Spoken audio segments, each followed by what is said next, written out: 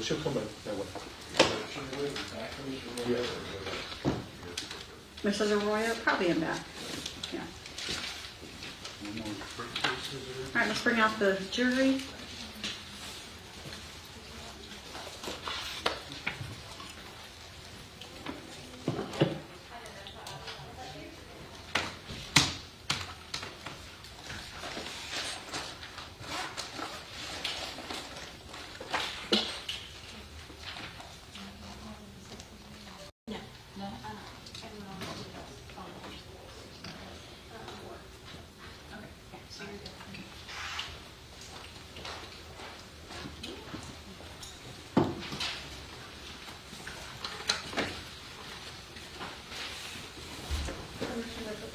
Yes, ma'am.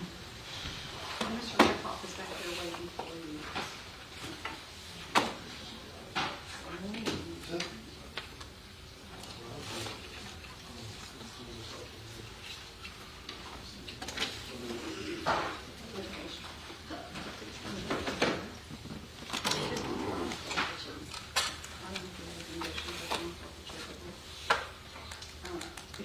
She's here.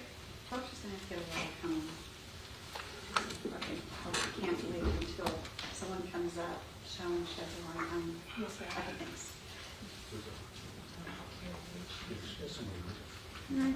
Everyone ready? Yes, sir. All right for the jury?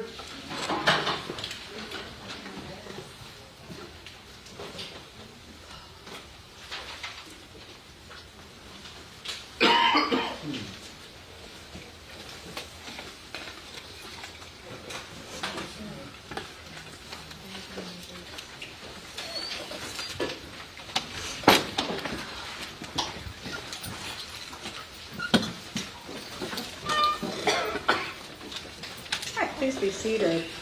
And we are going back on the record in the Uriah case, Urick, and the record will reflect that the defendant is present, working with his attorney. The state is also present, and the jury has re-entered the court this morning. Good morning, ladies and gentlemen. Good morning. All righty, let's go and get started. We have a witness on the stand. Sir, you are still under oath. Okay, you may proceed. Thank you, Your Honor. Good morning, Detective. Good morning. I believe where we left off yesterday was talking to Christian Adkins and going through his house. Is that correct? Correct. And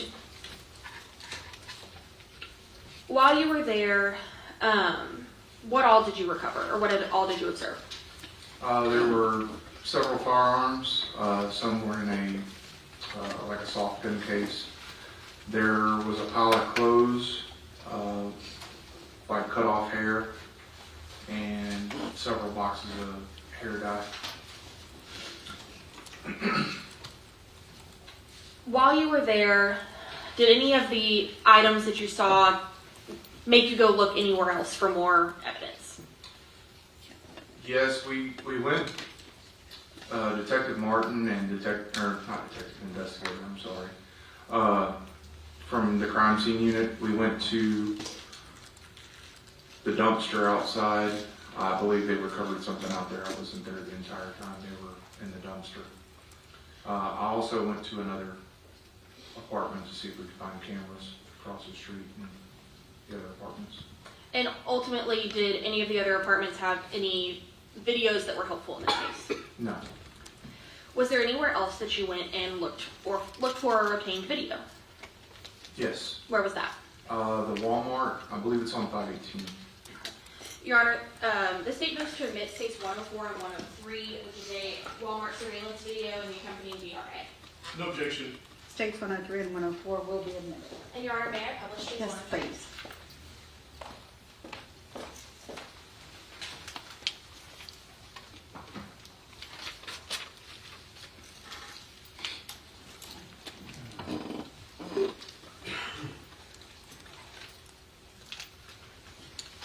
All right, Detective. What's up on the screen is states 103. How many videos did you obtain from Walmart? I believe it was broken into smaller files, but total, I think there was 3 different views. I'm going to start with the first video labeled checkout. on States 103.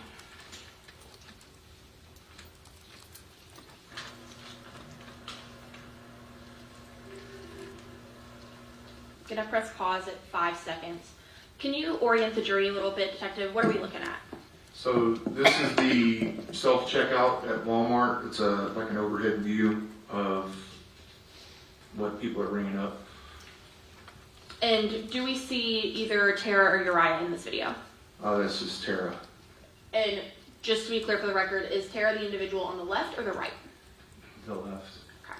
Pressing play at 5 seconds on States 103 checkout video. Are you able to see what Tara is scanning? Yes, they're red boxes that we had recovered from the house. It was a Revlon, I don't remember the exact color, but hair dye. I believe there was a white box of it too. I don't remember the brand. But we do recall that the red boxes were hair dye that was recovered? Yes, ma'am.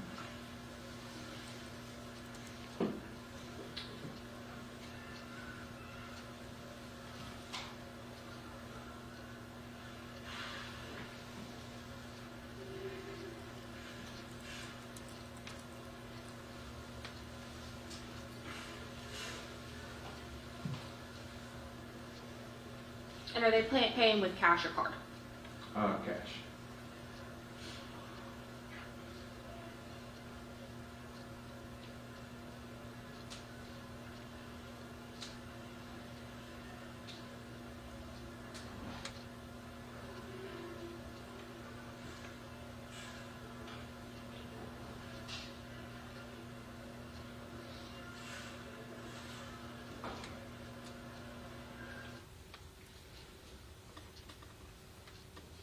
I'll now move to the entrance photo, or entrance video. I apologize, on Stage 103.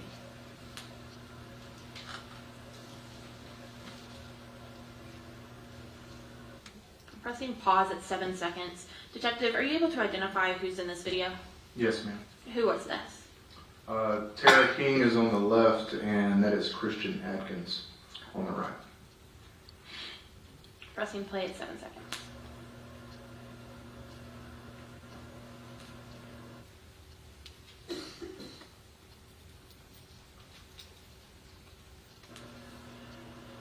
And pressing play on the parking lot video.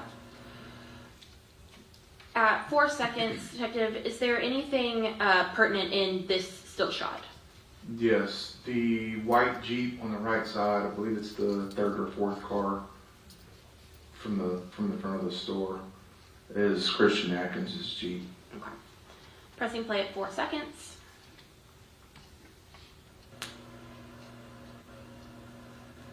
And is this also Tara and Christian? Correct. That's them leaving the store.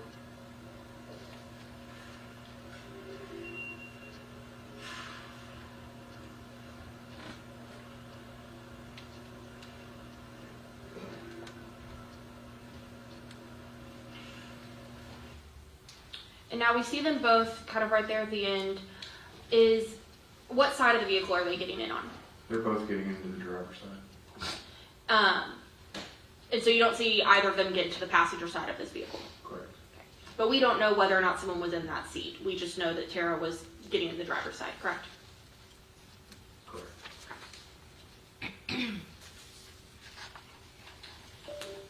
So after you obtained this Walmart video, what was the next step in your portion of the investigation?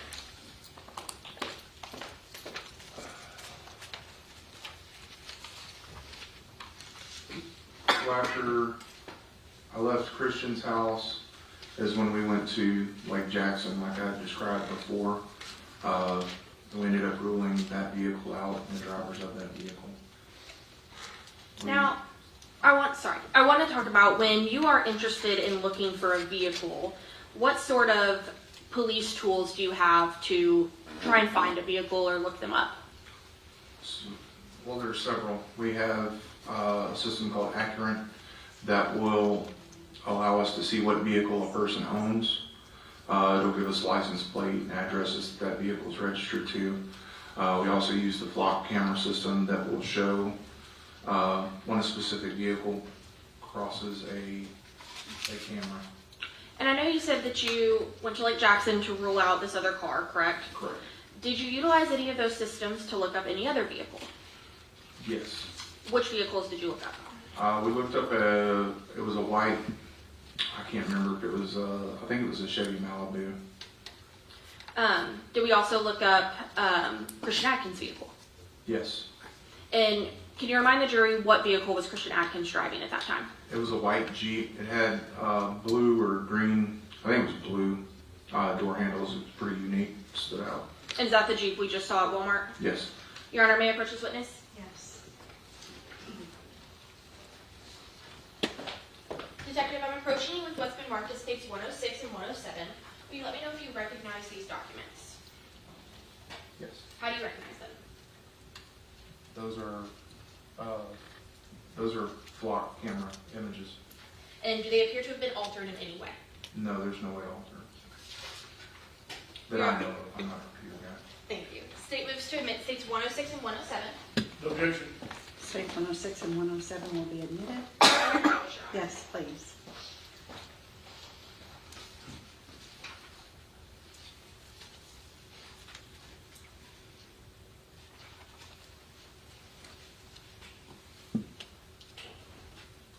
All right, Detective, in general, can you explain to us what the flock system shows us? What are we looking at? So anytime a vehicle passes a flock camera, it will take a picture of a license plate.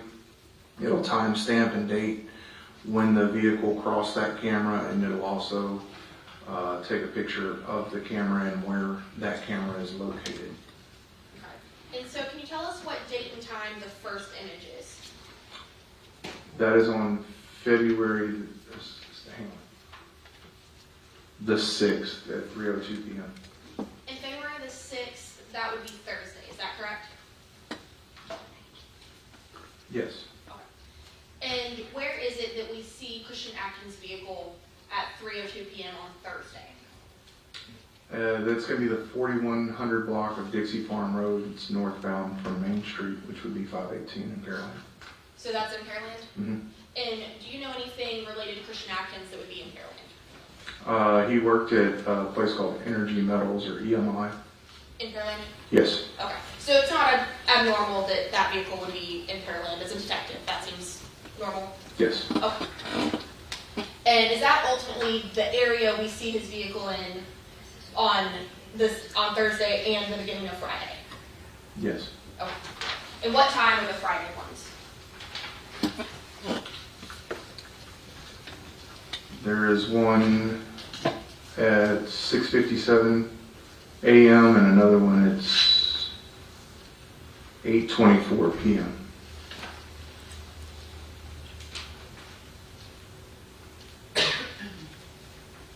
And these are actually a little bit before States 106, I apologize. When is this first image from?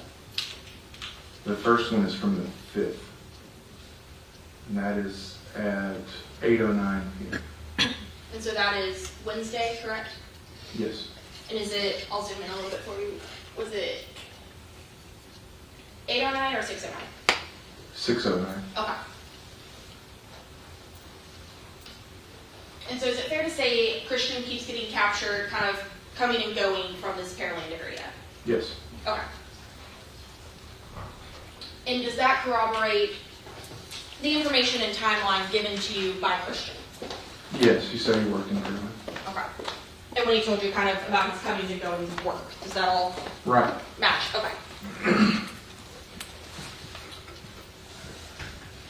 So after you utilized the flock system on Christian's vehicle, what was the next thing that you did?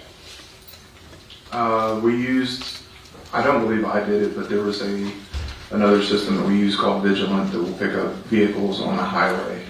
It has same type system. It's a license plate reader that will catch vehicles in areas that the flock cameras are not. Okay. And what vehicle did y'all use Vigilant for? That would be Travis Hodges' vehicle. It was I believe it was a Malibu. Okay, so I want to back up a little. How did we start looking for a white Malibu? Through the Instagram messages from the search warrant, They were speaking about a Travis Hodge and I guess him driving into Laredo, Texas. Okay. And so, did you utilize these police services to figure out what type of vehicle Travis Hodge drove? Correct. And then you said earlier that you ran that vehicle through SWAT, correct? Correct. And then you said y'all also utilized the vigilant system, correct? Yes. Your Honor, may I approach? Yes.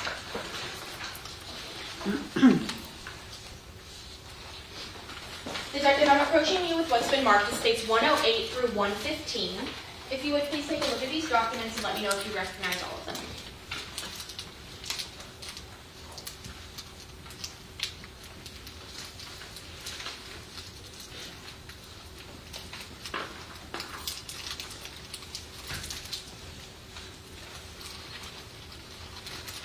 Yes, I did. And how do you recognize them? The top one is a vigilant return and the rest are all flock hits. And are they all of the same vehicle in which you're speaking of? Correct. Have they been changed or altered in any way? No. Your Honor, state moves to admit states 108 through 115, having tendered to opposing counsel. No objection. Those will be admitted? Thank you, Your Honor. May I publish? Yes. Thank you.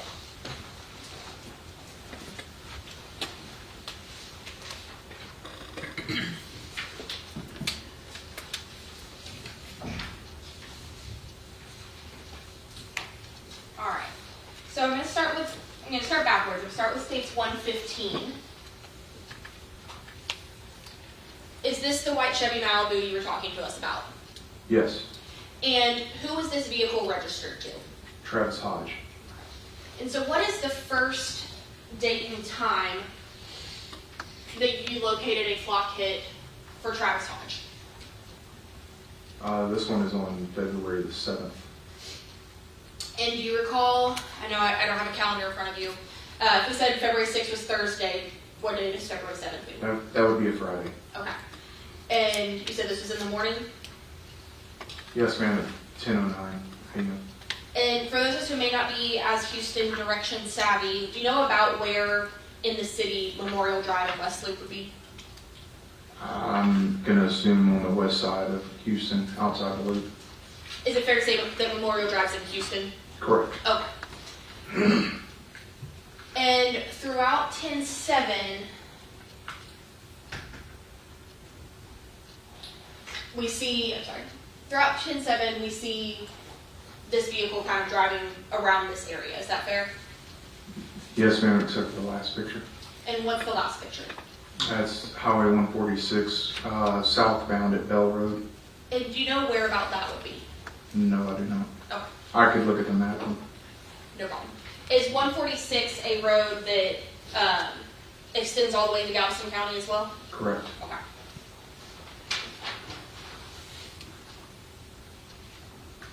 And it states 114.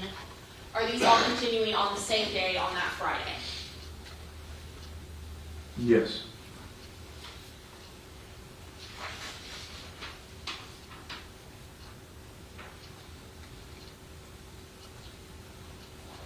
States 113. Is this all continuing on Friday? Yes. And are we getting later into the evening here? Yes. Okay. I want to bring your attention to the very last image. Do you have an idea where that location is? Main Street at Hobbs Road. I believe that's going to be Dickinson area.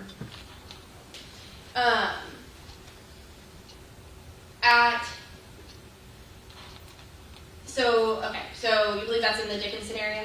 The Hobbs Road, I believe, is Dickinson. Main Street, I'm not sure if there's a Main Street in Dickinson. Okay. Do you know if Hobbs Street goes from Dickinson into League City? Yes. Okay. On states 112, can you tell me the date and time of this first image? The first one is going to be February 7th at 6:49 p.m. And where is this location? South Friendswood at West Ranch. And is it fair to say that that's in Friendswood? That'd be a good educated guess. Okay, but you don't know for sure? No. Okay, no problem. And we see 2 images from the 7th, is that correct? Correct. Okay. Then when is the next time that you see Mr. Hodge's car on floor? On the 8th What time? at 9:35 a.m. So is that Saturday morning? Correct. Okay. So is it fair to say, since we don't see anything between the 7 p.m. on the 7th and the 9 p.m. on the 8th, is that because Flock didn't return any data from in between those times? It's not that they didn't return data, it's that maybe that car didn't pass one of the flock cameras. Okay, so there was no images of that vehicle during that time? Correct. Okay.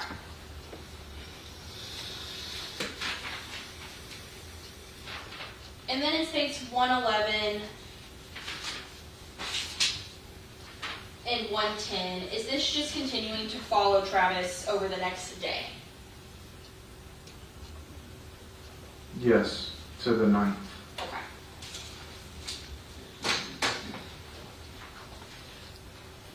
Now, you also stated that you utilized Vigilant, correct? Correct. And tell us what that difference was between Vigilant and Flock again. So flock cameras aren't set up on major highways, they're only set up inside towns or cities. Vigilant has cameras on freeways, in between large stretches of road. So is it essentially another license plate reader type system? Yes, ma'am. Okay, just in different locations. Is that fair? Yes. Okay. I'm showing you part of what's been marked as States 108. Zoom in. Is this the same Chevy Malibu? Yes. Okay. Now, I want to start kind of from the bottom. What is this one that we can see? What date and time is that? I'm sorry, I didn't see which one you want. I apologize. This bottom one, right?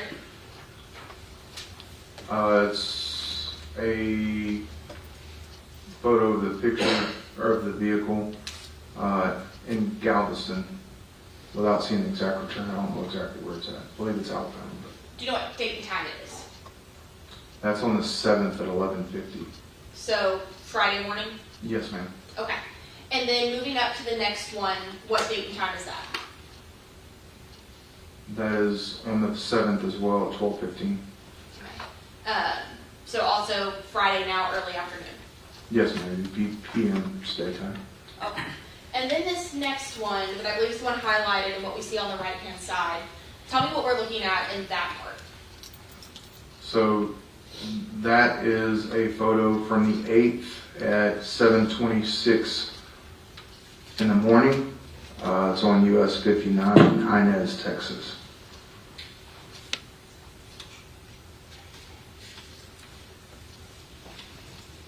And on the other half of States 108, is this a map essentially of Texas? Correct, with the location of the vehicle or the camera. So is that's showing where Inez is, correct? Correct. Now, are you familiar with where on this map Bacliff would be? What direction? It'd be northeast.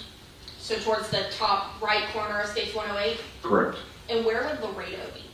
That would be southwest from there. So on the bottom left corner. Yes.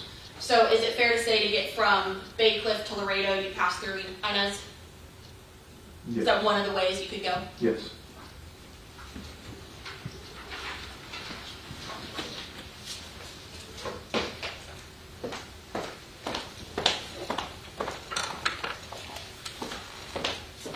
Once you utilized the flock system and Vigilant to see where Travis Hodge had moved, what was the next step that you had in the investigation? Attempting to locate Travis Hodge. And were you able to locate Travis Hodge? Correct. How was it, or where was it that you located him? I located his vehicle in the 400 block of Louisiana Avenue in Bacliff. Okay. And once you located him, what did you do? I sat on the vehicle and conducted fixed surveillance. And that would be my question. When you say you sat on a vehicle, what is it you're doing? I parked my car on the far east end of Louisiana Avenue and watched the vehicle to see if it moved. Okay. So what we think of as like old school surveillance, correct? Yes. Okay. And at some point, did that vehicle move? Yes. And what happened next? I observed the vehicle back out of the driveway and head west on Louisiana Avenue. I forget the name of the street that dead ends into, but it's right behind an elementary school. There's a stop sign there, and I observed a traffic violation on the vehicle. Okay, once you observe that traffic violation, what occurs? I relayed that information to Sergeant Fowler, who conducted a traffic stop on the vehicle. And did you assist Sergeant Fowler with that traffic stop? Yes. When you arrived at that traffic stop, tell us what you saw. So it took Travis a while to stop, and as I was getting out of my car, Sergeant Fowler was asking Travis to step out. Oh, I was like, just make sure you don't tell me what anybody else says. No, he was getting him out of the car. Okay. He got out of the car and kind of walked to the back of the vehicle, and he began speaking with Sergeant Fowler. I stayed up at the front driver door that was still open, looked down, and immediately, in plain view, observed a bag of methamphetamine. Okay. And so when you say you see something in plain view, as law enforcement, what does that give you the right to do in a vehicle? It is probable cause to search the vehicle. Okay. And what happens next? We conducted a probable cause search of the vehicle. What else was located inside that vehicle? There was a set of keys in a magnetic box. I gave those keys to Detective Hudson. There was also some more meth that was later found in the vehicle. After you located the keys and some more methamphetamine, what's the next step that occurs for your part of the investigation? I was advised to go to a storage facility off of 646, just outside of Bacliff. So you said just outside of Bacliff? Yeah, it's technically Texas City. And that storage unit, was there a certain number that you were sent to? Correct, Unit 191.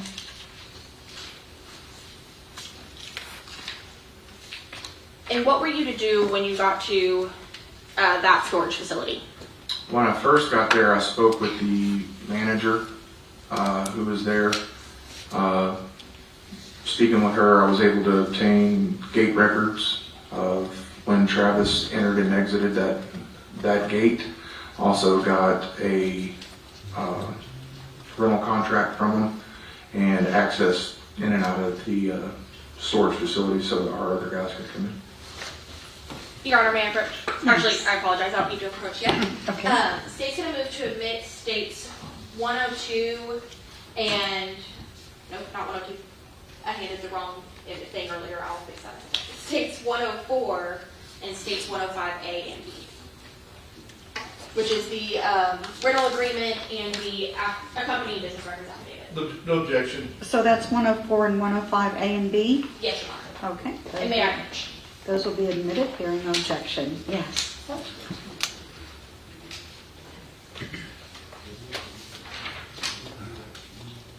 And may I publish it? Yes.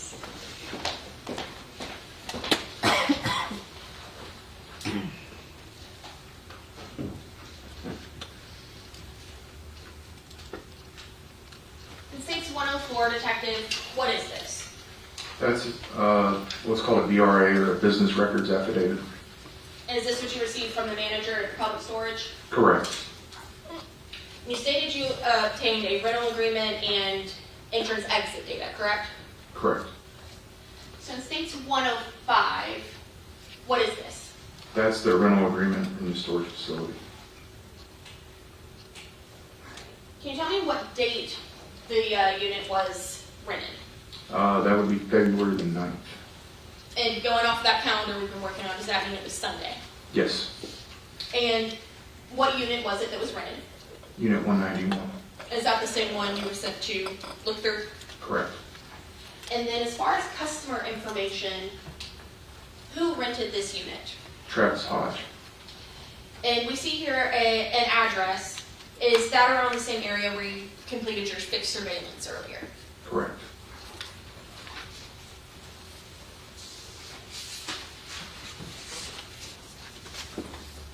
In states 105B, is this that entry and exit information that we talked about? Yes, ma'am. What is the first time timestamp that Travis enters the storage unit?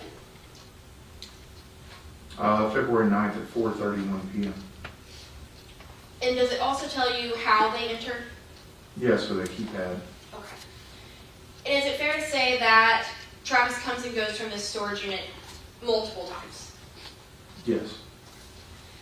And we see the date changes here at the bottom. When is it he comes back after that first day? The 14th.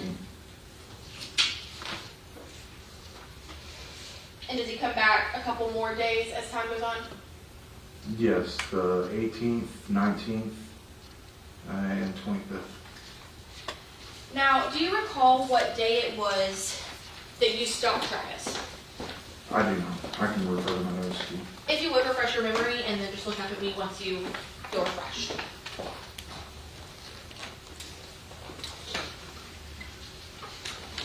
Just want to clarify. Sure, Judge. Were there 3 exhibits in 105? Was there 105 and 105A and B?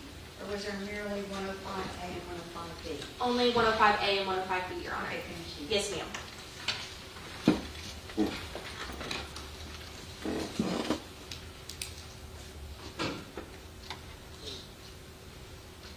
I'm ready. All right, what date was it? February the 26th. And so we just looked at that entrance and exit data. Is it fair to say that Travis came and went from that storage unit up until the day before y'all stopped him on traffic? Yes, ma'am.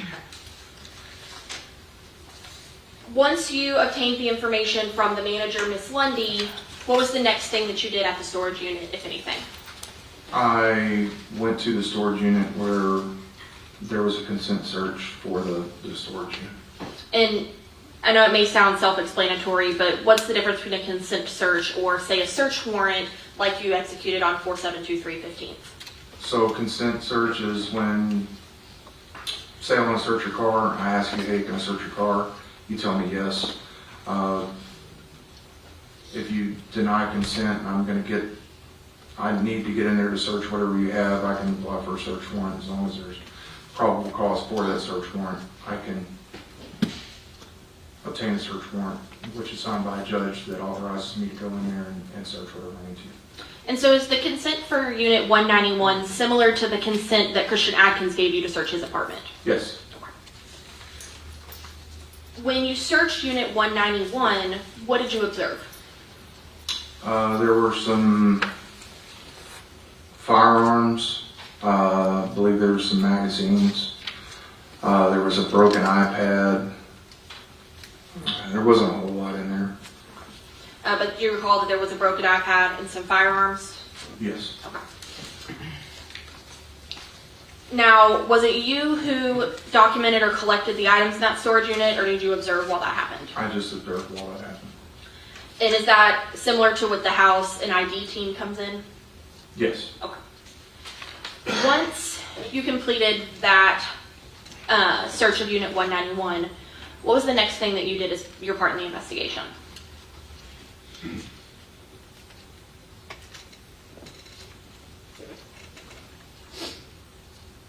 I can ask you a little differently.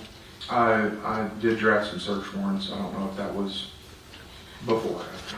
Okay. I drafted search warrants for Uriah's phone and Tara's phone.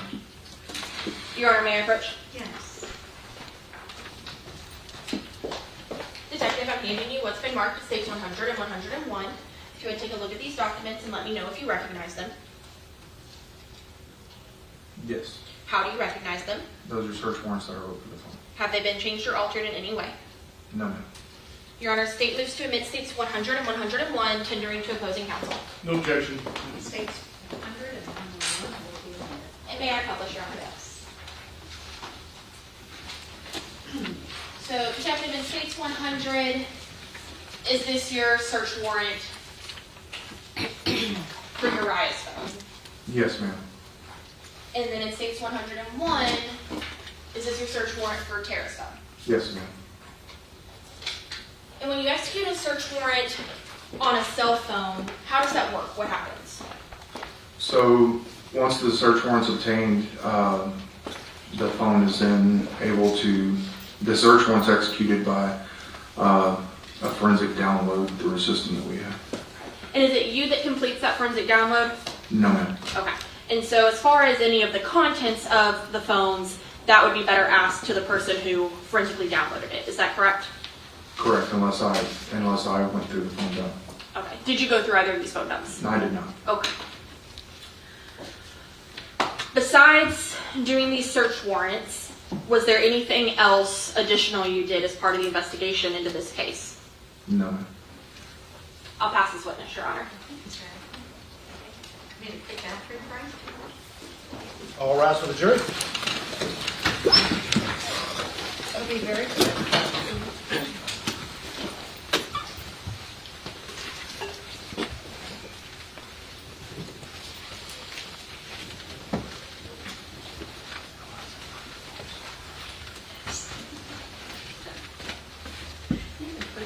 Oh, I did remember that one. Yeah. I had the limbo one. All right, for since recess for a quick bathroom break, I believe.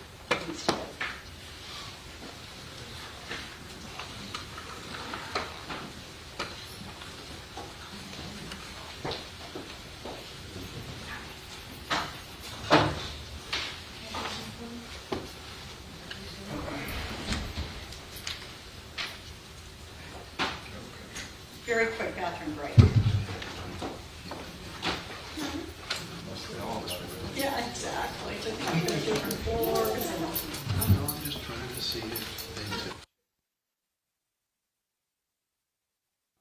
present. You may proceed, Ms. Lewis. Pass the witness. Your Honor. Okay, Mr. Atkins. Officer, my name is Bill Ackman. I represent Mr. Urick, who's sitting here to my right. I've got a few questions for you. Originally, you responded to the house, correct? Correct. And it was in a pretty big state of disarray, right? Meaning? The house where the incident occurred. The house was in disarray? Yes. I would say so, yeah. Okay. And there were guns that were strewn over the house, is that correct? They're particularly in the living room. And there were drugs like pills and stuff like that, and bags of marijuana. I remember some pill bottles like at the bottom of the guns. And there were bullets and magazines and things like that that were there. Yes. There was money on the floor and credit cards and things like that as well, correct? Yes, sir. It was like $30 on the floor. Okay. Now, when you were tracking Travis Hodge, did y'all catch up with him? So we weren't tracking Travis Hodge. What are the flock cameras for? For his... This was after the fact to see where he would. After everything was said and done, that's when we learned about Travis after Uriah's arrest, and we found out about Travis later, and then we used the flock cameras to see where he had been. Okay. So we weren't actively tracking him. No. Tracking was maybe not the right word then, but I mean, when you were keeping tabs on Travis, that was based on information you'd gotten from the people in Laredo, correct? Or No, wrong? we didn't get any information from Laredo that I know of. How did Travis Hodge get involved in? Through the Instagram return that the other detectives had gotten. Okay, what did y'all know about him and his involvement at that point? We believe that he had driven Tara and Uriah to Laredo, and also believe that he was selling them methamphetamine. Okay. And the reason you believe he's selling methamphetamine is he's a known meth dealer, is that correct? I wouldn't say that he's a known meth dealer, just from my experience in narcotics. Okay. I had never heard of him before. Okay. This case. Well, one of the things that you indicated was that you're an ex-narcotics officer, correct? Correct. And Bacliff is an area that's got a lot of meth, right? Yes, sir. I mean, it's kind of, I don't want to say that's what it's known for, but there's a lot of meth transactions that occur in the Bacliff area. That's fair. And if you're looking for meth people, that's one of the areas you sort of look at, right? I wouldn't just target them if I was looking for meth. I mean, it's all over the county. But yes, there is a Okay. fair amount of methamphetamine in the Bayshore. And that's the area where all of this took place, correct? Yes, sir. Okay. Now,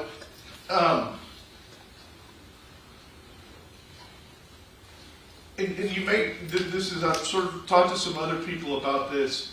I mean, but when you look at the house where the incident occurred, I mean, do you think that it was just in disarray because of what had happened there, or do you think that that was just the normal condition of that house? Sustained.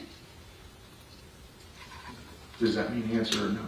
You don't have to answer that. He's Okay. going to rephrase his question. Oh, okay. You've seen houses before, correct? Where someone has come in with the sole intention of burglarizing it and has totally ransacked the house. Is that right? Yes. Did this house seem like that? Yes. Okay, so then, given that then, what you're saying is you think that that was not the normal state of the house? Correct. Okay. Do you think the normal state of the house was clean? No. Okay. Do you think it was still messy? I wouldn't say messy, it was cluttered. The kitchen was pretty messy and Tara's room was certainly messy. Okay, and those are not things that would have been ransacked on the day that everything happened, correct? Those two didn't appear to be ransacked, no. Okay. There was a lot of valuable stuff that was left behind in wide open when y'all got to the house, correct? Mainly the guns. Correct. Okay. And how many guns were there that were just sort of strewn about the house or the living room? I couldn't give you a number. Decent amount? I would say more than 5, less than 15. Okay.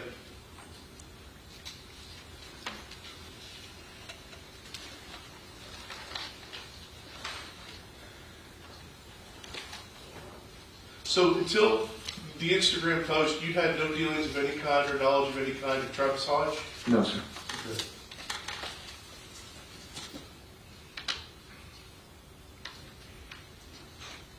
And you may or may not know the answer to this, but was Travis Hodge, was he just storing the items he had, or was he supposed to be selling the items he had? I can't answer that. Okay. I never spoke with Travis. And what about ammunition? How many bullets and magazines and stuff were around the house?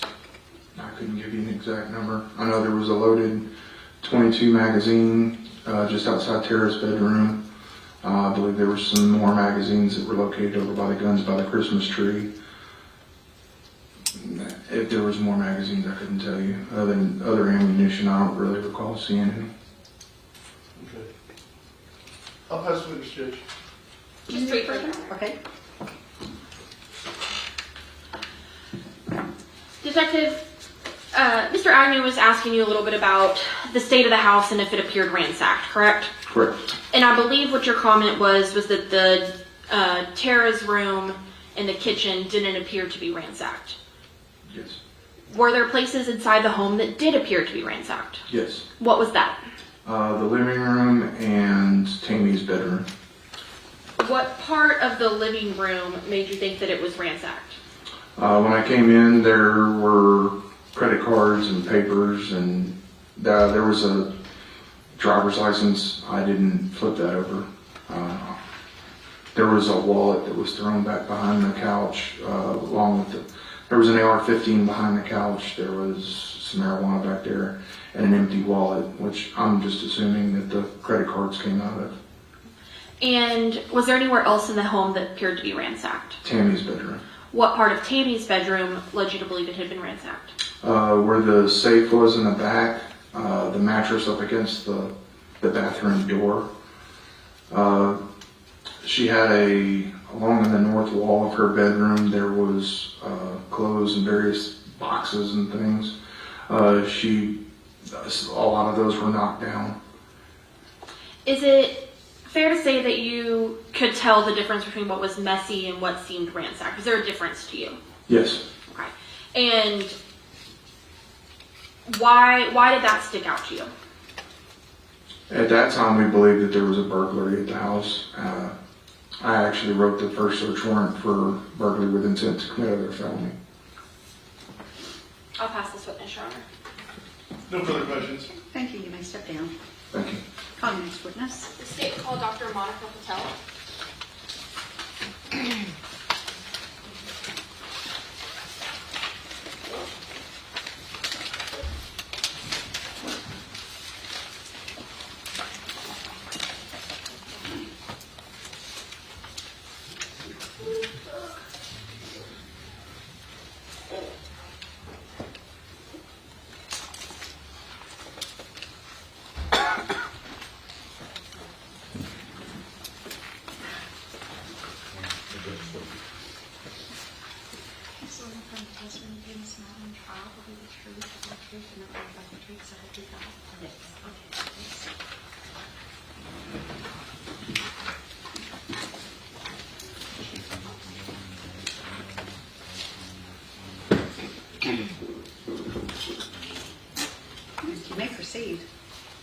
Thank you, Your Honor.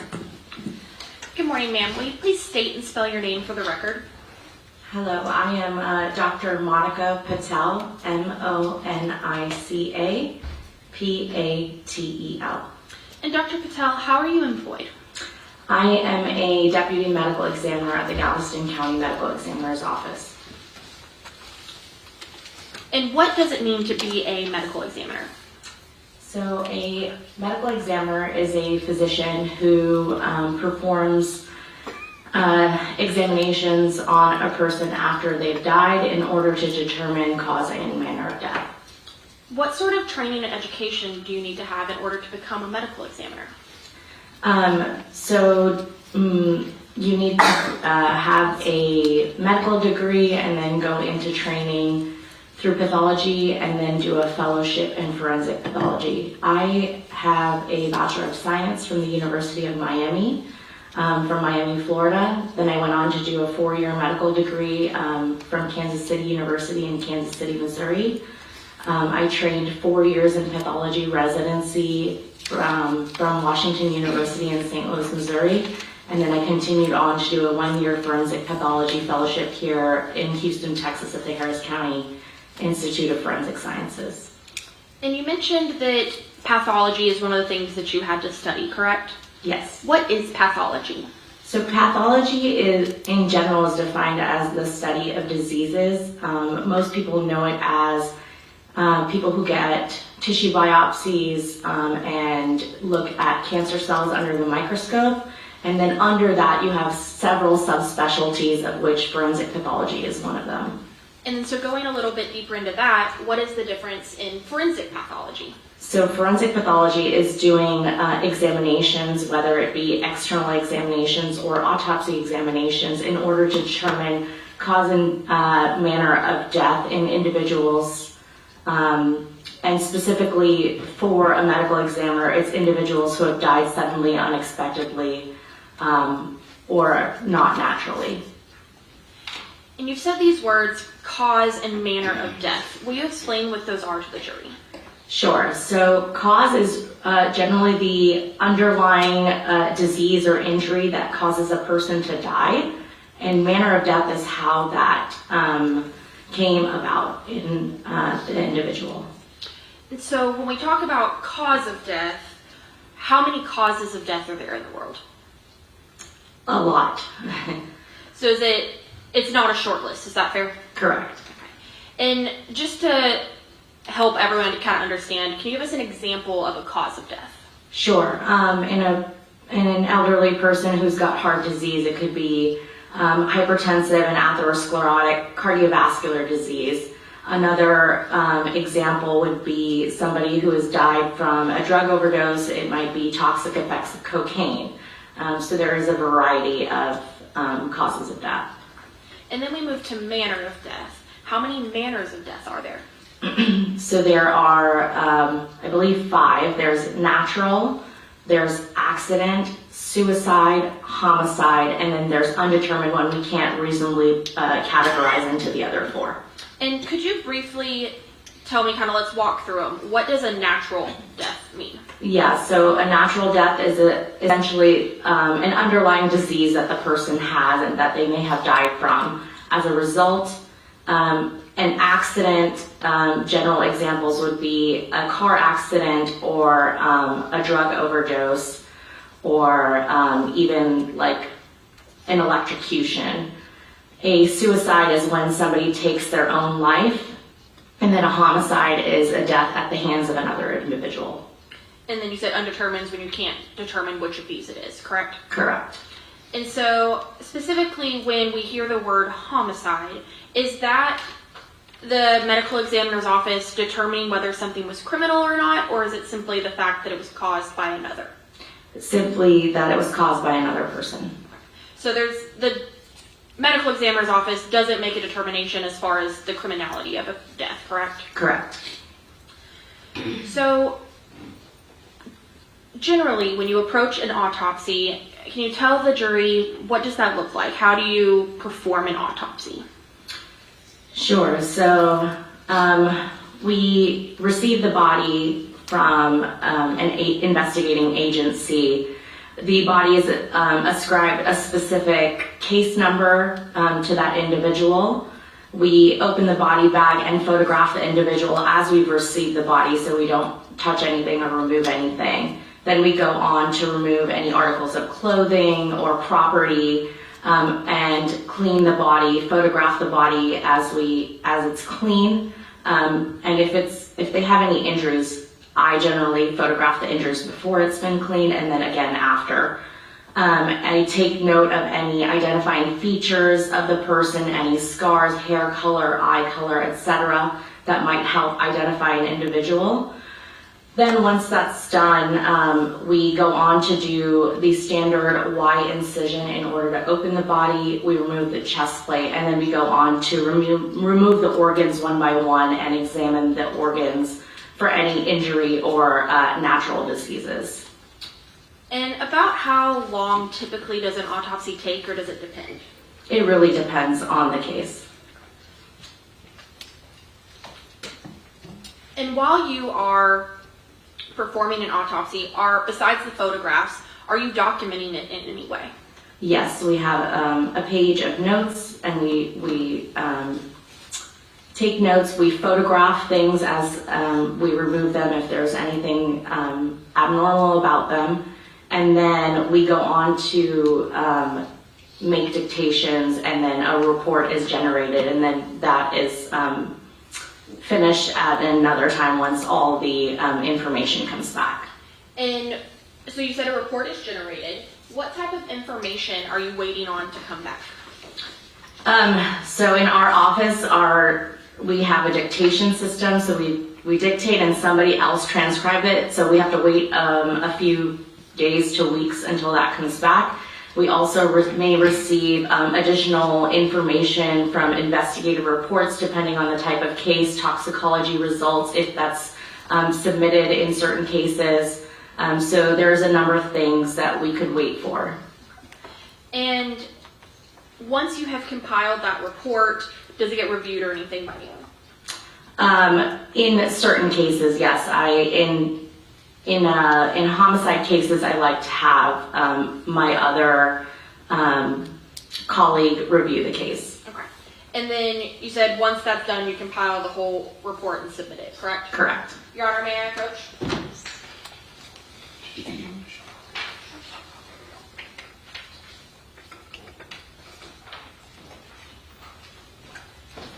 Dr. Patel, I'm approaching you with what's been marked as States 426. Will you look at this and let me know if you recognize it?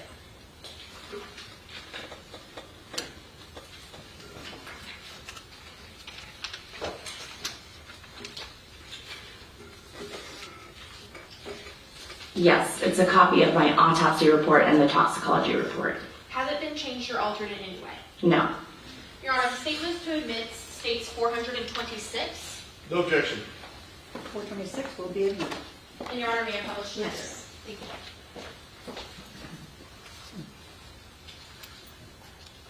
All right, Dr. Patel, I want to go through this kind of in sections so we can explain it to the jury, all right? Sure. This top section, a little pointer to make it easier. This top section here, how do you gain this information? So that is generally written on the investigative report, but like I said, each individual gets a specific case number, and then the name of the deceased, the person or people who are investigating the case, the date of birth, etc., to give us the age, race, and gender, the date we perform the autopsy, and then me, the prosector, and then the requesting authority. Okay. And so this isn't information that you had personal knowledge of. You got some of this information from the agency who brought you the deceased. Correct. Okay. And then we move to autopsy findings. What does this section talk about? So that's what we have found at the autopsy that helps us in order to determine the cause and manner of death. And so here, I'm going to come back to this top portion, but I'll start down here. What cause of death did you determine for Mrs. King? A penetrating gunshot wound to the head. When you say penetrating gunshot wound, can you tell me what that means?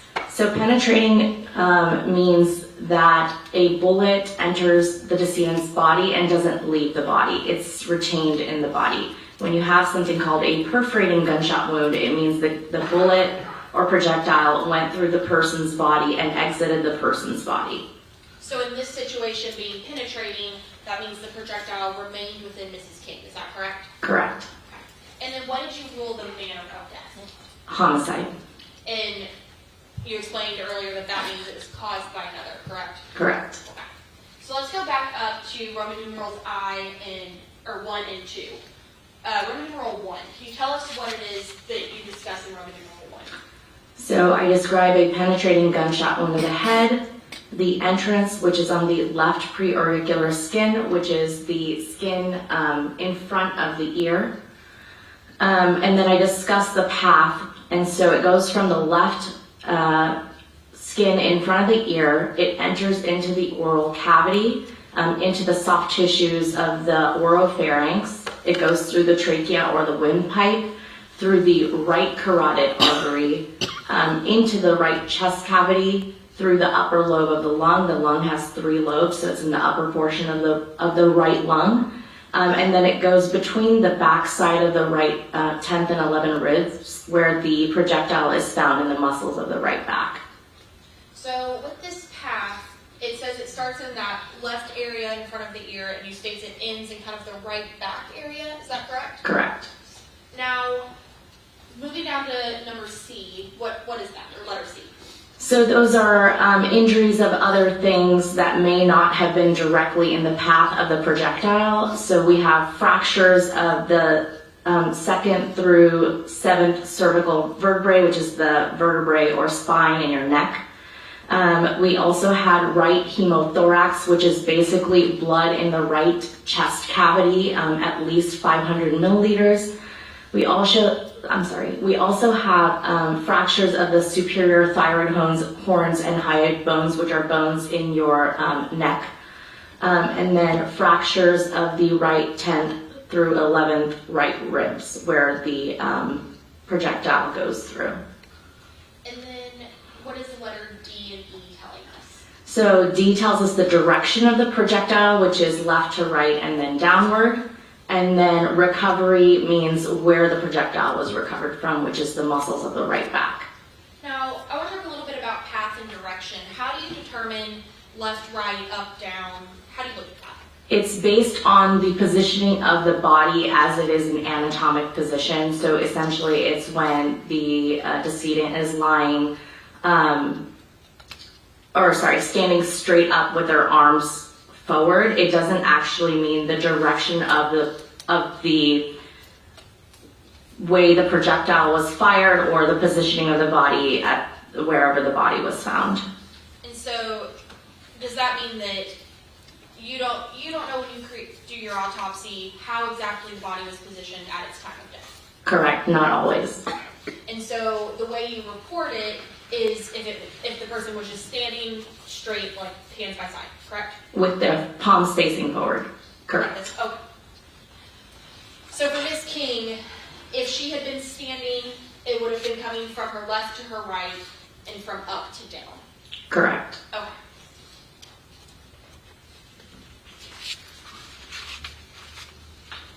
Let's move to this next section, the identification. Where do we get this information? So that's the name of the individual, who performs the autopsy, what date, and then who assisted with the examination. We have more techs that assist with our examinations. And then also if anybody from any investigative agency is present at the time of the autopsy. And is that something that is pretty normal to occur? I apologize, what is normal? Thank you, I asked that poorly. Is it pretty normal for an investigating agency to observe an autopsy? I would say it's regular in certain types of cases, yes. Is it pretty regular in a homicide case? Yes. Now we move to the external examination. Tell me how that works. So that is the description that I have described before, where we look at the body and we describe the height and weight and the eye color and the hair color, etc. And we just look at the body from top to bottom. Additionally, I include if there are decompositional changes in an individual in this section. And so, for those of us who may not know or understand how it works within the human body, what do you mean by decompositional changes? So decompositional changes are breakdown of the body after an individual has been dead for a certain amount of time. The types of changes that occur usually are from bacterial microbes that break down certain tissues of the body. So you'll get, for example, your skin can start slipping. You get bloating from the gaseous particles from the bacteria that might be breaking down tissue. You can have maggots on the body. So there's various different things that can occur during decomposition.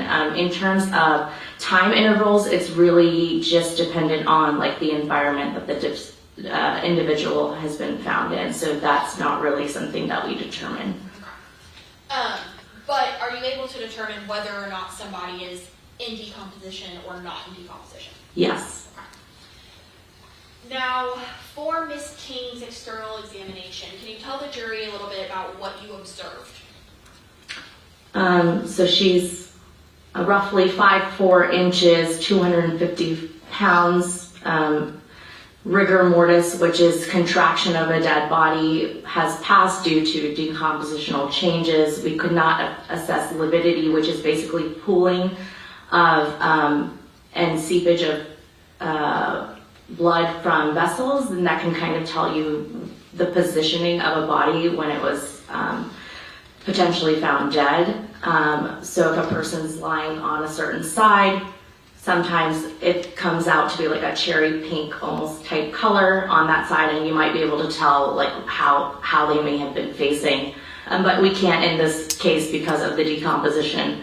The type of hair color, which was gray ash brown, her eyes were dark, the corneas were cloudy because of the decomposition. We look for any hemorrhages in the conjunctiva of the eyes. And then we just look at general descriptions of like the nose, ears, the mouth, the neck, and then just general body areas. And then kind of that last portion, what are you talking about here? That is the decompositional changes that I described earlier. Okay. Now, when I know we can't go through kind of timelines on decomposition, but if somebody is deceased and immediately an autopsy performed, do they have any of these decompositional changes? It is unlikely unless it's in a wet environment such as water that accelerates decomposition, or a very hot environment and then the individual is a little bit larger. Sometimes that can happen. It really just depends. Okay. So it depends on those factors you were talking about earlier. There's a lot of things that change it, correct? Correct. Now, were you able to tell from what you knew about Ms. King and when you performed your autopsy on Ms. King, had she passed away that day? I cannot tell. Okay. But she appeared to have decomposition, correct? Correct. And would you call it, like, could you tell if it was early decomposition or had been decomposing for a little bit? I wouldn't say that she'd been decomposing for months. That's generally when they start becoming skeletonized and stuff like that. But I can't say definitively how many days to weeks, or probably not weeks, but days. Okay. Our next section, we talk about evidence of medical intervention, but we have none. What would medical intervention be? Yeah, so if somebody's found unresponsive and in emergency medical services or EMS comes by, sometimes they'll put like electrodes on the person to see if their heart's beating, or a tube in their throat to see if they're to help them with breathing. So in this case, there was no medical intervention. And then we move to evidence of injury. Is this that same penetrating gunshot wound we spoke about on the first page? Correct. In this portion, do you give any more information about that wound? Maybe a little bit more detail on the size and where exactly it may be located, but the above section is generally the condensed version. Now, I want to bring our attention to the very last line of this, where you say it looks like no stippling or marginal, and I'll flip to the next page. Abrasion is identified. What is that? What are you talking about? So soot is described as burned gunpowder that comes out of the barrel of the gun and can be deposited on the skin, particularly in cases where the barrel is closer to the individual. Then we have stippling, which is unburned gunpowder that strikes the surface of the skin and almost causes little scrapes on the outside of the skin. And then marginal abrasion is essentially when a bullet enters decedent's body, and if it enters at a certain angle, it can scrape just like a certain portion of the wound, the edge of the wound, before it enters the body. And you had no signs of any of those items on this team, correct? Correct. And then subsection B, it looks like we're talking about that pathogen. Is that the same that we talked about earlier? Yes. Now, earlier you mentioned that there was blood in the right chest cavity, and you said at least 500 milliliters. Can you tell the jury, kind of in layman's terms, how much blood is that? So an average individual has about 5,000 milliliters of blood. So that's, 1/10, I believe, of somebody's blood volume, but we can't account for any blood that may have leaked out in the transport of the body. So I always say at least this much, whatever we have found. And typically, how much blood should be in your right chest cavity? None. So there being 500 milliliters is something notable, correct? Correct. Then we move to the internal examination. And can you let us know what we're talking about in the body cavity portion? So this is the description of all the body cavities. So we have the right chest, the left chest, the sac that holds the heart. We call that would be kind of a cavity, and then the peritoneum, which is the abdominal cavity. So we note if there's any other blood collections or any other things in there that that should not be there. We describe if the organs are in their normal positions, and then if any organs are missing, essentially from surgical intervention. And was there anything largely of note in Ms. King's body cavities? Other than what was described above, no. And then we move to the head. Was there anything of note other than the description of the gunshot wound in Ms. King's head? No, but she did have a severely decomposed brain, so at some point evaluating the brain structures it gets difficult because the brain has no form. And then kind of same question for the cardiovascular system. Was there anything largely of note in the cardiovascular system of Mrs. King? She did have some atherosclerosis, which is plaques in your coronary artery, but nothing of note that's unusual. Would the plaque in her coronary artery? Yes. Plaque in her coronary artery, would that have had any impact on her death in this case? No. And then we move to the respiratory system, that kind of first line, and then we move to the next page. Was there anything of note in the respiratory system? No. And then same question in the neck. Other than the described injuries, again, no. And then I'll kind of go through these a little bit together. For the, I'm not even going to attempt to say that word. Hepatobiliary system. Yes, ma'am. That one, the digestive system, and I'm also not going to attempt that one. Were there anything of note in those three sections? No. And I'll ask the same for the next two sections. No. And then we have opinion. What does opinion, how do you create the opinion portion?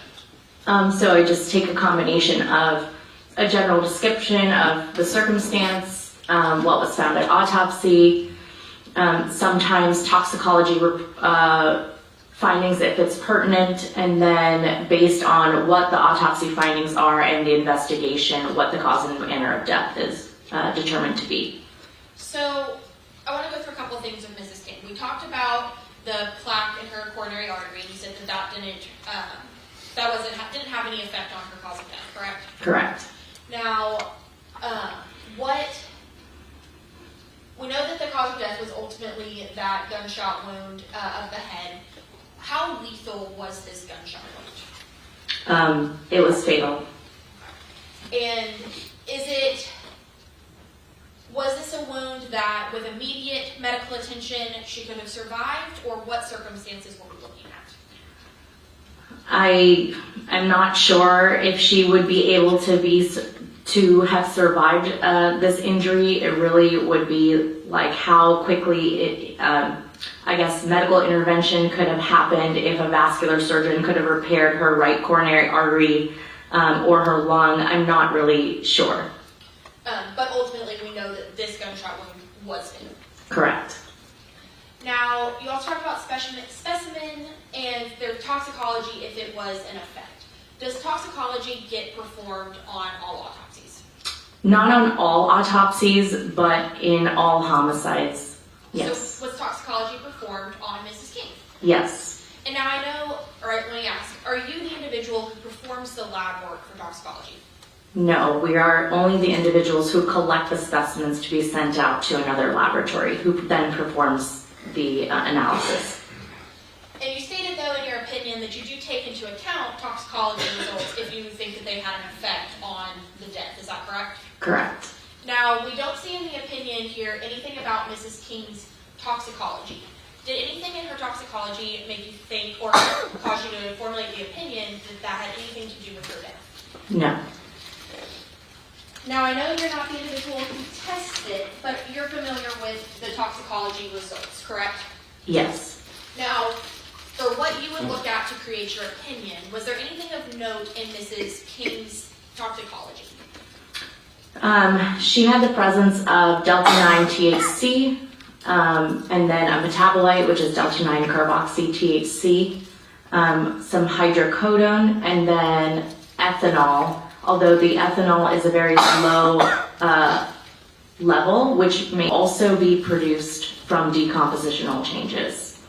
So I kind of want to go through that a little bit. So the ethanol and blood alcohol concentration, that is a low amount and may come from decomposition, but we don't know, correct? Correct. Okay. And then the hydrocodone, was the result of the amount of the hydrocodone anything of concern for you? No. Why? It is not within the reported fatal range, and also she had a fatal gunshot wound. Okay.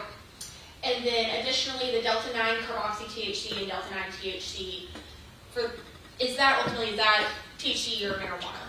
Yes. Okay. And was the amounts of the delta-9 THC and carboxy, were those of any concern to you or of note to you in your opinion? No. Would those levels of THC have facilitated her death? Not that I am aware, no. Okay.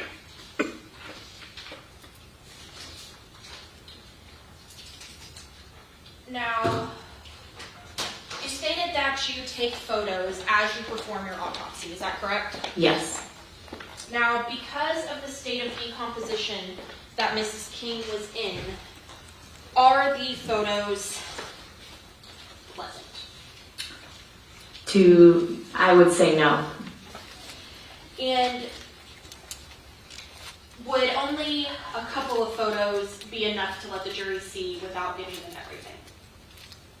I apologize, I don't understand the question. Are we able to show just a couple photos of Mrs. King to show her injury without showing all of your autopsy photos? Correct, yes. Your Honor, may I approach the witness? Yes.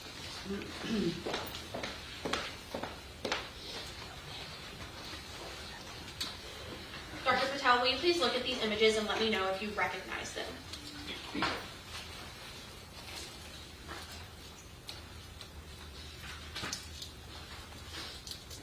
Yes. How do you recognize them? They have the specific case number that is for this decedent. And Your Honor, state moves to admit states 427 through 430. No objection.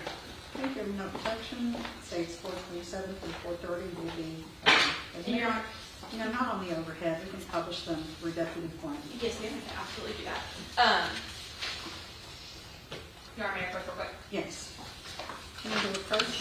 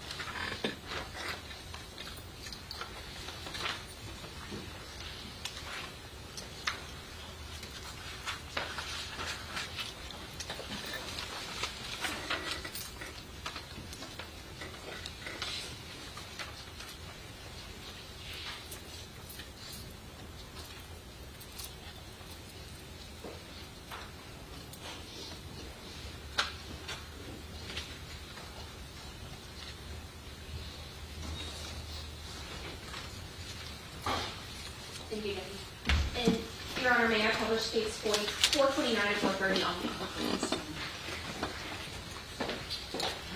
Now, Dr. Patel, you spoke about locating a projectile within Mrs. King, correct? Yes, And you stated that was in her right back area. correct. Now, besides photos, do you take any other types of images of a decedent? Depending on the case, usually with something that has a any gunshot wound, we take x-rays. And is that what we're looking at in states 430? Yes. Can you orient the jury as to what part of the body this is?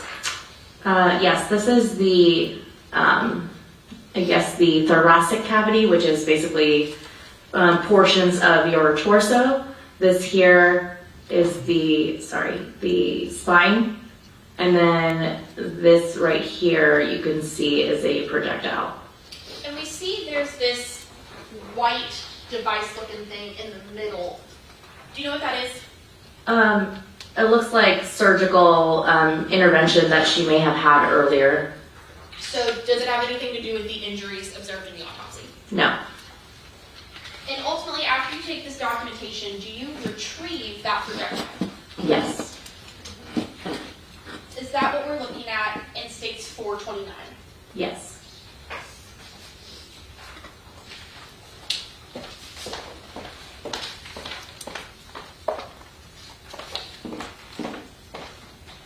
Your Honor, may I approach this witness? Yes.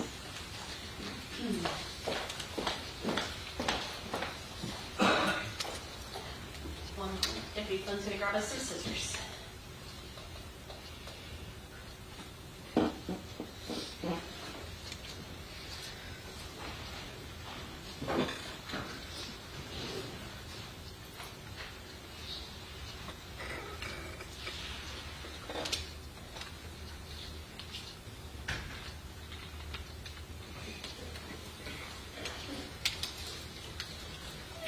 Alright, Dr. Patel, if you would, and if you would like to use any gloves, there is a set to your left. If you would open this package and then let me know if you recognize the content within.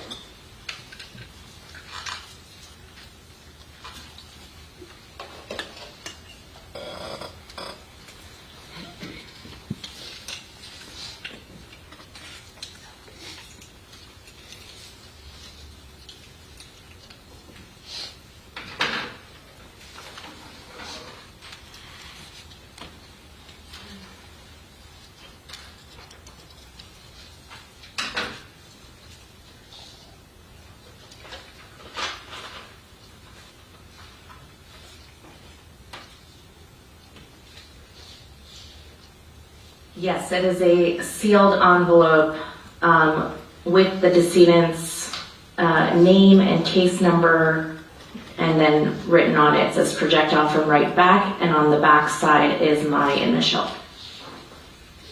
Does it appear to have been tampered or changed in any way other than some stickering from a lab? No. Your Honor, state's going to move to admit states 431, tendering to opposing counsel. Objection. 431 will be admitted. And is 431 the same image we just showed in 429 to the jury, or Dr. Patel? I apologize. Repeat what you just said. Is Exhibit 431 the same image we see in states 429? Yes, a sealed version. Is it fair to say this is the photo and this is the real thing? Yes.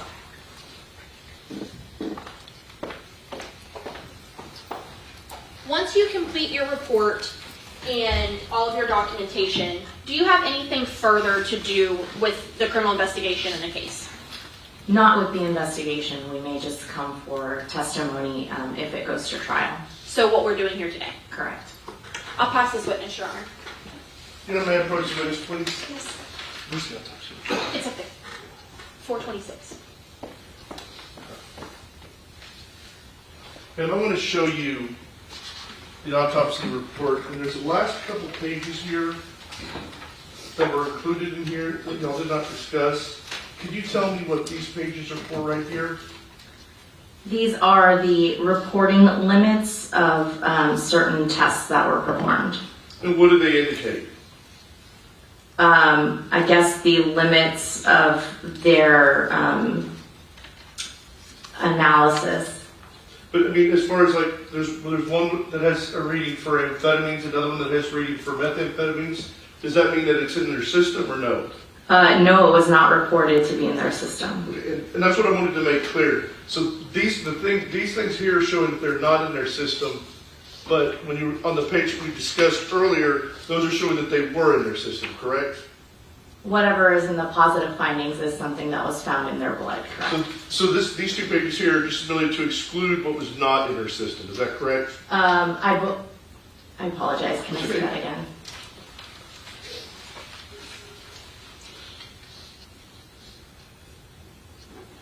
Yes, it says that the following tests were performed for this case, and it has a list of the tests that were performed, and then whatever they deem appropriate according to their levels to be positive will be reported in the positive findings. Okay, I just wanted to make that clear for the jury on that. Now, in this case, I mean, you cannot say necessarily how what was in her system contributed to her death, correct? I believe that, I'm sorry, can you rephrase the question? It was a horrible question, I apologize. But what you indicated earlier is what was in her system did not contribute to her death, correct? Correct. Okay, but it may contribute to other factors that, don't necessarily contribute to their death, but affect their behavior. Is that correct? Yes, drugs can affect a certain individual in a certain way. Okay. And I mean, and what I'm getting at is, I mean, in this case, the thing that she was positive for was the hydrocodone. You said it was not necessarily a fatal amount that she took, but that would still potentially impair someone's ability, correct? Potentially, but I can't testify to somebody's behavior. And that's what Yes. I'm getting at. I mean, you can't. What you can't talk about is how any of these things were affecting her today. Correct. Okay. But we do know that those things have a tendency to affect people in varying ways, correct? Correct. So we just don't know how. Yes. With her. Okay. I'll pass the witness, Judge. Pending further to this witness, Your Honor. Thank you. You may step down. Call your next witness. The state calls investigator Rachel Martin.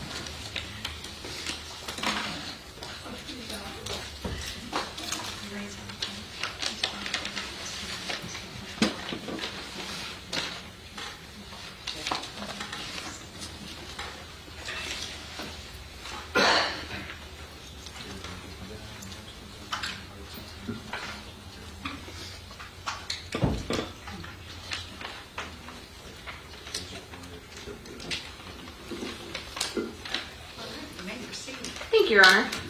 Good morning, ma'am. Good morning. Will you please state and spell your name for the record? Rachel Martin, RACHEALMARTIN.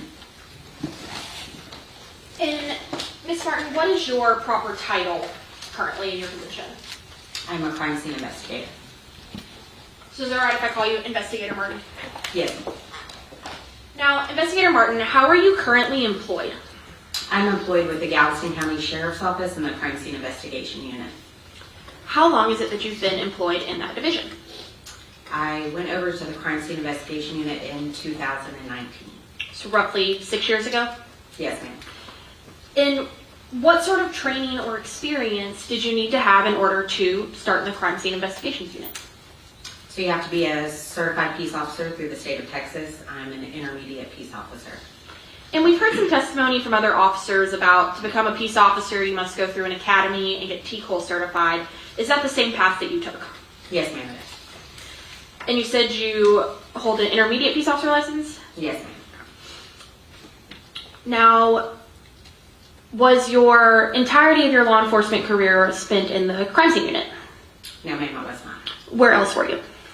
I began with the Sheriff's Office in 2014 in the Corrections Division.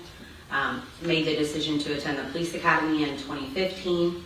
Graduated from the Police Academy in 2016, where I remained employed with the Corrections Division until I came to the Crime Scene Unit in 2019. And so when you're employed with the Corrections Division, what does that mean? You're employed and you work in the jail. So what is generally the crime scene unit? So we respond to all major and some minor calls, anything from burglaries to homicides. We do a thorough investigation and then follow up any type of processing or laboratory runs, anything like that. Now, other than your intermediate peace officer license, do you have any sort of extra training or credentials that you've obtained in order to aid in your job? Yes, ma'am, I have. What are they?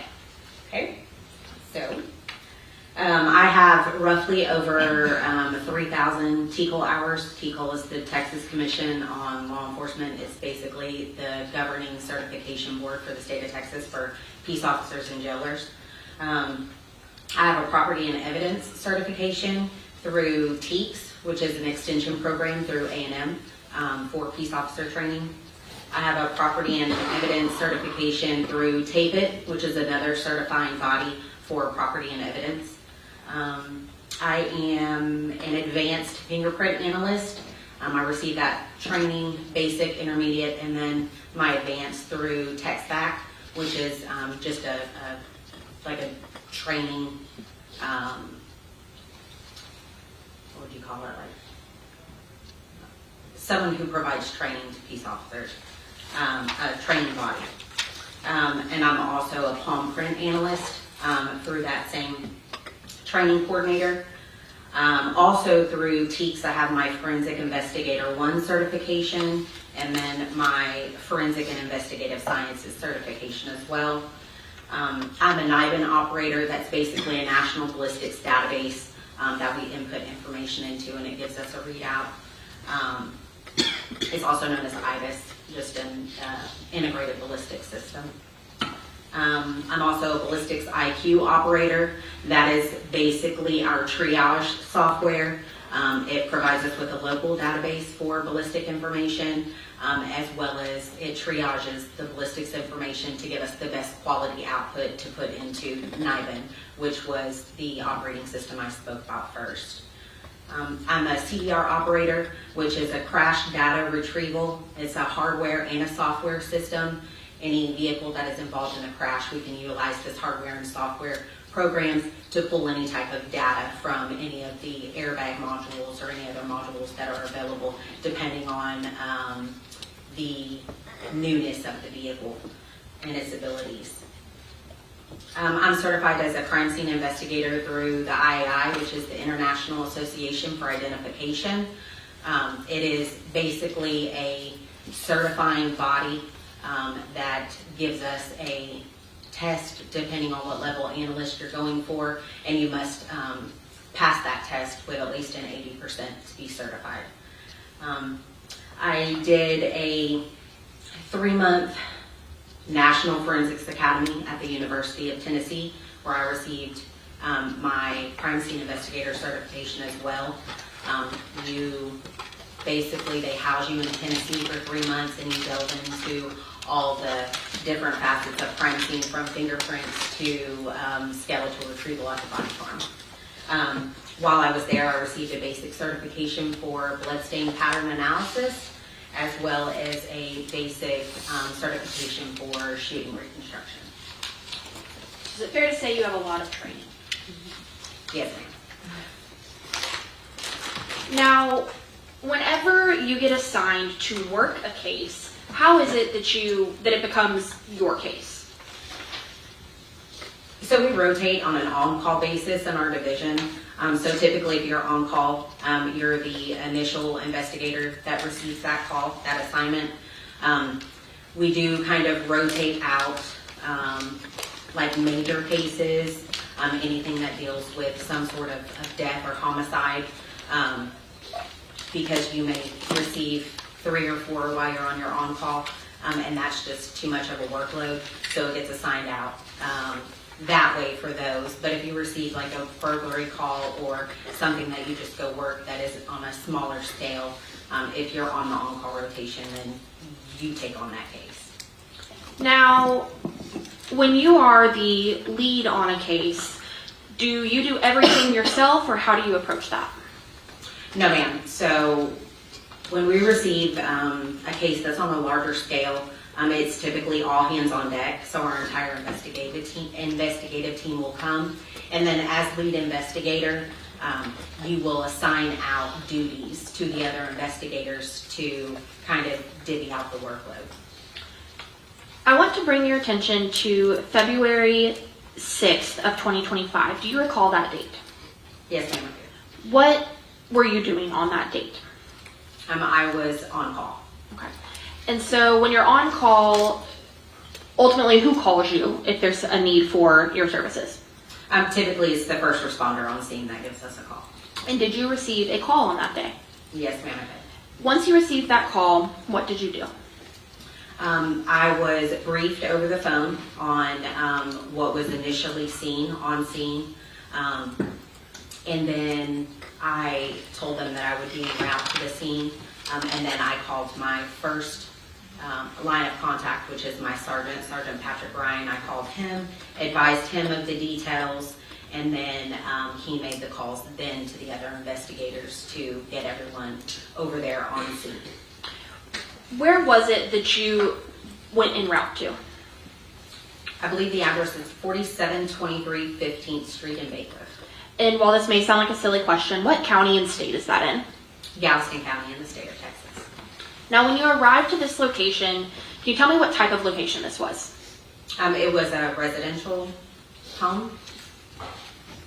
And once you arrived as the lead investigator, what is the first step that you do?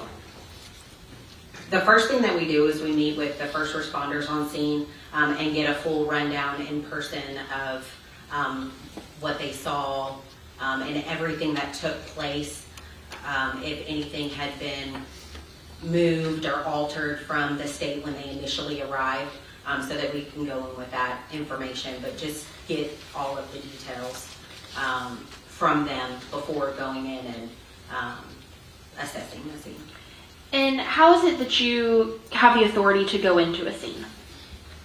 So when an unattended death has happened where someone is deceased outside of the medical hospital, it gives us the right to go in and do an investigation. And then sometimes do you ultimately require a search warrant? Correct, that is correct. And in this case, is that essentially what happened? Yes, ma'am, it is. Okay. Now, once you enter a home or a location, what do you do first?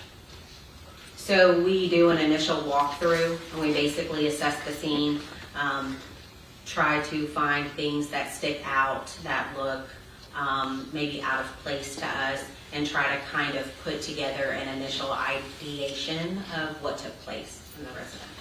And when you walked into this residence, can you tell me what you observed? Sure. So initially going through the front door, you walk directly into the living room area. As I looked around the living room, I saw a couple things that stuck out to me. There was an open bag of dog food kind of out of place in the middle of the living room. There was a purse, and then like items, as ladies know how we keep our purse, right? Our receipts, our cards, our business cards, things like that were kind of scattered on the living room floor, which looked out of place. There were firearms sitting in the living room, which seemed a little out of place to me. And then there was some monetary, I can't remember the denomination, but there was some money as well, just kind of laid out on the floor. And once you looked through this living area, where did you go to next within the home? We walked through the living room, and then it takes you into the dining room area, which is also connected to the kitchen. And was there anything out of place or of note within the dining area? So in the dining room area, the only thing that I really notated was there was a hard case for a firearm that was empty open on the dining room table, but nothing else really stuck out. There was a blue Tupperware bowl with some sort of looked to be like a glitter substance or something on the floor, as if the bowl was housing that substance and had come open in the dining room area. Okay. And where did you go after the dining area? Into the kitchen. And was there anything of note or out of the norm to in the kitchen? No, not really. It was just a little unkept with the dirty dishes in the sink and some fast food bags and stuff on the counter. Where did you go after the kitchen? There's a room just directly, which would be north of the kitchen, which was utilized kind of as like a storage room, but it was also where the washer and dryer were kept as well. So I went into that room next. And same question, was there anything out of the norm that you believed or something that caught your attention in the utility room? The utility room was packed pretty full of just random items, maybe kind of used as a storage space. Like I said, there was a little walkway path through the items that you could go, and then towards the end of the back of the room, there was a doorway with the washer and dryer kind of set off to the right, and then things were kind of turned over and laying into the walkway. And then I believe it was the dryer was kind of positioned in front of the door to restrict access from the outside. From your observation, was that door able to be opened? No. After looking through the utility room, where do you go next within the home? So I walked back through the kitchen, through the dining room, and then on the south wall of the dining room is an opening that leads to a hallway where there's 2 bedrooms and a restroom. So I went into the west end of the hallway, which is to the right, to the bedroom, the far west bedroom. And what was your observation about the far right bedroom? That bedroom was just kind of utilized as a storage area as well. Kind of like the other utility room, there was a small walkway where you could get through, but it was full of just random personal items. Nothing of note. After that room, where did you go next? Into the restroom. And was there anything of note in the restroom? No. And where did you go after that? I went into the bedroom that was located on the east end of the hallway, along the south wall, and that was Tara's bedroom. And how could you tell that that was Tara's bedroom? It was definitely a bedroom for a teenager. And what were your observations about Tara's bedroom? The bedroom was kind of unkept, really. Nothing notable in there. The only thing that I saw that kind of struck concern for me was there was a bed, lots of items on top of the bed, so I don't know how anyone slept on there, but there was also a sleeping area that was kind of created underneath a desk area with lots of bottles of yellow liquid in it. But other than that, it was just like a normal teenage bedroom, just posters all over the walls and like figurines, collectibles, and stuff on shelving units. After leaving Tara's bedroom, what part of the home did you go to next? I walked back out into the hallway area, into the dining room, and then to the primary bedroom. And in the primary bedroom, what were your observations? So walking into the primary bedroom, you are met, it's like a little walkway with walls on both sides, and then it opens up into the entire bedroom.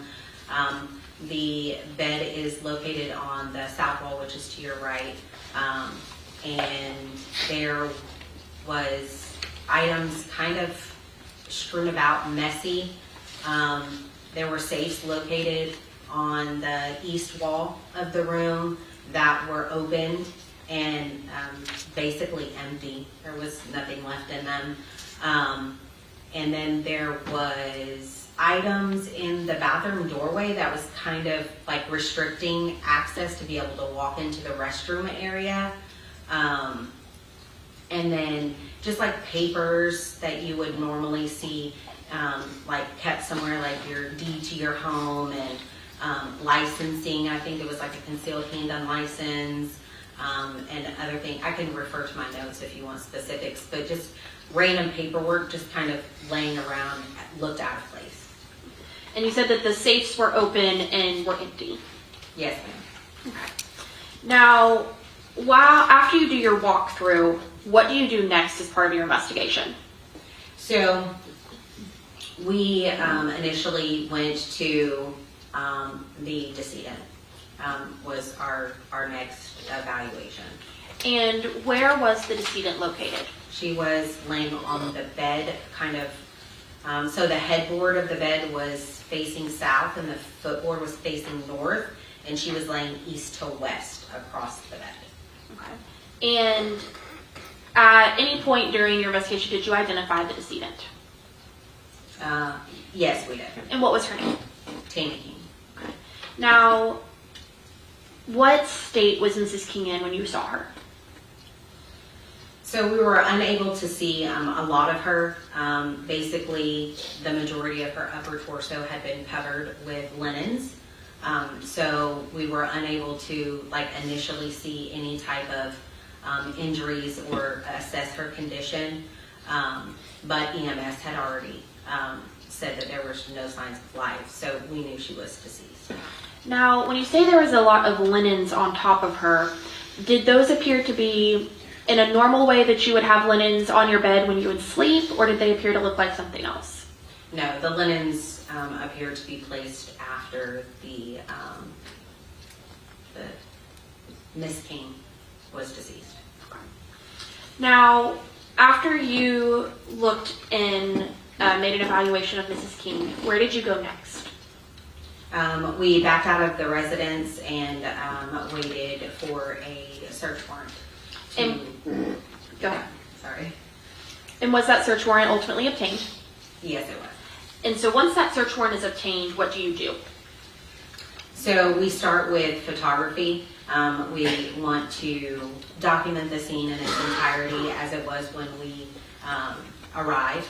So I start on the exterior of the home and I do what we call overall, mid-range, and close-up. So overall, it just basically kind of gives you a picture of what we see with our eyes. Mid-range will show anything that we see that could potentially be of importance to kind of show spatial relation between items on scene. And then close-ups is anything that we identify that we want to get really good photographs of up close.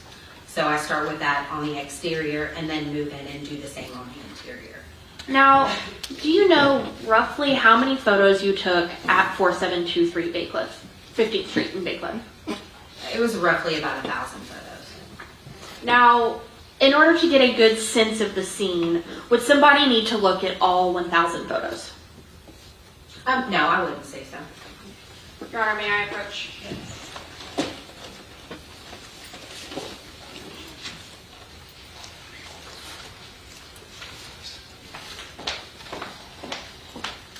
I'm handing you what's been marked, states 119 through 318.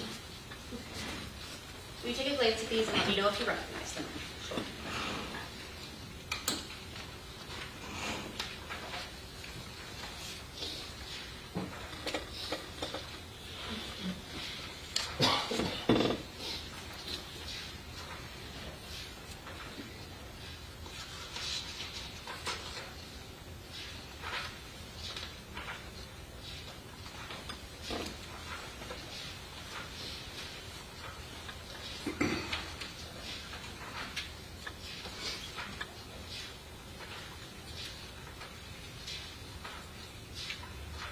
While she's looking at that, bathroom breaks.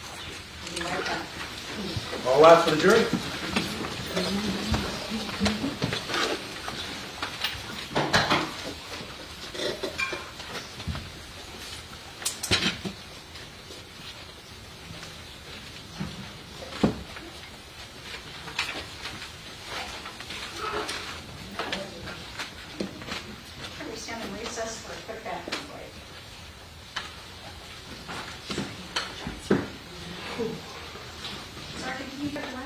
Got some water first? That's fine.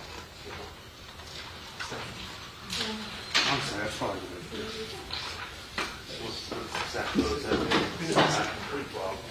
Bill, did you look at these 200 photographs? Is there any objections? There's not gonna be objection. They give me everything on the spot, but it'll go over everything. And I'm not going to show all because they're fine. Okay.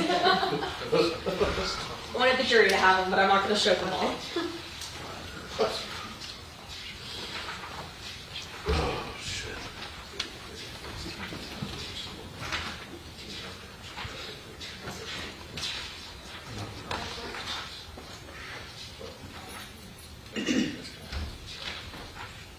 Judge, earlier this year, you and your husband go and stay at 25 in Las Vegas.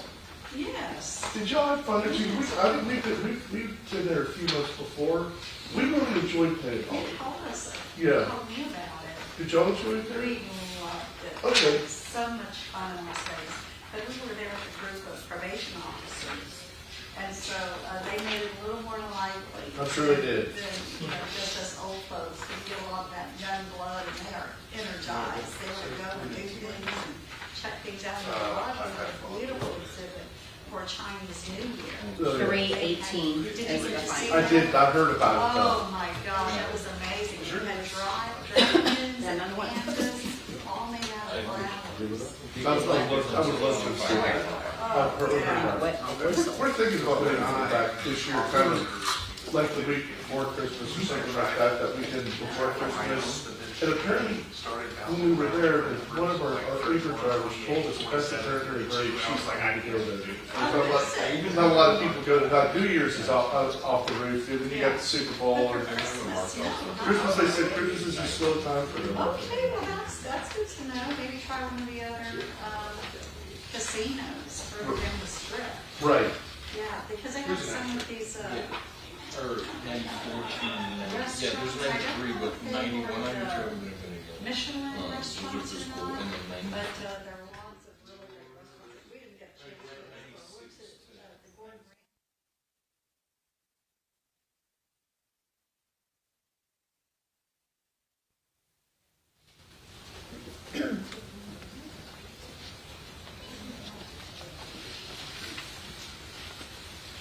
Oh, right on?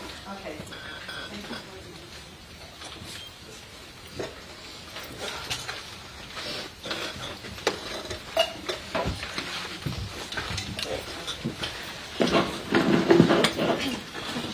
All right, please be seated. We are back on the record. The record will reflect all parties are present. Enter the courtroom. We have a witness on the stand. You may proceed. Thank you, Your Honor. May I reapproach the witness? Yes. Mr. Martin, where we left off is I handed you a rather thick stack of images to review. Have you reviewed these images? Yes, ma'am, I have. Do you recognize them? Yes, ma'am, I do. And have they been changed or altered in any way other than the sticker added by the state? No, ma'am. Now, Your Honor, state moves to admit states 119 through 318. 318. You're right, Your Honor. I previously tendered to opposing counsel. No objection. Hearing no objection, states 119 through 318 will be admitted. Now, Investigator Martin, may I publish, Your Honor? Yes. Now, Investigator Martin, we spoke earlier that you took roughly 1,000 photos on scene at Mrs. King's house, correct? Yes, ma'am. Now, do these roughly 200 photos give a good cross-section for the jury to observe the scene? Yes, ma'am, it does. Now, while these are admitted to evidence for the jury, can we get the picture of the scene by showing fewer of these images? Yes, ma'am. No problem.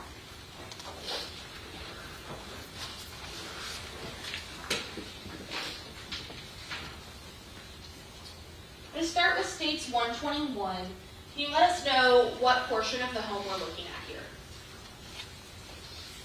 here? So that is on the south side of the residence, where the picnic table is. The window right above that is the primary bathroom window. So the one we're looking at right here, correct? Yes, ma'am.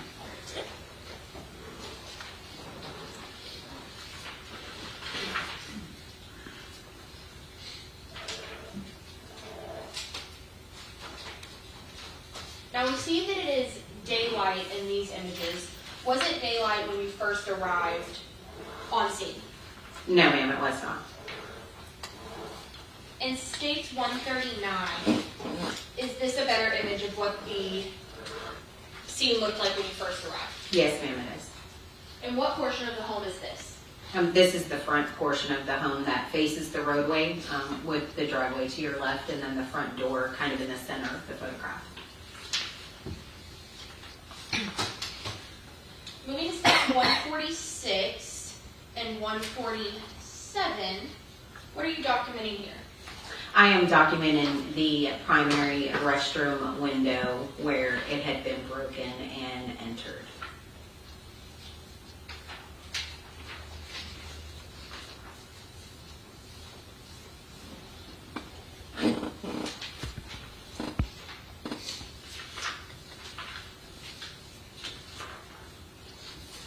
Now in States 165, what are we documenting? This is at the rear of the residence. The door that I spoke of that was inside the utility room that led to the outside, this is that back door. And in 166, what are we looking at here? There was a small window in the middle of the door that had been broken. I was just documenting the damage. And in 167, can you explain this image to us a little bit? And so that shows that the door is ajar, but that as far as the door would open. And is this the back door you spoke of earlier that had a washer or dryer in front of it? Yes, ma'am, it is.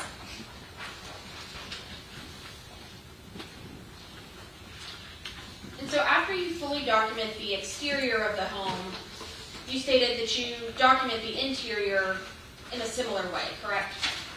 Yes, ma'am, I do. Now in States 177, what are we looking at? That's the exterior of the residence. There is a carport kind of adjacent to the residence, almost connected, that is enclosed kind of with brown, like tarp material kind of curtains. And inside that carport area, what was in there? Just random stuff that you would store in like a utility shed, like bicycles and lawnmowers, just things that you would typically find in like a storage shed. And within the same room, what else was there? What are we looking at? So that is documents that were located on top of that wooden, I guess, kind of table that was also inside that little storage area. And in 179, can you let us know what you're documenting or why this was notable for you? So there was a name present on the document. I was just documenting the name. And while you're documenting, other than Mrs. King and maybe Tara who lives in the home, do you really know anything about what has occurred at this point, or you're just documenting first? No, ma'am, I don't know anything that's occurred. I'm just documenting at this point.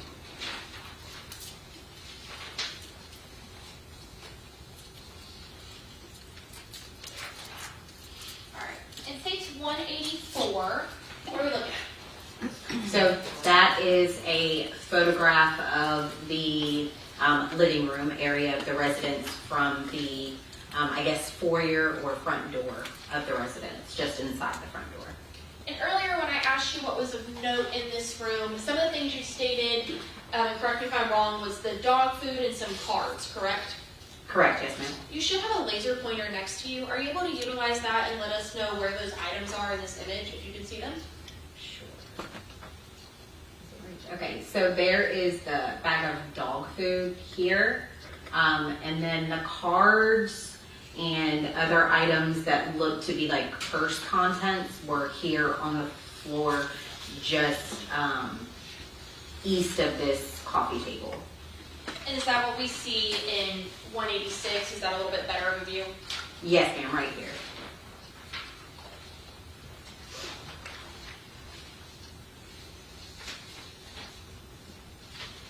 And in 188, what are we looking at? So this is between the sofa and like end table In between there were some firearms kind of stored in between the couch and the Christmas tree. And I want to go back to that a little bit. In 188, can we see what this is towards the kind of bottom middle of 188? Are we able to tell what it is, or would a closer picture be helpful? Yeah, a closer picture would be helpful. No. I don't want to misspeak.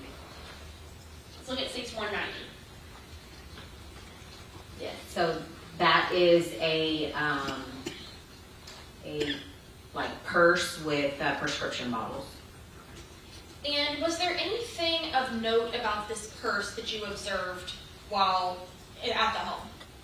Yes, there was a red substance on the purse, which appeared to be blood, and then later was a presumptive test was conducted, and it tested positive for blood.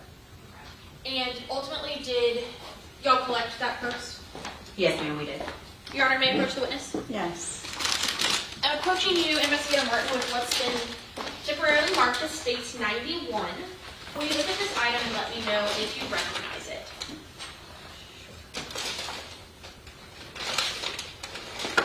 Yes, ma'am, I did. How do you recognize it? It has my writing, the case number, as well as the original seal on the packaging with my initials and the date. And does it appear to have been altered or tampered with in any way other than maybe some more evidence stickers? No. I'm so sorry, Nick.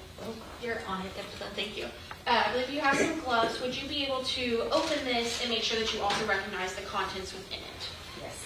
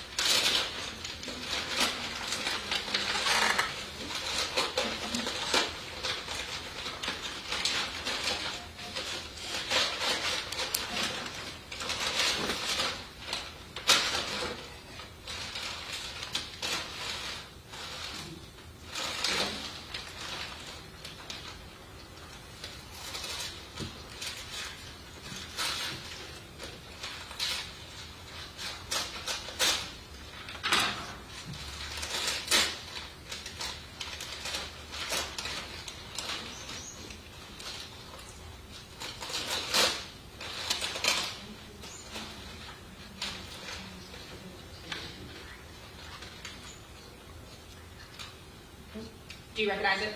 Yes, ma'am, I do. Okay. And does that appear to be what we were discussing in States 190?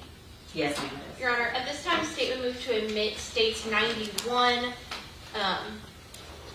If Mr. Ider would like to come look at it, I don't want to touch it because I don't have gloves on. No, I'm good, Judge. I have no objection. States 91 will be admitted. And Your Honor, may I ask this witness to hold up the item and show the jury? Yes. Would you do that for us, please, Mr. Martin?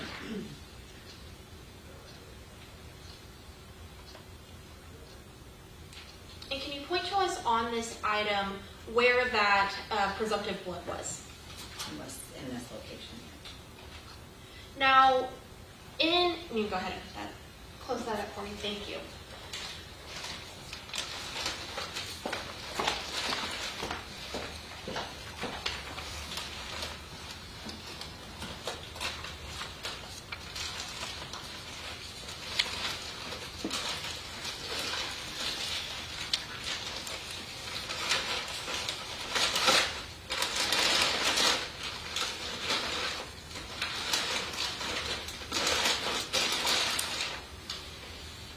Thank you. Now, in the living room area where you were documenting, did there appear to be any blood or blood-like looking patterns where this purse was located? No, ma'am. Was there any blood or blood-appearing substances that were located anywhere in the living room? No, ma'am, not to my knowledge. Was there blood located anywhere else inside the home? Yes, ma'am, there was. Where was that? In the primary bedroom. Okay, so it is now noon, and I like to stay consistent if possible. So let's go ahead and take our lunch break, and we will see you back here at 1. All rise for the jury.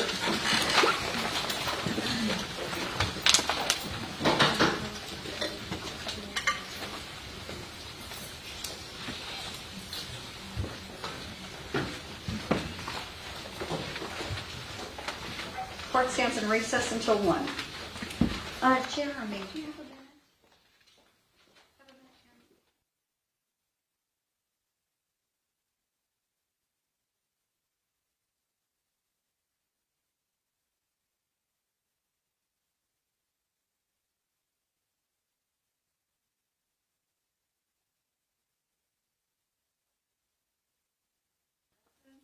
A little late, one of them, because we had a miscommunication with time. That's not a big deal at all. I'll just have to be a little clearer next time when we're coming back. I usually throw in not island time, actual time, so perhaps you were on island time, but no worries. Okay, we're ready to get going? Yes, Your All right, go right ahead. Honor. May I read first exhibits? Yes, And may I republish? yes. Thank you, Your Honor.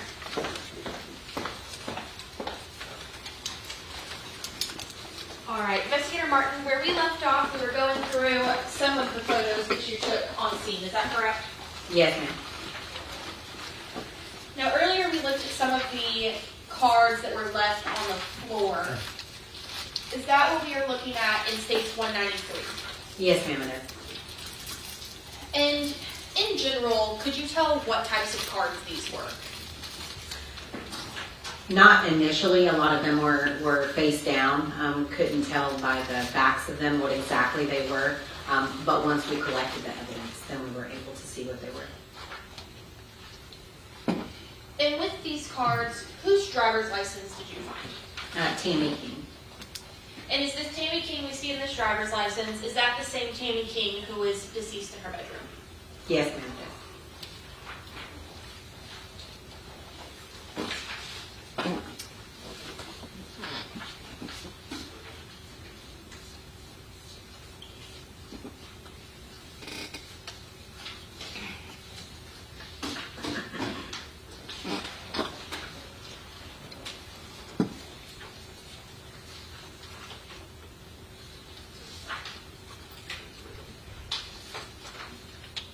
Now in States 209,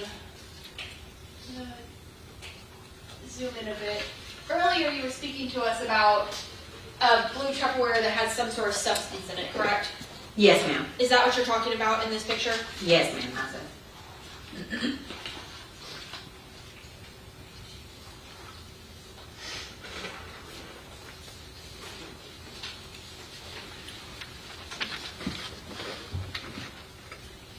Now in States 217, where are we in the home and what are we looking at here? This is a photograph in the storage/utility room that I was speaking of that was full of the items, but with the walkway that you could get through. And where would the walkway be in States 217? It's right here directly in front of me here, but those items look to be kind of toppled over, blocking the end of that walkway. And where would the door be in this image? The door is here. And earlier you talked about the kind of washer dryer looked like it had been moved. Can you explain kind of what we're looking at in States 219? Sure, so this is walking up that walkway. Those are the items that you saw kind of toppled over, blocking the end of it and blocking the doorway as well. I would assume that the appliances would be aligned, but this appliance, which is the dryer, was pulled forward, blocking a portion of that doorway. Did that seem to be where all of this stuff, like we're seeing in 221, typically would be? Unfortunately, I had never been to this residence before, so I don't know how the residence was set up prior to my arrival on that date, but I would assume to utilize the appliances that those items wouldn't be up against the dryer door.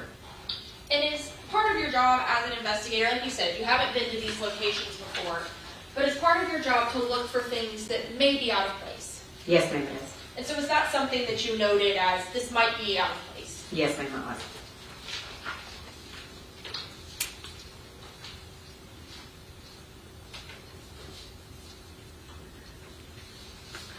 All right, in States 226, what are we identifying? Excuse me. This is a photograph in the hallway that we spoke about that led to the 2 bedrooms, one belonging to Tara, and then the restroom area. This is at the corner. This leads out into the dining room here, and then this is the door that goes into Tara's bedroom. This is just outside. And what do we see on top of kind of all that stuff in the center of 226? It was a magazine to a firearm. And in States 227, was there anything unique or on this magazine? Yes, there was. What was that?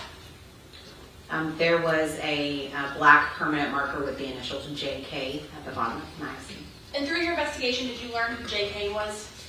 Yes, ma'am, I did. Who was JK? It was Tammy King's husband, who was deceased, I think, a year or 2 prior to this date. So it had previously belonged, or had markings of the initials of Miss King's husband, is that correct? Yes, ma'am.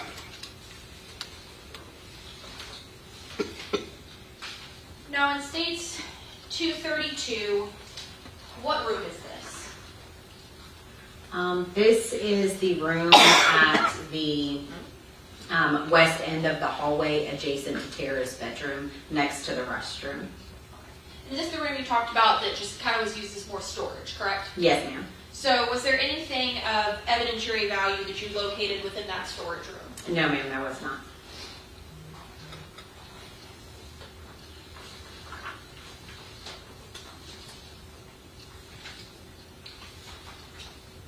Now in 238, which room is this? This is Tara King's bedroom. And is 239 a continuation of that bedroom? Yes, ma'am, it is. And same with 240? Yes, ma'am, it is.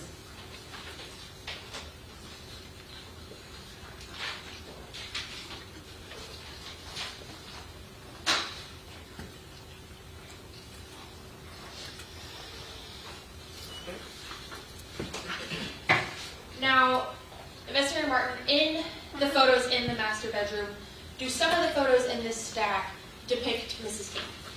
Yes, they do. Okay. And so, we know that they're in there, but the jury can look at those on their own time. Is that okay? Yes, ma'am. All right. So, in general, in States 244, is this an overview of Mrs. King's room? Yes, ma'am, it is. Okay. And what, if anything, is significant about kind of this view that you see? So as I described earlier, the setup of the bedroom, the headboard here is along the south wall, the footboard is here, and then this is Tammy King here, and this is the upper torso and head area of her with the linens. Now, you also spoke about something else that was significant within Mrs. King's bedroom, and I believe that was some safes. Is that correct? Yes, ma'am. Now, in States 47, are you able to direct the jury where those safes were? Yeah, so they were located here along the east wall of the bedroom in the back corner just outside of the door to the primary bathroom. And is this the safe that you said looked like, for the most part, was empty? Yes, ma'am. Do you recall, was this safe one that used a key or a combination lock, or do you know? I'm unsure. No problem.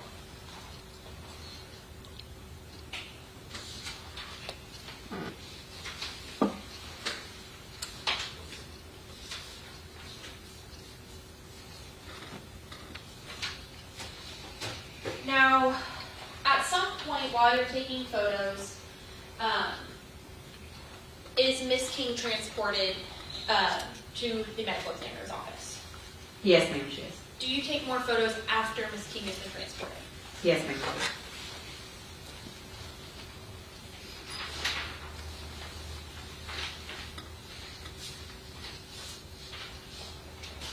before I get to that, you stated earlier there was some papers and things strewn about. Is that correct?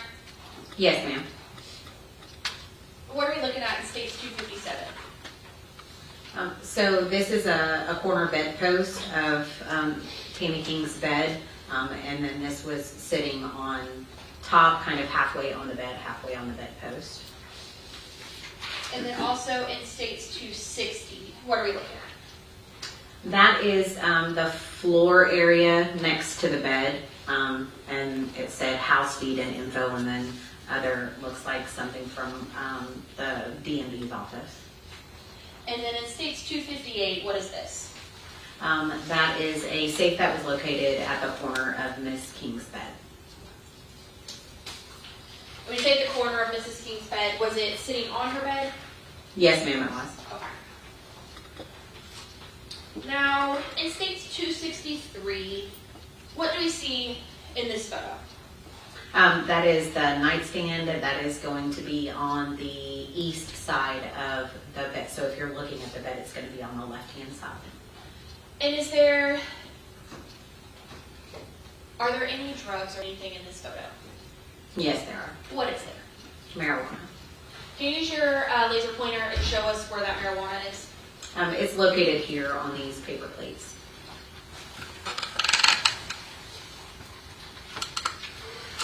And in State 264, I apologize, what are we documenting? There were, and this is just a photograph of one, but there was multiple white pills located on the floor of the bedroom, just kind of scattered around. So I took photos of those pills. And did you identify those pills by chance? No, I did not. Okay.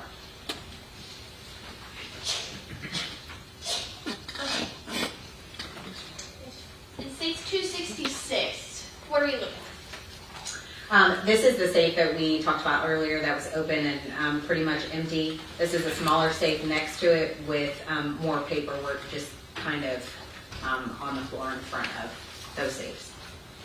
Now, while you're documenting, do you have any way of knowing what, if anything, was previously in the safes? No, I do not. And is 267 another image of that same safe? Yes, ma'am, it is.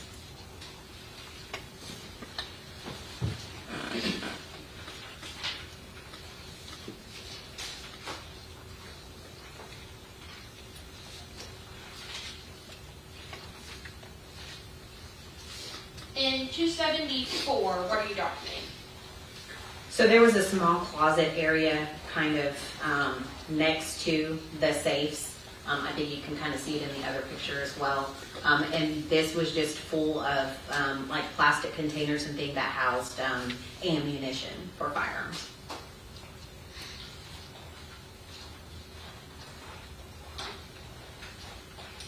Now, earlier we talked about the purse in the living room having some, what appeared to be blood spatter on it, correct? Yes, ma'am. And you said there was blood located in other places in the house.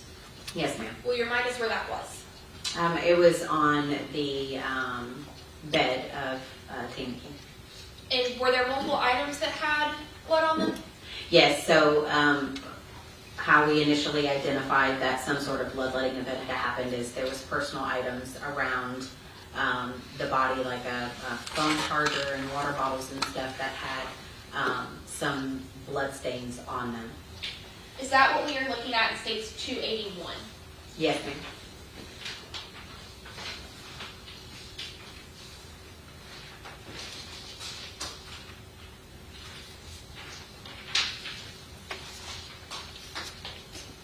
Now, we saw a minute ago there were some pills on the floor, correct? Yes, ma'am. Were there also prescriptions located throughout the house or no? Yes, ma'am, there were. Okay.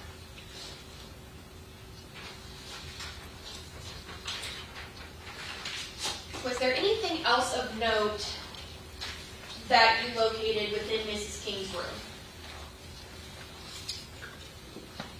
That's a very broad question, I'm sorry. Let me rephrase that.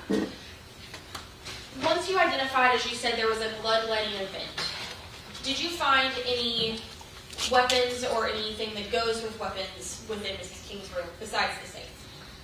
Yes, ma'am, I did. What did you locate?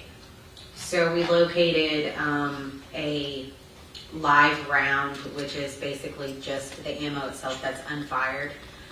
We located 2 live rounds, 22 LR, which is a 22 caliber long rifle ammunition, on the floor of the bedroom. One on the floor of the bedroom, and then one kind of nestled in a pile of clothing that was in front of one of the armoires that was along the west wall. I also found a spent 5.56 casing underneath her bed near the head, I guess, of the bed, the headboard of the bed on the floor underneath. And then we also found a tote that had multiple firearms inside the tote in her bedroom as well. And then the closet with the containers of ammunition. And I think there was maybe a firearm or 2 that was in that open safe. So when we're talking about live ammunition versus spent casing, making sure I understand what you said, live ammunition is going to be an unfired round, and a spent casing is going to be the remainder of a fired round. Is that correct? Yes, ma'am, that's correct. And you stated the 2 live rounds were 22 caliber and the spent was 5.56. Is that correct? Yes, ma'am, that's correct. Generally, what's the difference there? If we're just talking about size in reference to ammunition, a 22 caliber ammunition is much smaller in size than a 5.56 ammunition, which is going to be more of a longer, high-powered ammunition as opposed to a 22 caliber. So, generally speaking, would these 2 calibers of ammunition come from 2 different types of weapons? Not necessarily. You can have a 22 caliber rifle, and you can have a 5.56 rifle. So you wouldn't have a 5.56 handgun, I guess, unless it would be like an AR pistol. But they could both come from the same type of firearm, but the 5.56 ammunition is going to be more high powered than a 22. So could they come from the same type of firearm, but would they come from the same firearm? No, they would not be fired from the same firearm. Okay. Now, in States 292, what are we looking at? That is the floor of Tammy King's bedroom, that just north of the footboard. On the floor, that's the 22 LR ammunition that I discovered. That is the live round, so it hasn't been fired. Your Honor, may I approach the witness? Yes.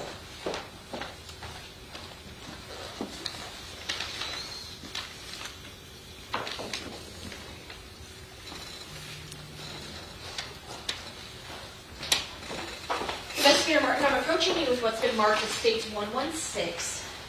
I'm not going to open it, don't worry. But do you recognize this item? Yes, I do. How do you recognize it? It has my case number, my name, and then my initials and date on the original seal of the evidence. Now, other than some stickers from the state and the lab, does it appear to have been altered in any way? No, ma'am. Your Honor, state's going to move to admit States 116 to read to opposing counsel. No objection. States 116 will be admitted. And Investigator Martin, what is States 116? It is the 22 round that was located on the floor. So it's the physical item that we are seeing in States 292, correct? Yes, ma'am.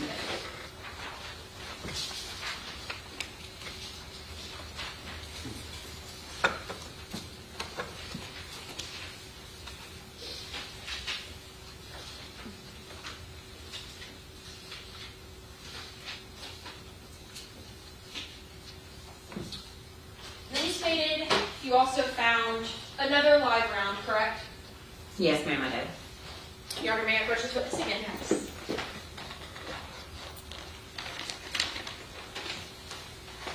Similarly, I handed you what's been marked as States 118. You let me know if you recognize this item. Yes, I do. And same question, how do you recognize it? It has the case number, my name, and my initials and date on the original seal. And other than any stickering added by the state or the lab, does it appear to have been altered in any way? No, it has not. Your Honor, state moves to admit States 118. No objection. Okay, hearing no objections, State 118 will be admitted.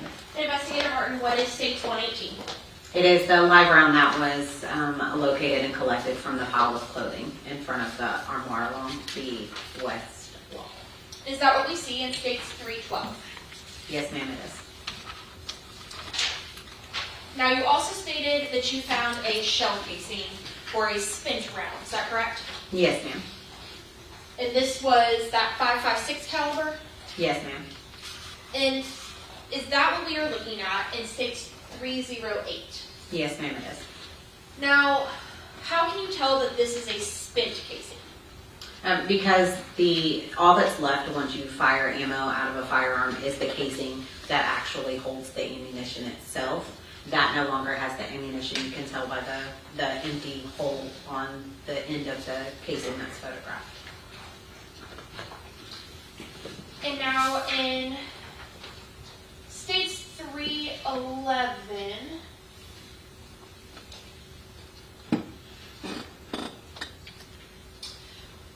where would this shell casing be inside State's 311?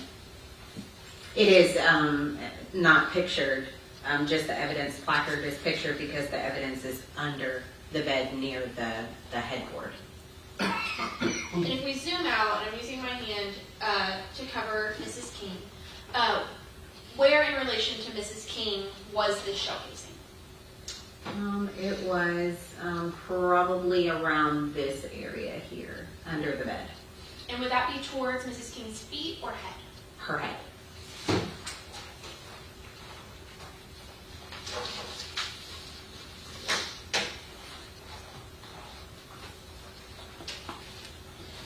Your Honor, may I approach the witness again? Yes, ma'am. Thank you, Your Honor.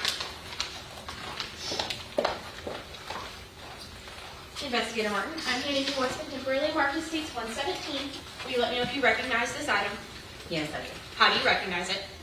It has my case number, my name, and then my initials and date on the original seal. And other than any markings by the lab or the State Exhibit sticker, does it appear to have been altered with in any way? No, it has not been. Your Honor, State moves to admit State's 117. No objection. States 117 will be admitted. Investigator Martin, what is State's 117? It is the spent round that was collected from underneath the bed. Now, once you have completed documentation and collection at 4723 15th Street, what is the next step in your part of the investigation? So prior to collection of the evidence, we contact the medical examiner to make location. The decedent or Miss Tammy King is untouched until the medical examiner arrives. So prior to collecting any evidence so that the medical examiner can see the scene in its totality, we contact and allow him to make scene first before we do any collection. Now,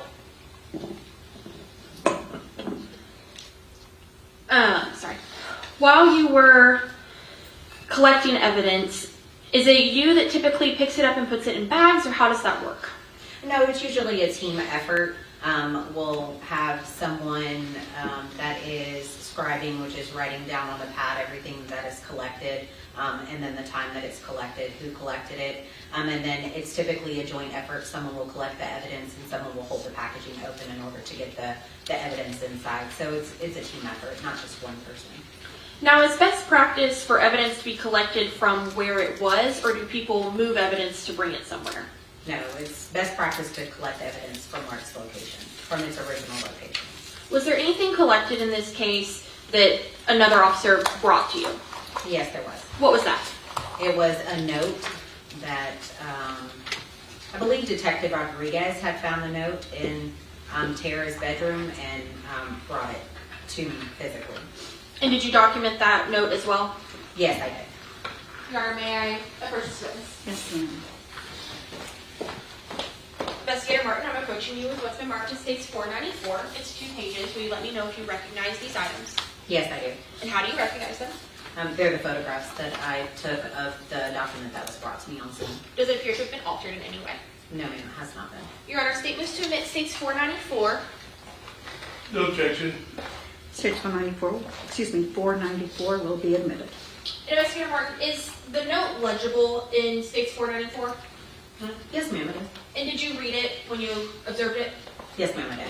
Ultimately, does it have anything to do with the death of Mrs. King, or is it mostly Tara talking about her family and the people in her life? Yeah, it had nothing in regards to any criminal activity.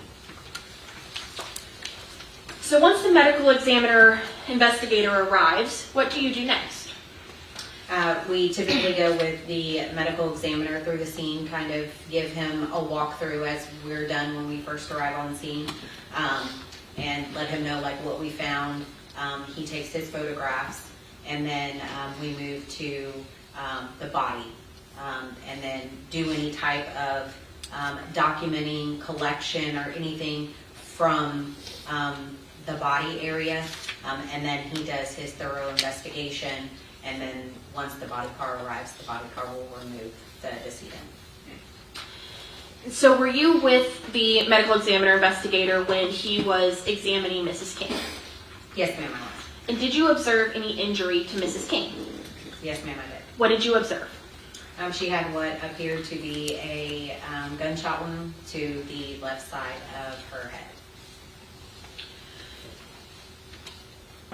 After observing the medical examiner investigator with Mrs. King and waiting on, as you said, the body car to arrive, what comes next for you and your team? So we'll finish collecting any evidence that is uncollected at that time. We'll do a couple final, what we call final walkthroughs, just to make sure that we've retrieved everything, we didn't miss anything, nothing else sticks out, nothing else that needs to be collected. And then once the body is removed from its original location, I take photographs of where the body was at without it being present. And once that part is completed, what comes next? We'll kind of do like a debrief at the end, and make sure that everything has, like all the steps have been completed. And then once we ensure that all the steps have been completed, then we clear the scene and take the evidence back to the office. And does all of the evidence go back to the office, or does sometimes it go different places? No, so unfortunately in this case, there were multiple linens that were removed from Tammy King, and we have a sterile drying cabinet that we use. Unfortunately, it wasn't big enough to house all of the linens that were removed from her. So we did have an investigator transport some of those linens to the medical examiner's office, where they have multiple drying cabinets where we were able to dry those without any type of cross-contamination taking place. And once those items are dried, what do you do with them? So in this instance, we dried, I think, one of the sheets at our office, and then the remaining sheets and clothing at the medical examiner's office. They called to let us know, I believe it was the following day or 2 days after, that they were dry. So we went, we picked them up, put the dried items back into the original packaging that it was collected in, brought it down to the office, and then I processed those items. When you say you processed those items, what does that mean? So instead of sending the entire sheet to the lab, if we were going to choose to process them at a later date, I went ahead and decided to do DNA swabs of any stains that were located on these sheets. So I took the sheets one by one in the laboratory and did DNA swabs on each sheet to have for further submission if need be. And do you also document this process with photographs? Yes, ma'am, I did. Is the jury able to get a good sense of these sheets and what they looked like from photographs versus bringing in the full sheet? Yes, ma'am. Your Honor, may I approach? Yes.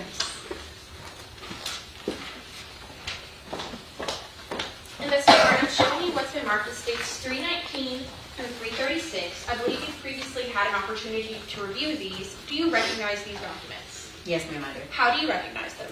They're photographs that I took while processing the sheets. And do they appear to have been altered in any way? No, ma'am, they do not. Your Your Honor, statements to admit states 319 through 336. No objection. Hearing no objection, states 319 through 336 will be admitted. And may I publish, Your Honor? Yes. Now, Investigator Martin, are there multiple sheets that you document with these photographs? Yes, ma'am.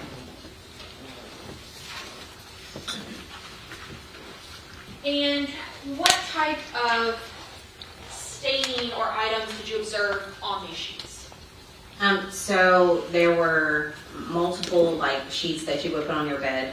There was also like a thin blanket, also a shirt, a white kind of spaghetti strap shirt, and then if I recall, the brand like Yogi-O, I think. I ended up looking it up so that I could document it properly, and it looks to be like some sort of cover that you would use for like a special like beanbag chair almost.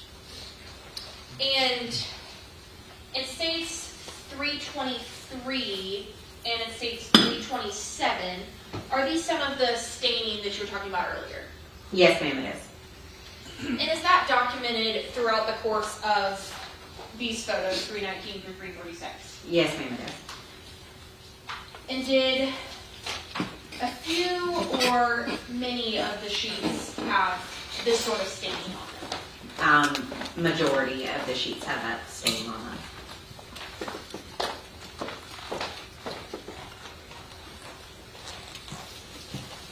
Now, as this investigation went along, was there any other locations that you went to? Yes, ma'am, there was. Where was that? I want to say it was 310 Waco in Leaf City. I believe the apartment number was 106. So it was an apartment complex? Yes, ma'am. Do you know why it was that you went there? Well, I was contacted by Detective Bernard, and he said that the Tammy King's granddaughter and her boyfriend had went to this location and left behind some personal items that they wanted crime scene to document and collect. And when you went there, what did you observe? So initially walking into the apartment, there was a stack of personal belongings that were identified by the person who resided in the apartment to belong to Tara King and her boyfriend. And then he directed us towards a bedroom. The apartment was 2-bedroom. I guess this was an extra room of his that they slept in that also contained personal items from them. And then there was only one bathroom in the apartment, kind of shared between the two bedrooms. And there was also items in there that he brought to our attention belonged to them as well. And for the most part, was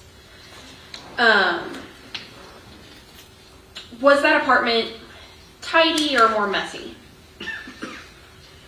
No, the apartment was unkept. And how did you document the apartment? Through photography. Your Honor, may I approach? Investigator Martin, I am approaching you with what has been marked as states 337 through 397. I believe, again, you've had the opportunity to review these images. Do you recognize them? Yes, ma'am, I do. How do you recognize them? Those are the photographs I took on that day. And are they a true and accurate depiction of what they purport to be? Yes, ma'am, they are. Your Honor, statements to admit states 337 through 397. No objection. Those will be admitted? And may I follow, Your Honor? Yes.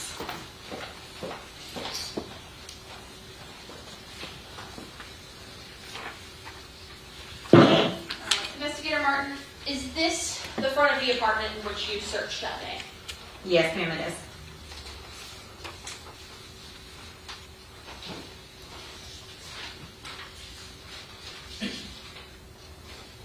Now, in states 342, will you let the jury know what, if anything, is pertinent in this picture? Okay, so the initial picture, it was this door. So this is the front of the apartment. And then as you walk into the apartment, this is where I said he had placed a lot of the personal items on the back of the couch. And when you say he, do you know who that was? I believe his name was Christian. Was he the owner of the apartment? Yes, ma'am, he was.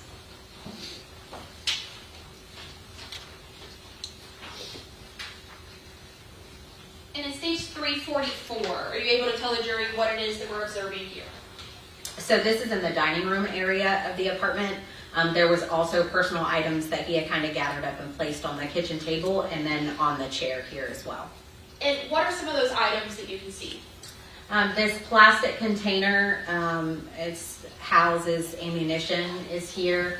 There was a rifle bag. I think it had 2 firearms in it. And then another plastic container. I know one of these was empty. I think it was the darker colored one that was empty, and this one still had ammunition in it.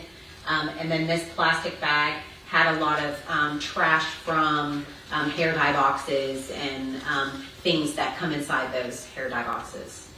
And if I zoom in on that first clear container, was there anything identifiable on that container? Yes, there was. What was that? It was the initials JK in the black permanent marker. Is it the same manner of initials that we saw earlier on item 5, the 22 magazine? Yes, ma'am, it was.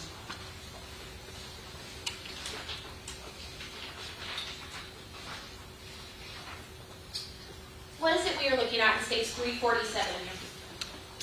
So this is from the corner in the, I guess you would call it the guest bedroom of the apartment.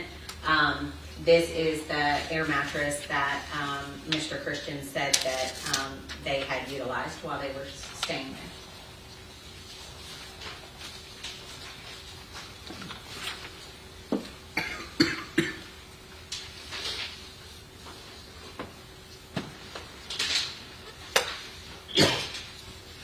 And in stage 355, what are we looking at? This is a firearm that was located in the closet of that same bedroom. So we've seen that there is that long bag in the dining room area, and then there's also this firearm in the closet. Is that correct? Correct, yes, ma'am. Now on stage 357, what are we looking at? So this is a photograph of a restaurant bag from Chipotle, and it has the name Tara K. I assume using DoorDash. And you mentioned the plastic bag full of boxes, and you said that that was all hair dye and things, correct? Correct, hair dye, hair, and things to apply the hair dye. And we see the edge of that gun bag again, correct? Correct, yes, ma'am. Now inside that gun bag, will you let us know what we're looking at? Yeah, so those are the firearms that were inside when we opened up the bag. And can you tell how many firearms there are? It looks to be 3 from the photograph. And can you kind of generally show the jury where each of those 3 firearms is? Sure, it looks like a handgun here, and then a long gun here, and a long gun here.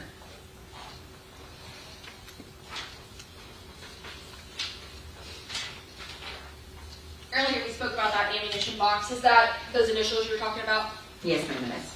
And that's in stage 362. Now, what are we documenting in stage 363? This was a pill bottle that was with all of the items that he said belonged to those 2 individuals. Now, was there a name observable on this item? There was not a full name. The last name King, I believe, was on the bottle, but I don't believe there was a first name.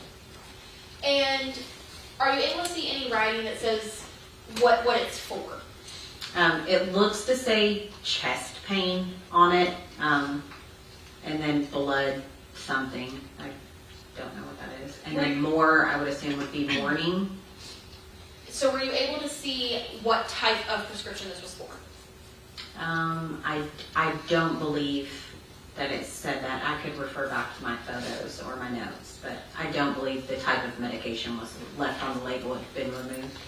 That was my next question. Can we tell that there's something kind of taken away from the bottom of this? Yes, ma'am. But it looks to be that it's something for the morning for chest pain, correct? Correct, yes, ma'am. And prescribed to somebody with the last name King. Correct.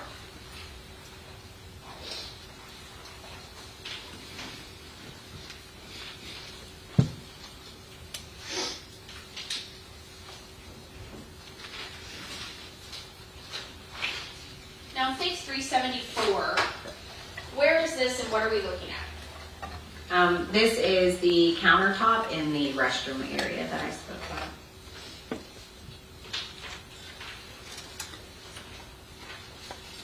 And what are those, that red document, what is that?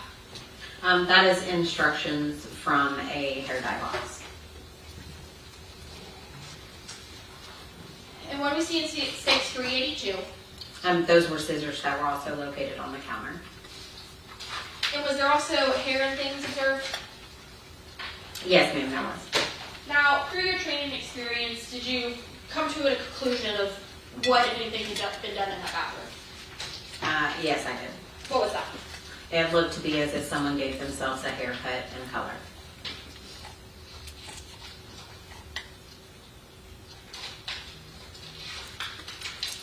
Now, in States 387, what is this that we're looking at? So there was a small kind of end table located, or entertainment center bookshelf thing located in the bedroom, the secondary bedroom, and this was located on top of that. And did you take photos of both sides of this item? Yes, ma'am, I did. Could you tell what this item was? Initially, I could tell just through experience that it was a Cash App card, I believe. Okay. And in States 388, who does this Cash App card belong to? It has the name Tammy King on it.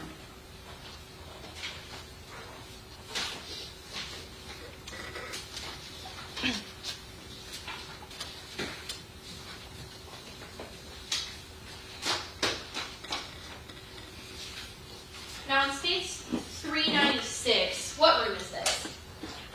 This is the room where Christian said that the two individuals were staying. And what all do we see kind of in general on the right-hand side of this photo? So this is going to be the little desk entertainment center I was speaking about that had the Cash App card on it. Okay.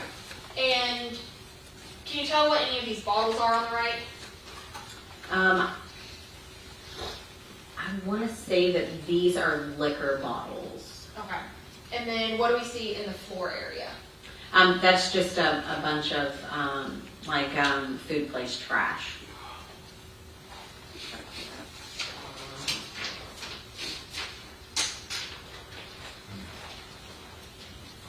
Now, once you documented and collected evidence from inside 310 Waco apartment 106, what was the next thing that you did?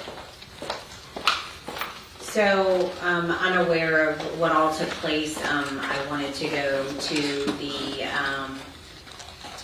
the vehicle that Christian utilized and take photographs of that and see if I could find anything of evidentiary value in the vehicle. And what vehicle was it that you took pictures of and looked at? It was a white Jeep with like blue accents, like they handles and things. And did you find anything of evidentiary value inside Christian's Jeep? No, I did find a receipt outside of the Jeep on the ground that I did end up collecting, but further found out it didn't have any evidentiary value. Once that was completed, what was the next thing that you did as part of your investigation? So, knowing that they were there for 2 days, I wanted to go and check the dumpster to see if anything of evidentiary value or anything notable had been thrown away. And did you locate anything in the dumpster? I did. I located a few items, socks, I believe, that looked to have some sort of substance on it. Later turned out not to be evidentiary, but those were collected. So is it fair to say that you checked multiple things and then determined if it had evidentiary value or not? Yes. Okay. Yes, ma'am. On that day, was there anything further that you did as part of the investigation? I took photographs of the residents once we got done doing collection, and then transported the items that I collected back to the office for packaging and submission for proper storage. After that, what comes next? So we all met, the crime scene unit and the major crimes division sat down and had a meeting to determine what items we wanted to process, what processes we wanted to have done, as well as what items we wanted to process. So you said you meet with the crime scene unit and major crimes. So is it fair to say that it's kind of a collaborative effort to determine what gets tested? Correct, yes. And what sort of things get tested in general, or what can get tested? So the laboratory, the DPS Crime Lab, offers a wide variety of testing that can take place. DNA, friction ridge analysis, which is fingerprints, ballistic evidence, anything, you can test narcotics, just a wide variety of things that can get tested. Unfortunately, they do have a limit, so the purpose of the meeting is to sit down and decide collectively as a team the priority of the items that need to go initially because of that limit, and then determine later on if anything needs to go after that testing is completed. And did you send anything off for testing in this case? Yes, ma'am, I did. You don't have to give me the full list, but what sorts of items did you send off for testing? So we decided to send the purse, some firearms that were collected from the living room area, the .22 magazine that was collected from outside of Tara's bedroom. We also, Investigator Crow collected some pillows out of Tara's bedroom that looked to have blood on them, so we sent them as well.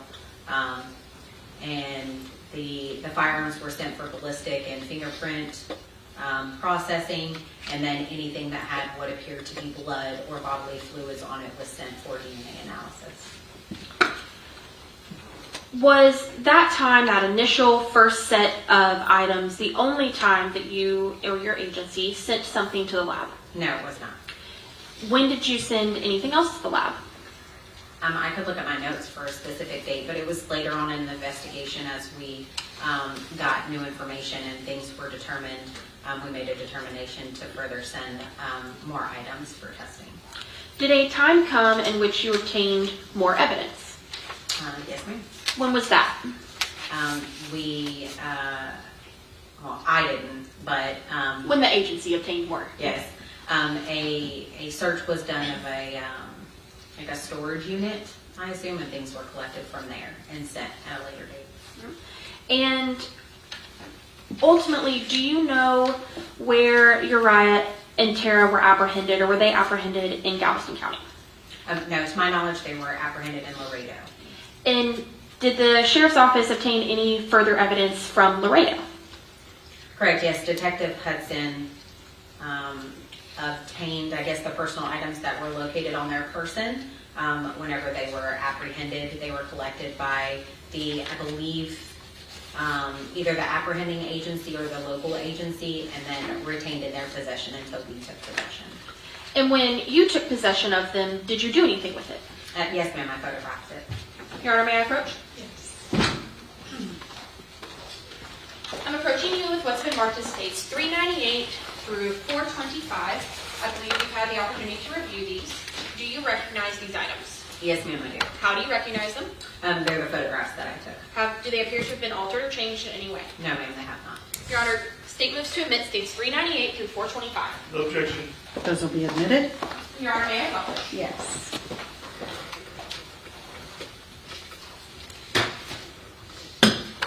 All right. Investigator Martin, what are we looking at first in states 398? So this box was initially closed. We opened it, but it looks to be some sort of apparatus that goes to maybe a firearm or like a scope of some sort. So some sort of firearm accessory. Correct, yes, ma'am. Then it states 401. Can you tell me what we're looking at here? So this is a lot of just personal effects, a watch, a vape, a lighter on, I think what it's called is a lighter buddy that connects to your belt loops. This is a mechanical pencil set with different types of lead, a hat, and then also this here was a red dot sight, which is also an apparatus that can be affixed to a firearm. And what is it that we see in the far right of state 401? A watch. Oh, and some pocket knives and then some beat headphones. And in States 403, is this a better image of kind of some more items? Yes, ma'am, that just includes more of the personal effects here, the pocket knives, a wall block to a phone charger, looks like some sort of multi-tool here, deodorant, socks.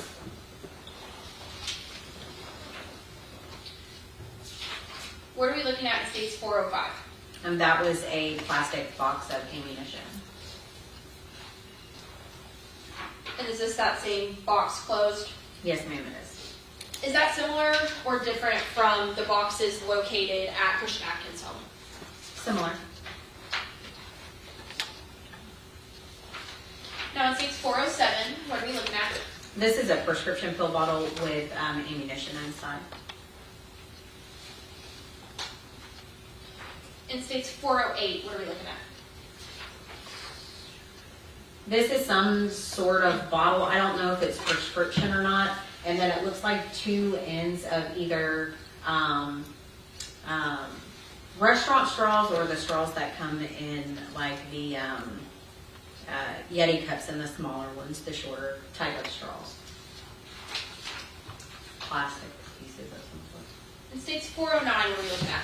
This is a prescription pill bottle that was also found with the items with the name Jaden Landry on it.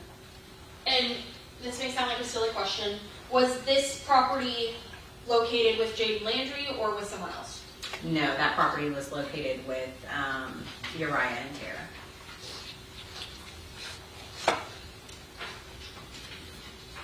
What do we have in States 411?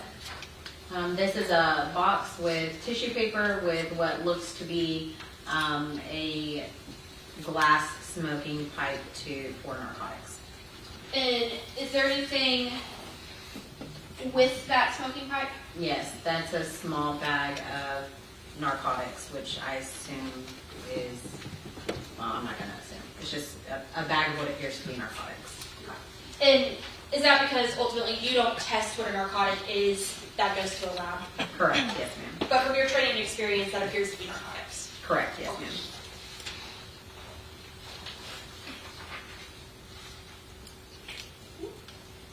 What are we looking at in States 412? So that looks to be some sort of firearm holster, a knife sheath, and then what appears to be a wallet, and then I believe that's a money clip. Same question. What are we seeing in States 413? Those are firearm magazines. Is there anything identifiable or unique about these firearm magazines? Yes, some of them have the same JK initials on them in the black permanent marker.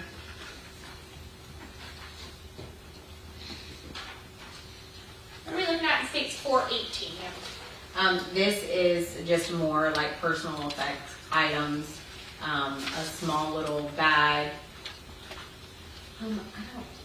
I'm unsure what that is. Maybe a coin of some sort, charging cords. If I zoom in a little Yeah, bit. there we go. There you go. Yeah, it's like maybe some sort of collector's coin, some change, just personal items, some gum.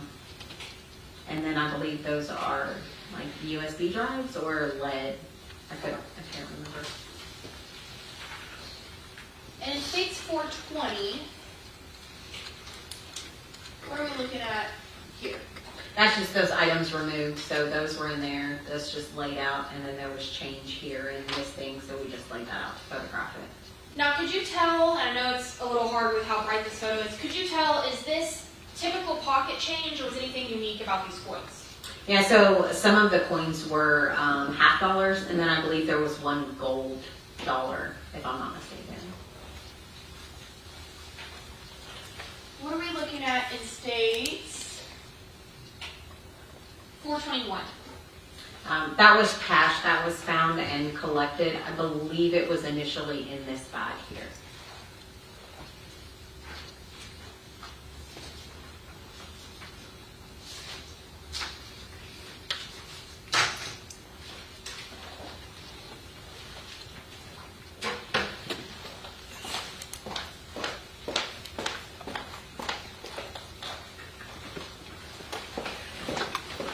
Now, once you've collected and documented those items, what came next in your investigation? So those items were packaged and then submitted to property and evidence for proper storage. After that, what, if anything, was your next part of the investigation? Besides determining like further items of evidentiary value that needed to go to the lab for further processing, I just stayed apprised of the details, but that pretty much ends my involvement in the case, besides here today testifying.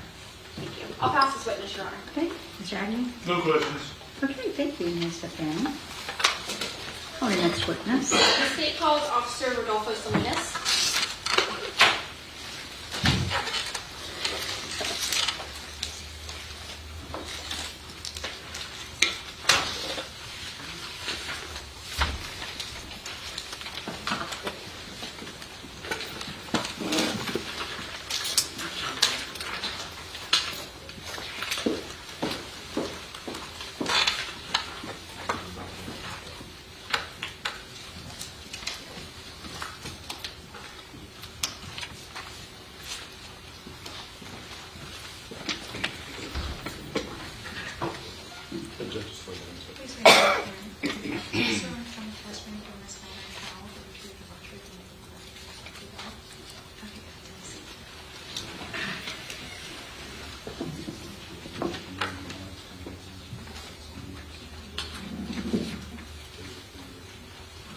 You may proceed. Thank you, Judge.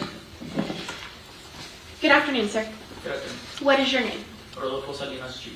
Can you spell that for us? Rodollfo for my first name. Last name is spelled Salinas. All right, and how are you currently employed?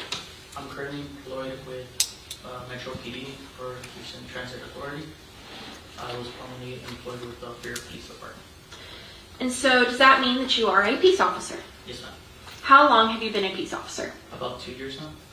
And you said you are currently with Houston Metro, correct? Yes, ma'am. But previously you were with the Freer Police Department? Yes, ma'am. Where is Freer? It's south of San Antonio, Texas, just an hour away from Laredo. And about how far away from Houston is Freer? From here about 6 to 7 hours. Now, when you worked at Freer Police Department, what role did you have? Patrol officer. And as a patrol officer, did you work day shift or night shift? Night shift. When you worked night shift, what did you do? Responding to calls, pulling over vehicles, the basics pretty much. Do you recall the night of February 7th going into February 8th, 2025? Yes. Were you working that night? Yes. What was your assigned duties that night? We had gotten a call about a capital murder case that happened in Galveston County. They were tracking them down via a cell phone tower. Mhm. We were advised to be cautious because the people within the vehicle had weapons. And so, with that information, what were you doing? We were looking for, we didn't get enough information on the vehicle. We were just told to pull over vehicles coming out of Houston with the sorry, my mics. You good? To pull over vehicles with the probable cause to pull them over. Is it fair to say you're a little nervous, Officer Yeah, Salinas? sorry, it's my first time on the trial. That was my question. Have you testified before? No, it's my first time. Okay. So, you were pulling over vehicles that you had probable cause to stop, is that correct? Yes. Did you stop any vehicles that night? Yes. Do you recall, how many vehicles you stopped? Total of 3. Do you recall what kinds of vehicles or roughly colors of vehicles? Two sedans and 1 truck. And those sedans, do you recall their colors? 2 of them were white. So you had 2 white sedans. Yes. Now, while you were working that night, were you equipped with any sort of recording device? Yes, my body cam. And have you reviewed your body cam? Yes. Your Honor, may I approach this witness? Yes.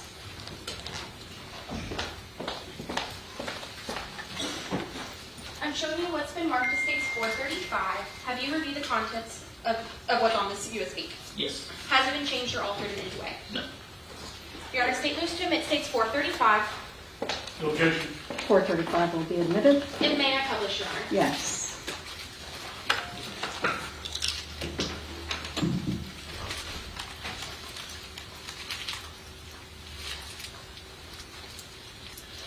Now, Officer Salinas, before I press play, do you recall who you came in contact with that night that led us to be here today? Yes. Who was that? The gentleman over there. Okay. And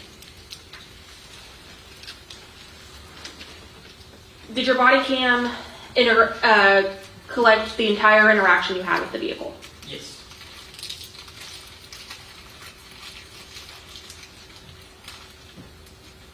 Before I get started on it, what kind of view are we looking at here, officer? Right now it's just my patrol unit.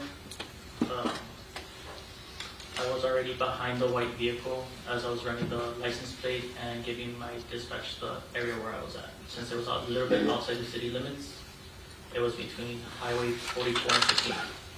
And what reason did you have to stop the white vehicle? A flickering left tail light. Pressing play on states 435 at 1 second.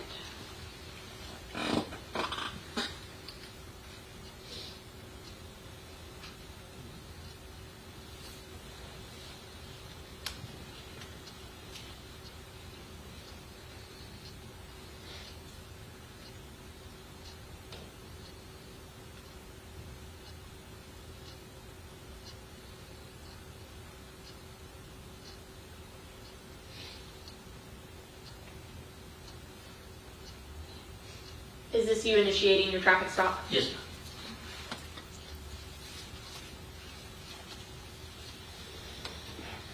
I'm gonna press pause real quick. In the top right corner, are you able to tell us what date and time this was?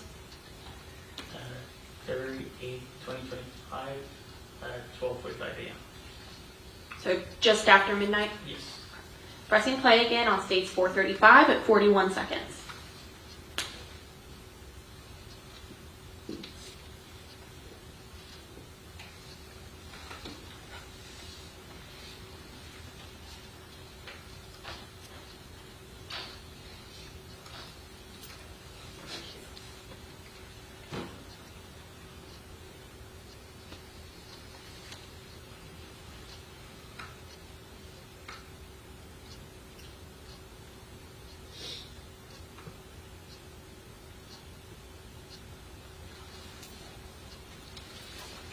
Now, when you're walking up to the vehicle, are you able to tell if there's more than one person in the vehicle? Yes. Pressing play again at 1 minute 50 seconds.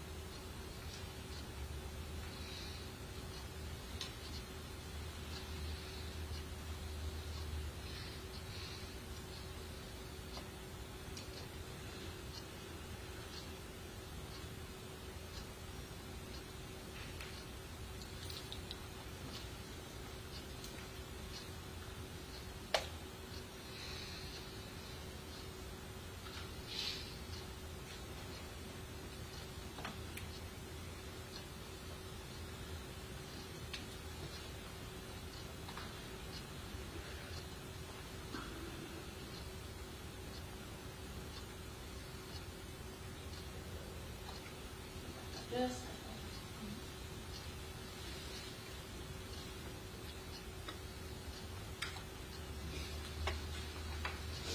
I know it's a little hard to see, but there's a computer right in front of you. Are you able to read the name on this driver's license? I know it was Mr. Hobbs. Does Does Hodge sound about right? Yes, And we see it right here in this corner. yes, Does the name Travis Wayne Hodge sound familiar? yes, And so that's who was driving that vehicle, correct? yes, ma'am. And when you ran that driver's license, did anything come back? No, nothing came into the driver's license. Okay. So ultimately, what decision did you make at this point? Just to give him a verbal warning for the defective taillight, and just letting him have a safe trip to wherever he was going to later. And were you able to see that there was also individuals in the back seat? Yes, I noticed as soon as I gave him his driver's license that there were two other individuals in the back. Okay. And ultimately, did you identify who the individuals in the back seat were? Not until later. Okay. After you let them go and you gave Mr. Hodge his license back, what did you do? I just went back inside the city limits of Freer because I was already outside the city limits of Freer. And then did you have anything else to do with this case until we got here today? No. I'll pass this witness, Your Honor. No questions. Okay, thank you, sir. Have a safe trip home. You. All right, calling next witness. The state called Travis Hodge. Okay. We need to take a stretch break. I was told you all want a bathroom break? Bathroom break. Okay, let's take a bathroom break. All rise for the jury.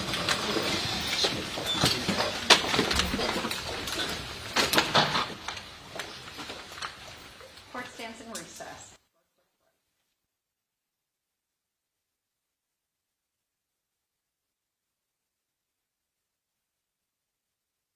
On the record, and the record will reflect all parties are present. The jury has re-entered the courtroom. Please call the next The witness. state called Travis Hodge, Your Honor. Okay. Could you please bring up the Hodge?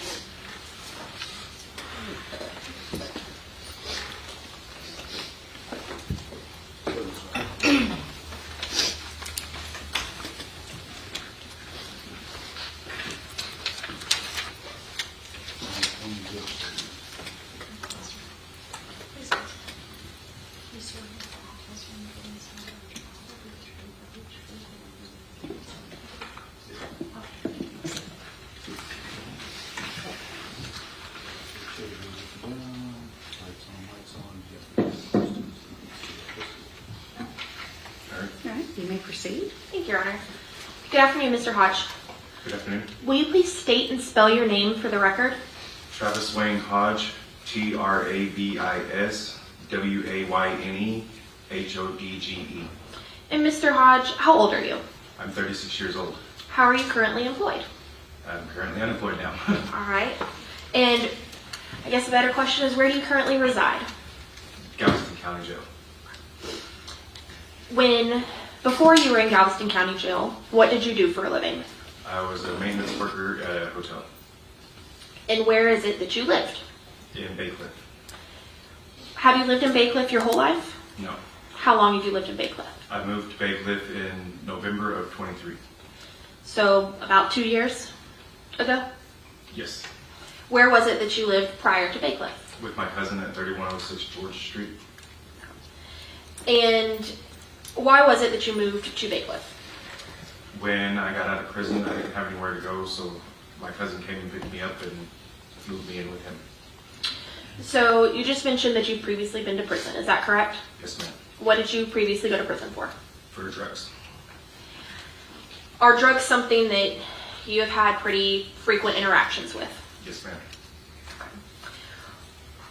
When we talk about drug interactions, let's just cut to the chase. What do you do with drugs? I'm a drug user.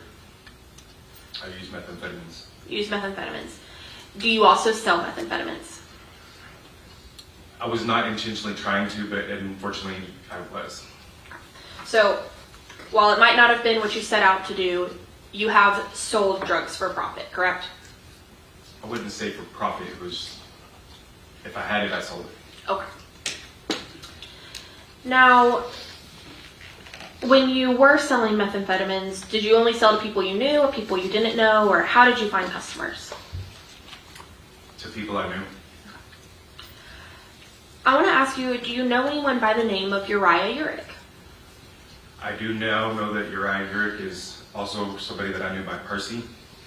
So you know that the person you know of as Percy has the actual name Uriah Urick, is that correct? Yes, ma'am. Do you see the person you know as Percy in the courtroom? Yes, ma'am. Can you please tell me where he's seated and an item of clothing? In the blue or black or blue shirt over there. Your Honor, may the record reflect this witness has identified the defendant. The record will so reflect. May I see the attorneys very briefly, please?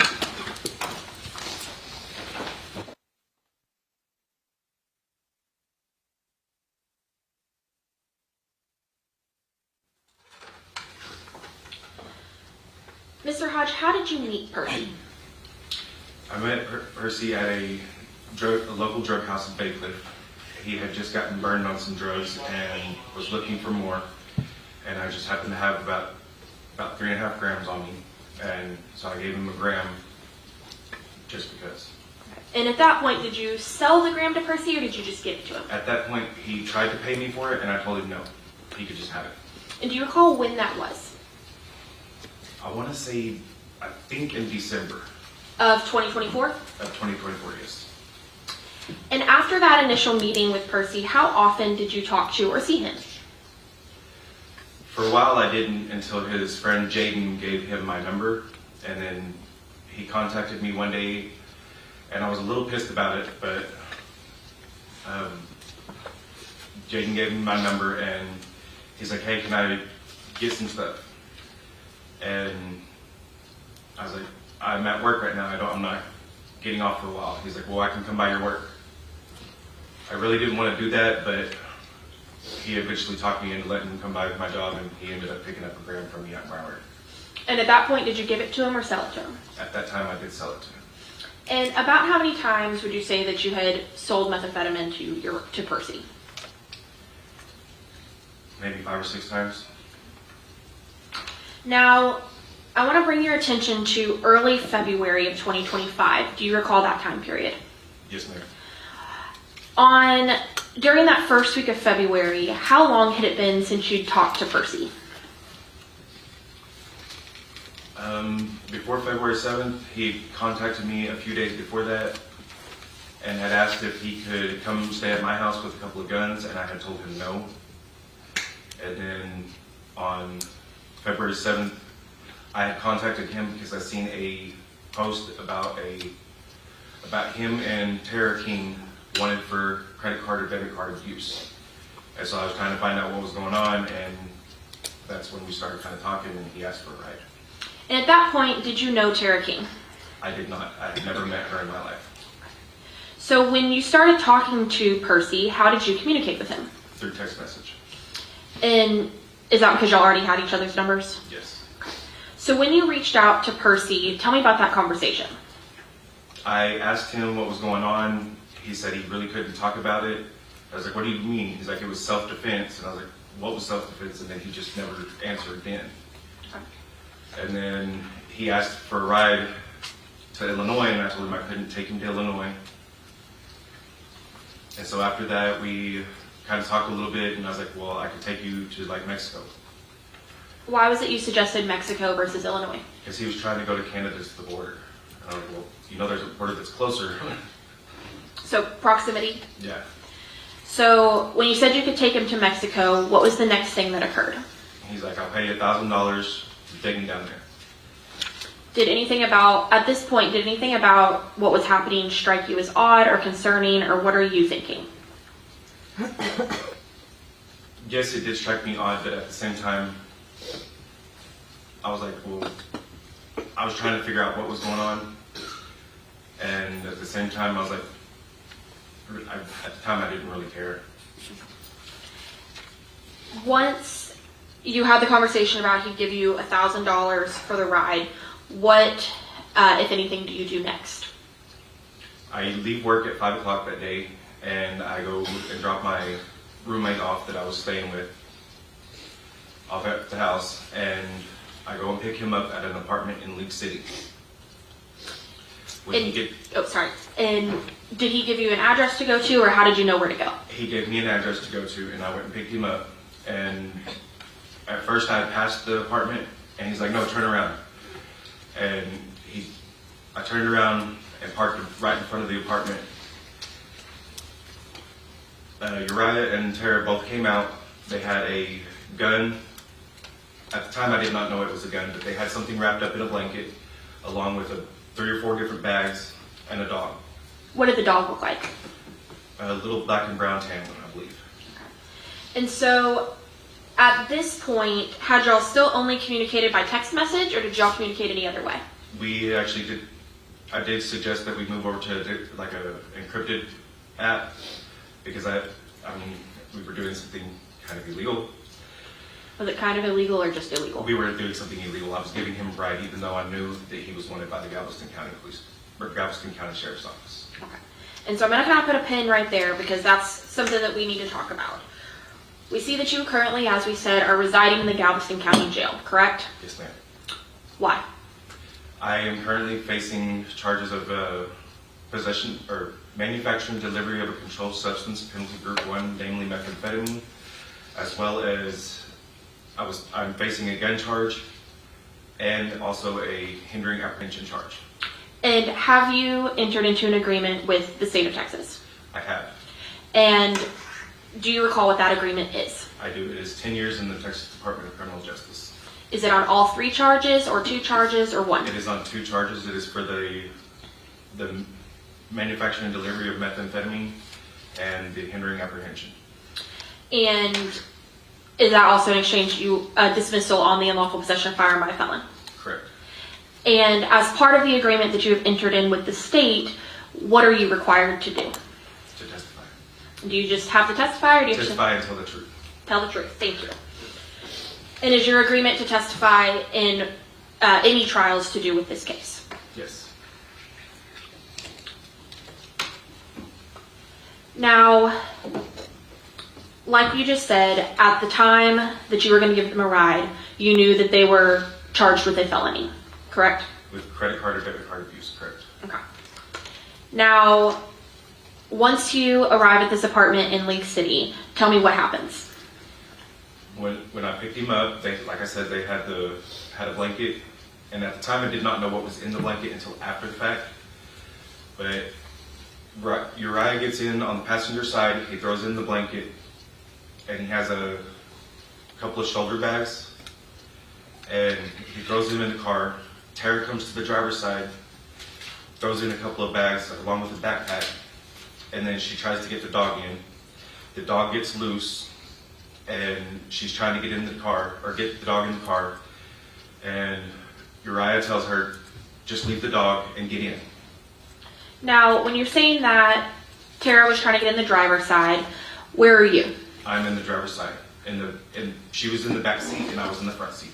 And then when you said Percy or Uriah was trying to get in the passenger side, was that the front or the back? In the back. Okay. So, Uriah says, leave the dog. Yes, ma'am. What occurs next? We leave the apartment. I go down to Main Street, and I turn right on Main Street, and I drive down a little bit, and I stop at the Walgreens.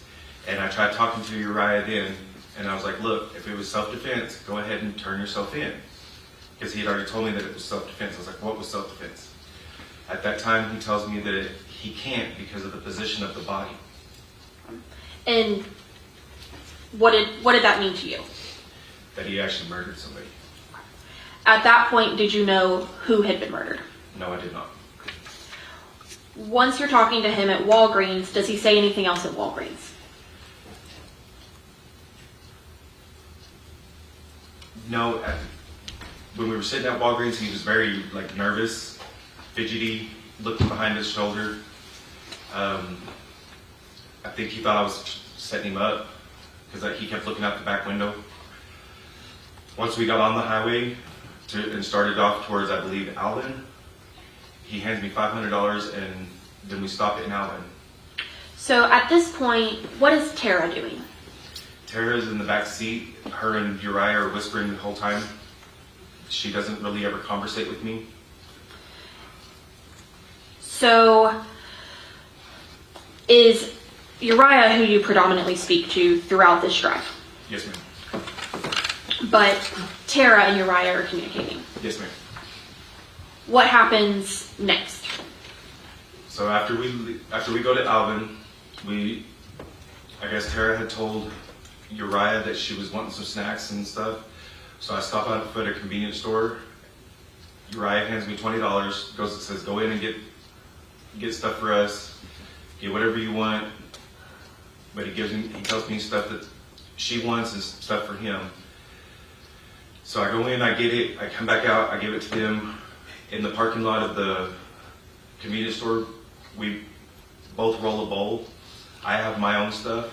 I'm going to pause for a second. For those of us who may not be as drug savvy, what do you mean by roll a bowl?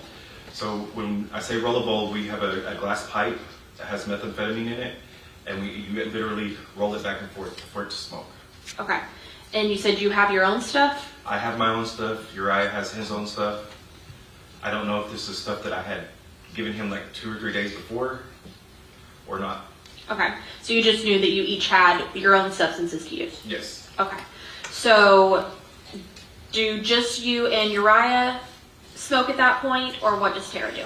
No, ma'am. She's also in the back seat, and Uriah helps her light the bowl and roll it because me using drugs for over 15 years, I kind of know the signs of when somebody's new, and I could tell that she had just recently started smoking. Is it fair to say she didn't seem as confident in using the narcotics? Correct. Okay. So after you stop and get the snacks in Alvin and utilize the methamphetamine, what happens next? We leave from there and we start driving towards Laredo. I'm not sure of the exact route, but I do know that at one point in time we do get pulled over in Freer, Texas. When you get pulled over in Freer, tell me about that. What happens? We were all very nervous. I mean, I've got 2 people in my vehicle. They're wanted by Galveston County, and then I have a meth pipe on me. I know he has a meth pipe on him. Other than that, I'm not, I'm nervous because, they're wanted by Galveston County for credit card, debit card abuse. Now, at this point in the drive, is the credit card, debit card abuse still the only charge you know about? As of when I got back, I even looked online, and as of February 8th, yes. Okay. But Uriah had told you about there being an individual who is deceased. Yes, ma'am. Okay. Now, when you get pulled over by Freer, walk me through exactly what happens during that stop. So I know I'm coming over a hill, and I see the cop, and I for some reason I knew we were going to get pulled over because as soon as I topped the hill, he turned around, and so I knew that we were going to get pulled over. I don't know why, I just knew we were going to. Now, earlier when you were talking about Tara and Uriah putting things in your vehicle, you said there was a firearm wrapped up in a blanket, but you didn't know that yet. I knew that there was something that they threw in the back. I didn't know what it was until after he had told me told me that night. I knew that the guns were there, or the gun was there. So by the time you got stopped at Freer, did you know there was a firearm in the car? Yes, ma'am. And where was that firearm, to your knowledge? In the back seat, in the floorboard. So when this officer pulls you over, what happens? The officer comes to the passenger side window, asks me for my driver's license. They're both in the back seat, and since I had kind of been staying, I was staying in my car, but I was staying at a friend's house too. I had my windows covered, and so they pulled the cardboard off my window so that way the officer could see in. While the officer was in the back running my name, Uriah's digging around in the back, in the floorboard. Okay. And so I got really nervous then. Why? I told Uriah, just calm down, just let him do his job. Because the reason I got nervous is because I thought he grabbed one of the guns, Okay. or grabbed the gun. And he being, you thought Uriah had grabbed the Yes, gun. ma'am. Once the officer returns to the vehicle, what happens next? He tells me that my headlight was blinking, but it's not blinking now, so he can't really do nothing about it. He hands me my driver's license and says, "Have a good night." And so we take off and we go, I think the next town was Beeville. And do you stop there or keep driving? We stopped there at a convenience store. Tara has to go to the bathroom, so her and I both go in. She goes to the bathroom, I go to the bathroom. I stop and get some no-dos because I had ran out of meth already.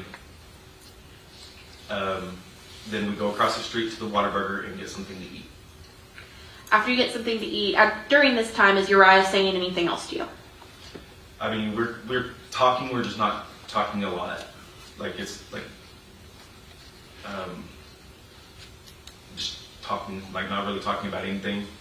Fair to say random chit chat? Yeah. So after you get Whataburger, what happens next? We continue on to Laredo, and when we get to Laredo, I stop at, I believe it's Circle K, and we put gas in because my car's almost empty. He hands me two $20 bills. I go inside and, no, he hands me a $100 bill at that time. I go inside and I get gas. I come back out and he tells me to just keep the change. After that, we're driving around Laredo because I'm not familiar with Laredo and I'm kind of looking for the border. I didn't know where it was at. So I stop off at another convenience store and I ask where the border crossing is, and the cashier there tells me. Make sure you don't tell me what anyone other than Uriah says, okay? So you get information about where the border is? Yes, ma'am. Okay, what do you do next? We drive around a little bit and I'm still trying to figure out where it's at. And I had gotten information of a homeless shelter there at the convenience store also. Do you recall what that homeless shelter was called? Bethany House. And where did you go from there? From the convenience store, we ended up at another convenience store because Uriah and I were kind of both looking for drugs, but I was just trying to get them out of the car by then. Why? Because they had murdered somebody and I was just wanting to get rid of them and get back home. And at this point, has Uriah told you anything else about the murder, or are we still going on the first conversation from Walgreens? So when we were at Alvin, I forgot about this, when we were in Alvin at the convenience store, he had told me that he couldn't get the smell of the burning flesh out of his nose. And so other than now at Walgreens and then Alvin, has he mentioned the murder again at this point? No. Okay. What happens next? So after we stop at the convenience store and we see a bunch of homeless people hanging out on the side, Uriah gets out of the vehicle. It goes and talks to him for a minute. He comes back and tells me to go across the street to the motel. I do. Then he comes back from being over there, gets in the car and tells me that I need to take these guns and do whatever I want to with them. At this point, you said these guns. At this point, how many guns did you know were in the vehicle? At the time, only one. After, when we got to the motel or hotel, whatever it is, I found out that there was two. And did you observe those guns? At that time, no. I did not take them out and look at them, no. He tells me to throw them in my trunk because I told him that I was a convicted felon. He's like, I can't take these guns. I don't like guns to begin with. And I had told Uriah previously, do not get in my car with guns. And he still did. So when he tells you need to take these guns, what happens? So I get out and I put the guns in my trunk. And I drive them to Bethany House. I drop them off at Bethany House. They take off everything that they're going to take with them. I leave from Bethany House and I drive back. So when you are talking to Uriah about the guns, do you ask him anything about the guns? No, at that time, no. I asked him the next morning if one of them was a murder weapon and he told me yes. Did he tell you which one? He told me the 5.56, which is an AR-15. So the next morning, and how did he tell you this? Over the phone or? He told me through WhatsApp. And earlier you talked about you wanted to go to that app because you were doing something illegal. What is your understanding about why if you're going to talk about something illegal, to do it on WhatsApp? Because it's encrypted and it's harder to hack.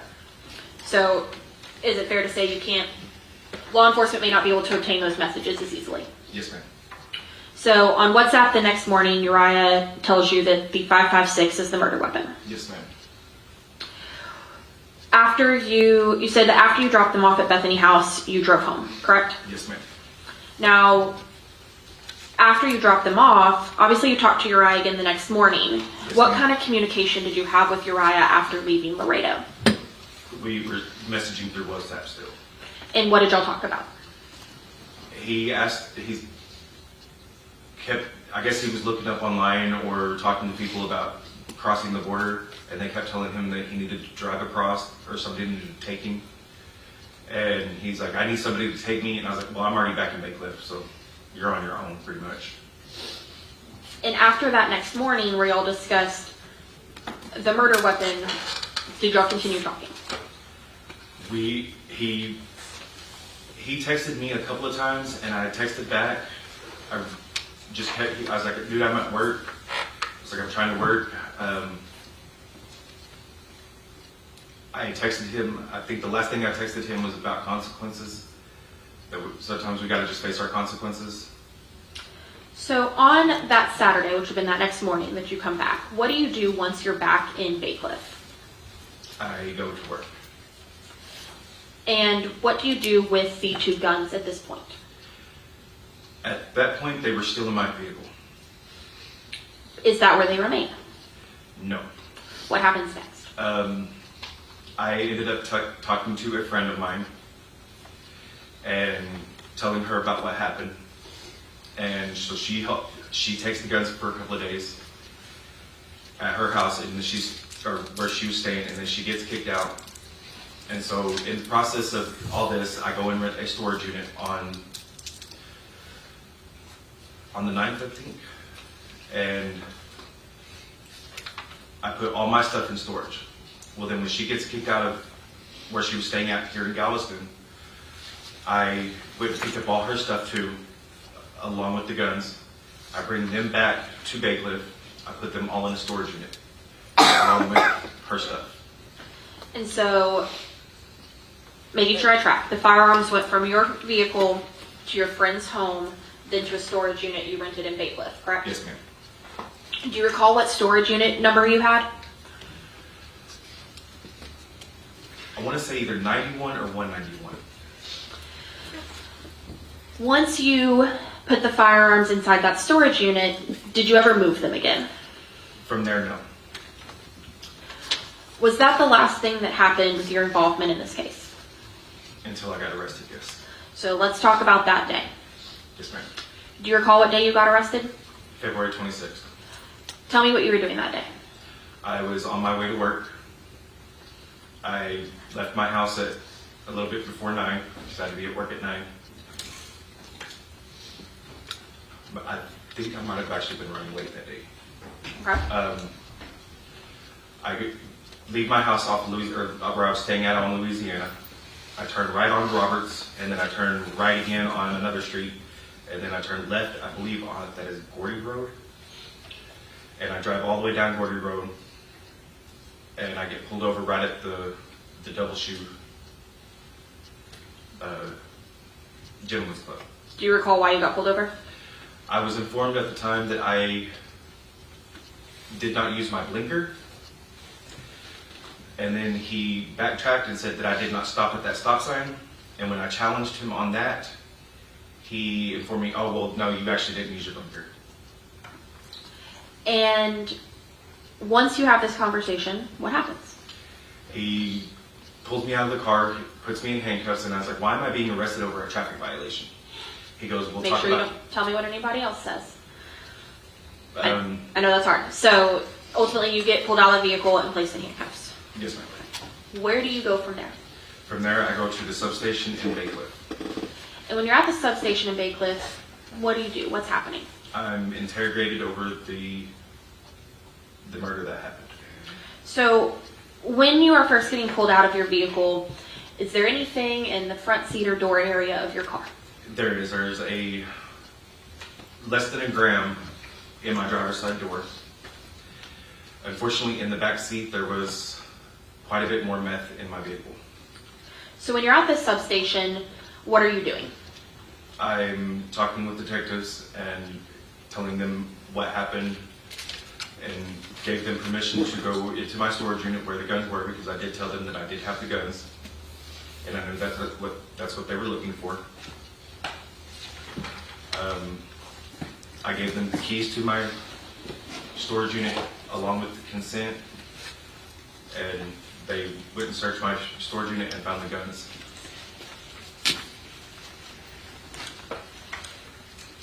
When you were being talked to at the Bacliff substation, did you fully cooperate with the police? Yes, ma'am, I did. And did you in fact tell them there was more stuff in your car? Yes, I did. And is the more methamphetamine in your car what you got charged with manufacture and delivery for? Yes, ma'am. Do you recall about how much methamphetamine was in your car? I thought it was about 14 grams, but it was, I guess, about 12 grams. When you say that, is it because it got tested by the lab? Yeah.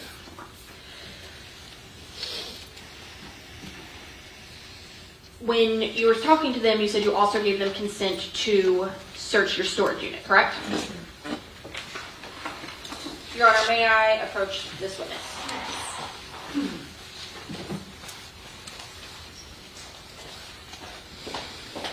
All right, Mr. Hodge, I'm approaching you with what's been marked as states 432, 433, and 434. Without telling me what they are, tell me if you recognize these documents. Yes, ma'am. Is there something on these documents that lets you recognize them or identify them? My signature on all three of them. Other than this red sticker from the state, do they look like they've been changed in any way since you last saw them?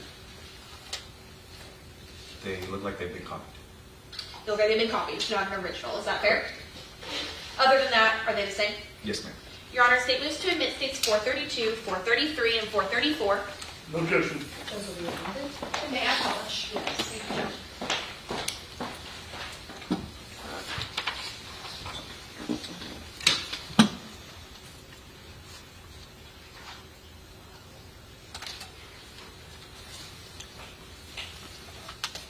All right, Mr. Hodge. In states 432, is this ultimately the document that said you were willing to talk to police? Yes, ma'am.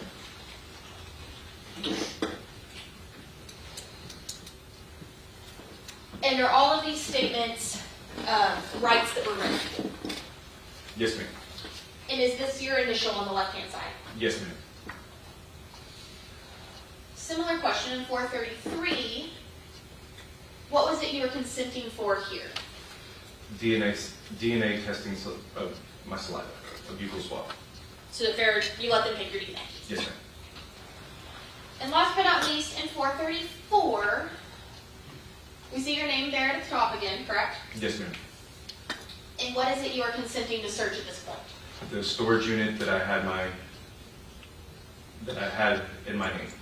And as you said earlier, it was storage unit 191, correct? Yes, ma'am.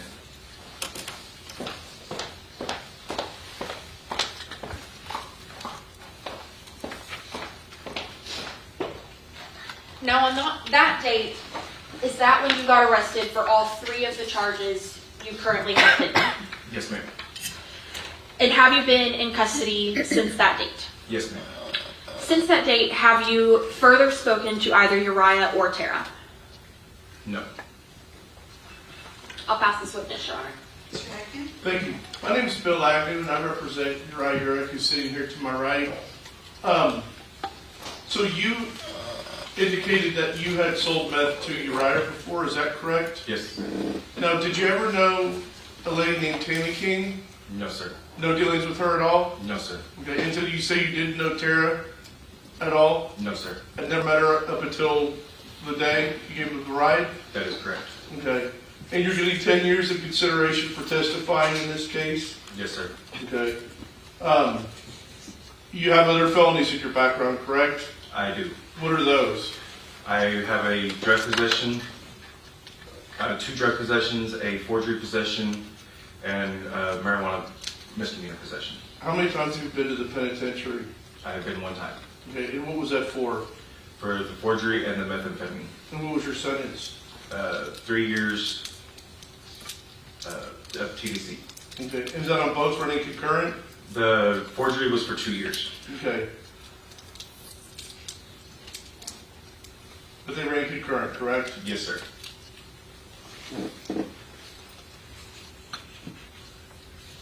So in the case that you've got, which is the unlawful possession of a firearm by a felon, or the drug case, could easily both be enhanced up to a second degree, correct? The gun charge is a third degree, I believe, and the manufacture and delivery is a first degree felony. So both of those with your priors could be enhanced. Same objection calls for a legal conclusion. Sustained. So your sentence in this case is going to be 10 years, whereas the first degree case would be ranging from 5 to 99 years to life, correct? Yes, sir. Potentially higher. Yes, sir. Okay. That's witness. Anything further? Just very briefly, Your Honor. Okay.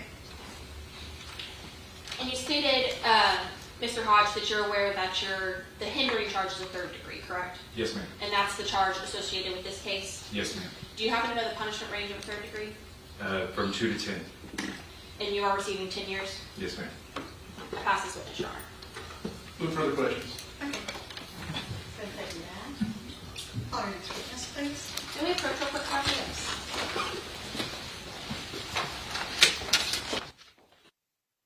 Please raise your right hand. Do you swear that the testimony you give in this matter in trial will be the truth, the whole truth, and nothing but the truth, so help you God? Yes.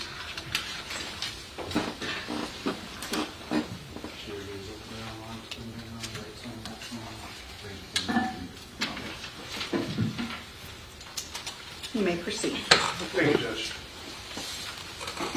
Good afternoon, sir. Could you please state and spell your name for the record? Ira Fowler. It's I-R-A, F as in Frank, O-W-L-E-R. And where do you work? Galveston County Sheriff's Office. And what's your position in the Galveston County Sheriff's Office? I'm a sergeant over the crime reduction unit. Okay. So, Sergeant Fowler, I kind of just want to go into a little bit of your training and experience. Have you always been at the Sheriff's Office? No, sir. I actually worked for the Texas City Police Department for approximately 20 years, where I retired in August of 2024. Okay. And so when did you first become a police officer? 2002. And did you initially start with Texas City PD? No, sir. I started at the Port of Galveston Police Department. Okay. And how long were you there for? 2.5 years. And then where did you go after that? Texas City Police Department. And then you were there for about 20 years before retiring? Yes, sir. And in your retirement, you joined the Sheriff's Office? Yes, sir. Okay. As far as this case goes, did you initiate or be involved in a traffic stop on a Travis Wayne Hodge? Yes, sir. And what led up to the traffic stop? There was a homicide investigation involving Uriah Urick. Okay. And was Mr. Hodge a person of interest in that Yes, investigation? Okay. Do you recall what was the actual reason for the traffic stop involved in this case? You can check your notes if you need. Yes, sir. He had, to my knowledge, he had driven Uriah and another female to Laredo after the homicide. Okay. Was that the reason for the stop itself? Oh, no, the reason for the actual stop was a traffic violation. He felt the student's intent. And so once the traffic stop was initiated, what happened next? I approached the vehicle and I took Mr. Hodge in custody for the traffic violation. Okay. Now, is it normal to take someone into custody for a traffic violation? Yes, sir. It happens all the time. Okay. And what are the reasons that we take people in custody for traffic violations? Just the traffic violation itself. There's multiple reasons why you can take it. Okay. A traffic violation is in and of itself an arrestable offense? Yes, sir, it is. Okay. So once he was taken into custody, what happened next? As I'm walking back to my vehicle, he told me he had drugs inside his vehicle. Okay. And was a search of his vehicle performed? Yes, sir. Did they yield any drugs? Yes, sir. As I approached the vehicle again, I found some methamphetamine inside the door handle, inside the vehicle, on the driver's side where he was sitting. Okay. Was there any other meth found in the vehicle other than in that? Yes, sir. There's also approximately, I believe, 12 grams found in the back seat. Okay. Now, was Mr. Hodges ultimately charged with a drug offense? Yes, sir, he was. Now, once he was taken into custody, what happened with him at that point? He was taken over to the Bacliff substation to speak with the detectives. Okay. And were you present for that interview? No, sir, I was not. And so without getting into what anybody said during that interview, did the sheriff's office become aware of a location that they should search? Yes, sir. And do you know what that location was? Yes, sir. It was a storage building off of 646. And Bacliff, further, I'm sorry. Oh, sorry. Go ahead. Can you repeat that? I didn't want to speak over. It was a Bacliff, I'm sorry. I said Lee City by mistake. Okay. Now, did you go and search that unit? I did, yes, sir. And were any photographs of that unit taken? Yes, sir. Your Honor, may I approach? Yes. Sergeant Fowler, I'm going to show you what's marked as states 452 through 457. Without getting into context, do you recognize them?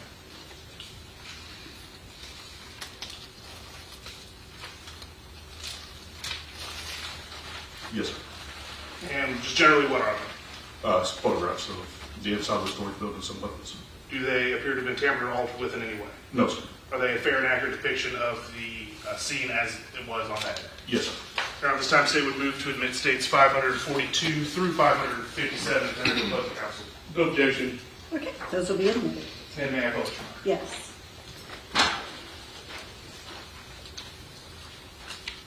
So Sergeant Fowler, let's start with, we'll start with zooming out on the Elmo so we can actually see the photo.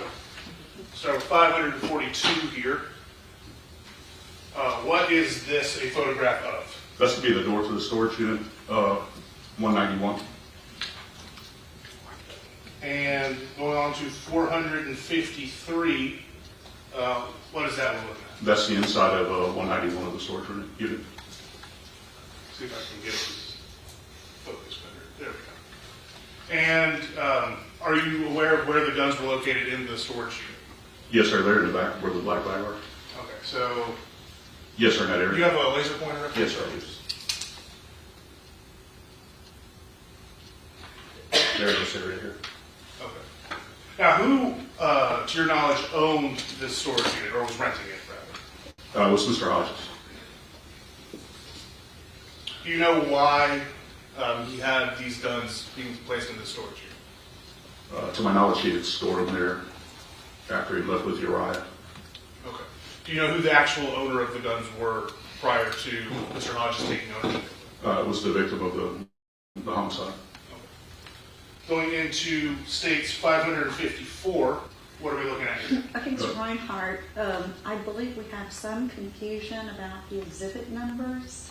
I'm looking at the exhibit, and that's a 400, not a 500.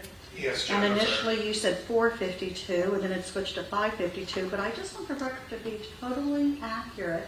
We are looking at exhibits 452 through 457, correct? That is correct, Your All Honor. right, and Ms. Speaker. those, hearing no objection, those are admitted. All right, you may proceed. Okay, thank you. And just to further clarify the record, this first photo of Unit 191, that states 452? Yes, sir. And then the second photo I showed you was states 453? Yes, sir. And then this third photo I'm showing you here is 454, is that fair? Yes, sir. Okay. Sorry for misspeaking there. But what are we looking at in 454? That's a bag with a handgun inside of it. And the handgun is here. Now going back to 453, do you know where that container is on this photo? It's here. I'm showing you what's been marked as states 455. What are we looking at here? These are magazines to a rifle. And backtracking once again to 453, you see where that bag is here in this photo. Yes, sir. It's back here as well. Next up, we have 456. What is that? This is a AR-15 style rifle. And are you aware of anything about that gun? No, sir. I believe it was used in the homicide, or it was recovered from the house there. Okay. And going back to I keep doing that. States 453. Where is this rifle located? Here. And then we have on states 457. Turn it this way. Is that just a collection of all three of those items in one photograph? Yes, sir. It is.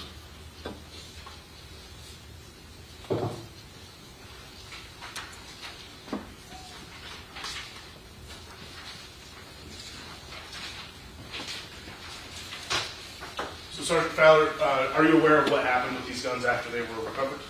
Yes, sir. They were logged as evidence. And do you have any knowledge about what happened to them once they were logged in as evidence? I do not know, sir. Beyond this traffic stop and the recovery of the guns, did you have any further involvement in this case, in the investigation? No, sir. Pass the witness, Judge. Mr. Eldon? No questions? Thank you, sir. You may step down. Thank you. Call your next witness. The state calls Detective Espinosa, Your Honor. Okay.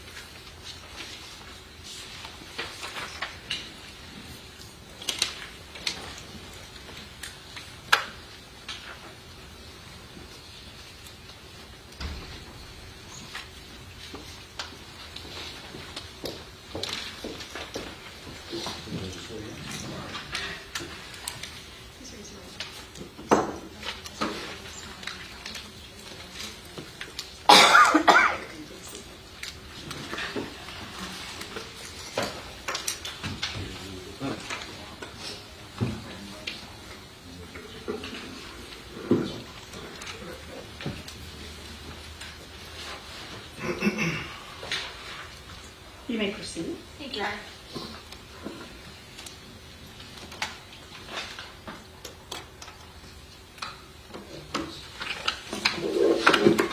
Good afternoon, Detective. Will you please state and spell your name for the record? Yes, Arturo Espinosa. It's Arturo. Last name Espinosa. And Detective Espinosa, how are you currently employed? With the Galveston County Sheriff's Office. How long have you been employed with the Galveston County Sheriff's Office? With the Sheriff's Office, I've been employed for 8 years with the Sheriff's Office. Is that the entirety of your law enforcement career? No, ma'am. How long have you been in law enforcement? Been in law enforcement as a police officer for 17 years. What was the first, well, let me back up. We've heard testimony from some other officers about in order to become a peace officer, you must go to academy and pass a TCOL certification. Did you do those same steps? Yes. What was the first role you had in law enforcement? The first role I had in law enforcement as a peace officer? Yes, sir. As a peace officer, I started off at the Bayou Vista Police Department here in Texas. And what role were you in? I was a patrolman. About how long? I was at the Bayou Vista Police Department for about 10 months. After that, where did you go? From there, I went to go work at the Santa Fe Police Department. It's also in Galveston County, and I was there for about a little over 8 years. What roles did you hold at the Santa Fe Police Department? At Santa Fe Police, I worked the 8 years on patrol, and of the 8 years, 2 years as a patrol sergeant. After your 8 years at the Santa Fe Police Department, where did you go? That's when I came over to the Galveston County Sheriff's Office. I got hired into the patrol division. How long was it you were in the patrol division at the Sheriff's Office? Patrol division, I was at the patrol division for 7 years. Of the 7 years, 4 of the years was as a patrol supervisor, as a corporal. After your time in patrol, where did you move to next within the Sheriff's Office? From there, I went to the Criminal Investigations Division. I started off there in the Environmental Crimes Unit and then transferred over to the Major Crimes Unit. So in total in the Criminal Investigations Division, it's been a little over a year. So in the Major Crimes Division, what is your role? What do you do? Our role as a major crimes detective, we're tasked with following up to investigations that occur within Galveston County. But our primary area is the unincorporated areas of Galveston County. It's your areas that are not considered cities or are not considered within the city limits. Is it fair to say the unincorporated areas are areas that don't have their own police department? Correct. Can you give an example of a couple of those areas? Yes, we have a portion of Dickinson. We have a portion in the Bacliff, San Leon, and even near the Clear Lake Shores area.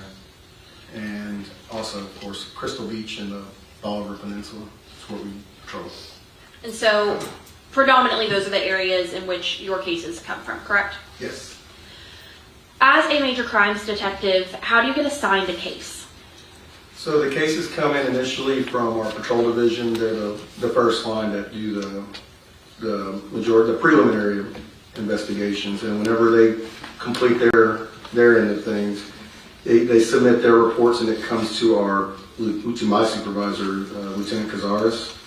When he gets the cases, he assigns them out to each detective. I want to bring before I do that, when you get assigned a case, do you handle it completely on your own, or does the sheriff's office have a team effort type mentality? Depending on the case, if it's a big case, like then we'll work as a team and we'll kind of collaborate and help each other out. I want to bring your attention to February 7th of 2025. Do you recall that date? I do. Was there something that occurred on that date that led us to be here today? Yes. What was that? There was a death investigation that occurred. And when you were alerted to this death investigation, what did you do? So initially I received a phone call from my direct supervisor. It's Sergeant Mitchell Stevenson. I got a phone call from him about the whole. And once you got that phone call, where did you go or what did you do? When I got off the phone with him, he instructed me to respond to that scene. I wasn't given a whole lot of details other than it was a death investigation that was going on. And what scene was that? It was a death investigation at the... I apologize, it was a bad question. What location did you go to? 4723 15th Street in Bacliff, Galveston County. Once you arrived at that location, what was the first thing that you did? The first thing I did when I arrived over there, I got with two of my supervisors. I've got Captain Miller, who's there already on scene, and then there was Lieutenant Cazares. I met with them in the roadway and was given instructions on where to go from there. What was the first thing you were assigned to do? The first task that I was given when I got on scene was to go across the street to look for surveillance. Video surveillance. Did you obtain any of that video surveillance? I did. Where did you obtain that from? It was at 4714 15th Street. And do you recall who you obtained that surveillance from? Uriah Villanueva, I believe her name is. And did you observe that video? Yes, not initially, no, but after sifting through a lot of the camera system, we did. And what did you observe on the video that you believe to be pertinent to this case? The video that I saw was a black passenger car. It was a Nissan Altima that had pulled up to the residence at 4723, and I saw the car pull into the driveway. They backed into this driveway, and I didn't see anybody get out of the car, but I saw two individuals come out of the house. That was Uriah and Terry. After you obtained that video, what was the next thing that you did? After the video, I brought it and uploaded it to our server. Did you do anything else on scene at the house? I went into, after meeting with Uriah, I went back to my supervisors and I was tasked with going into the house to assist with the search. What part of the home did you assist searching? The only area that I went in was the bedroom belonging to Tammy King. What did you observe within that bedroom? Her bedroom? Yes. It was a mess. It was a lot of stuff everywhere. Was there anything that stood out to you as odd or important other than it was a mess? I didn't stay in there long. There was a lot of trash in there. I mean, that stands out to me. I mean, the way as messy as it was. There was some water bottles that I remember seeing that were filled with what I thought was urine, and that was near a computer desk that was in there. But there was a bunch. After looking through that bedroom, what did you do next? After looking through that bedroom, the bedroom was real small. I felt that I wasn't needed there because we were kind of walking all over each other. So I backed out, went back to the road, and met back with my supervisors there. Were you assigned any other tasks that day? That day, no. No. After that day, when was the next time you did anything involving this case? The following day, that would have been a Saturday, the 8th, maybe? Yeah, so Saturday on the 8th, we met at the sheriff's office to collaborate with each other and kind of divide tasks, if that's what you want to call it. Divide task and figure out what we're going to do from there, share notes, and figure out what it is that we have. And when you say we, who all met up at the sheriff's office to divide tasks? Detective Hudson and our supervisors, Captain Miller, and the major crimes detectives were there. And who is it that decides who needs to do what? Detective Hudson was the lead investigator, but she also, with guidance from our supervisors, they divided the task out. What tasks were you assigned on that day, the 8th? That day I was tasked with following up on, I was given 2 Instagram handles, and the Instagram handles I was given, I was tasked with following up with them in regards to drafting a search warrant. And it's for 2 Instagrams that I learned belong to Tammy King and Uriah Urick. Before we get to the Instagrams, we'll come back to those. Was there any other tasks that you had with this case regarding any evidence that was located? There was, so one of the things I was tasked with, the information I was given was that there was a cell phone that belonged to Tammy King. It had pinged in at an address in League City, or near an address in League City. It was an apartment complex. I was tasked with going over there and following up and seeing if we can try to locate this phone. I say we as in myself and Detective Bernard. And was it a phone attributed to Tara King or Tammy King? I'm sorry, it was Tammy King. I said Tara, I meant Tammy King. And where was it, or did you ultimately locate this phone? I did. Where did you locate it? There was a individual that lived at the apartment complex. His last name I recall being Wingate. He had the phone in his possession, but told me where he had found the phone. And what did you do with that information? With the location? Yes. We went and I went out to the specific location with this guy named Mr. Wingate, and he showed me specifically where he found his cell phone on the side of the road at an intersection. And did you document that anyway? I did. How so? I documented it with photographs. Your Honor, may I approach? Yes. Detective, I'm approaching you with what's been marked as dates 466 through 476. If you would glance at these documents and let me know if you recognize them. Yes, How do you recognize them? because I took the photos. Have they been changed or altered in any way other than the sticker added by the state? No. Your Honor, statements to admit states 466 through 476. No objection. Hearing no objection, 466 through 476 will be admitted. And may I publish? Yes, Thank please. you, Your Honor. All right, Detective, I'm showing you what's been marked as states 467. Using your laser pointer, are you able to show us where it was that the phone had been located? This area. And just to be clear, what city is this intersection in? League City. And you said it was at the apartments. What apartments are you referring to? I don't recall the name of the apartments, but it was that one right there is 310. Waco sounds familiar? No, Houston does. Well, Waco sounds familiar, but that address was Houston, 310 Houston. Okay. And is right near here also Waco right near here? Yes.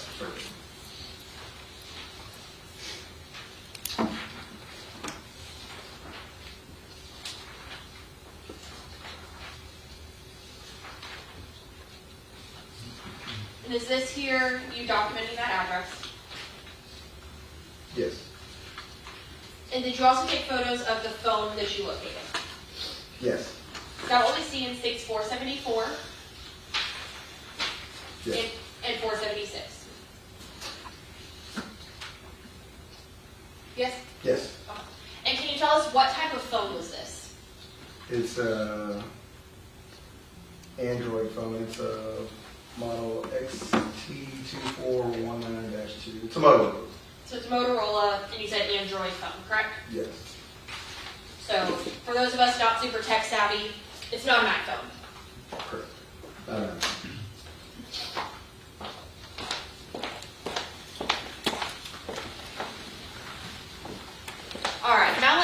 back to those Instagrams you were talking about.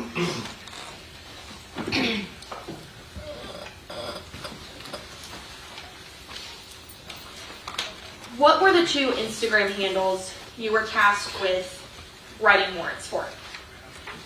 The first one I was tasked with was South Park Emo, and I learned that that belonged to Tara King.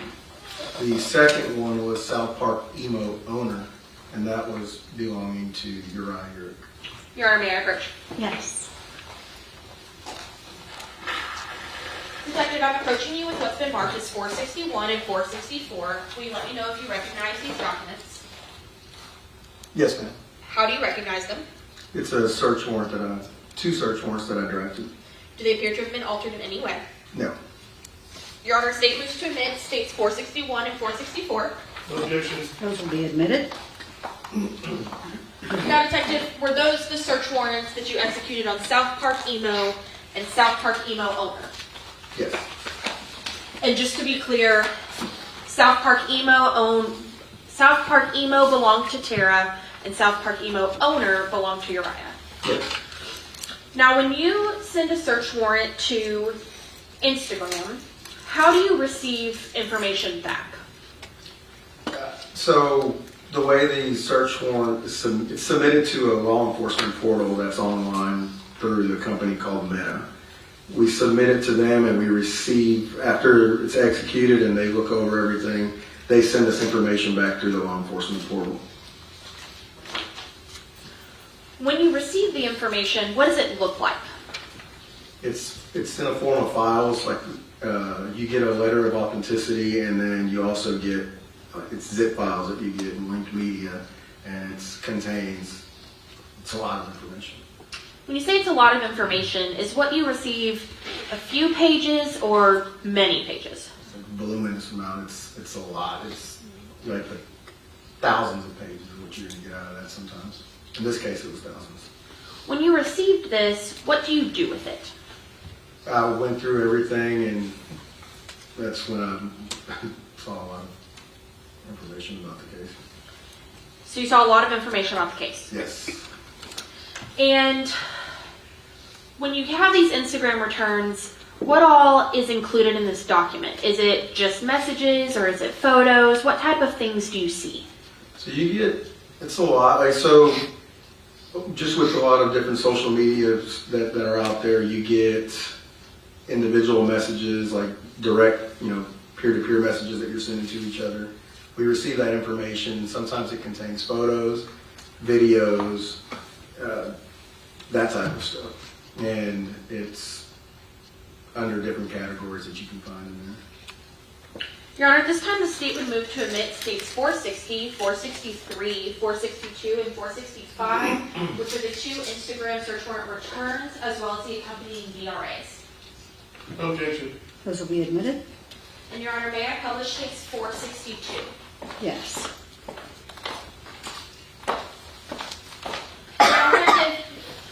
When you go through these Instagram dumps, is there a way in which it's easier for you to capture or save portions that you view? Yes. How is that? The way that I've done these is I take screenshots on my computer, little snippets of what I'm viewing, and I try to capture the page number that's on there so that way I can reference back to it. Now, is this folder all of those screenshots that you took? Yes. And if I open here, is this what the full Instagram return looks like? Yes. And all these things on the left, is that just different sections within the search warrant? It is, yes. So I first want to go to those screenshots you had. Okay.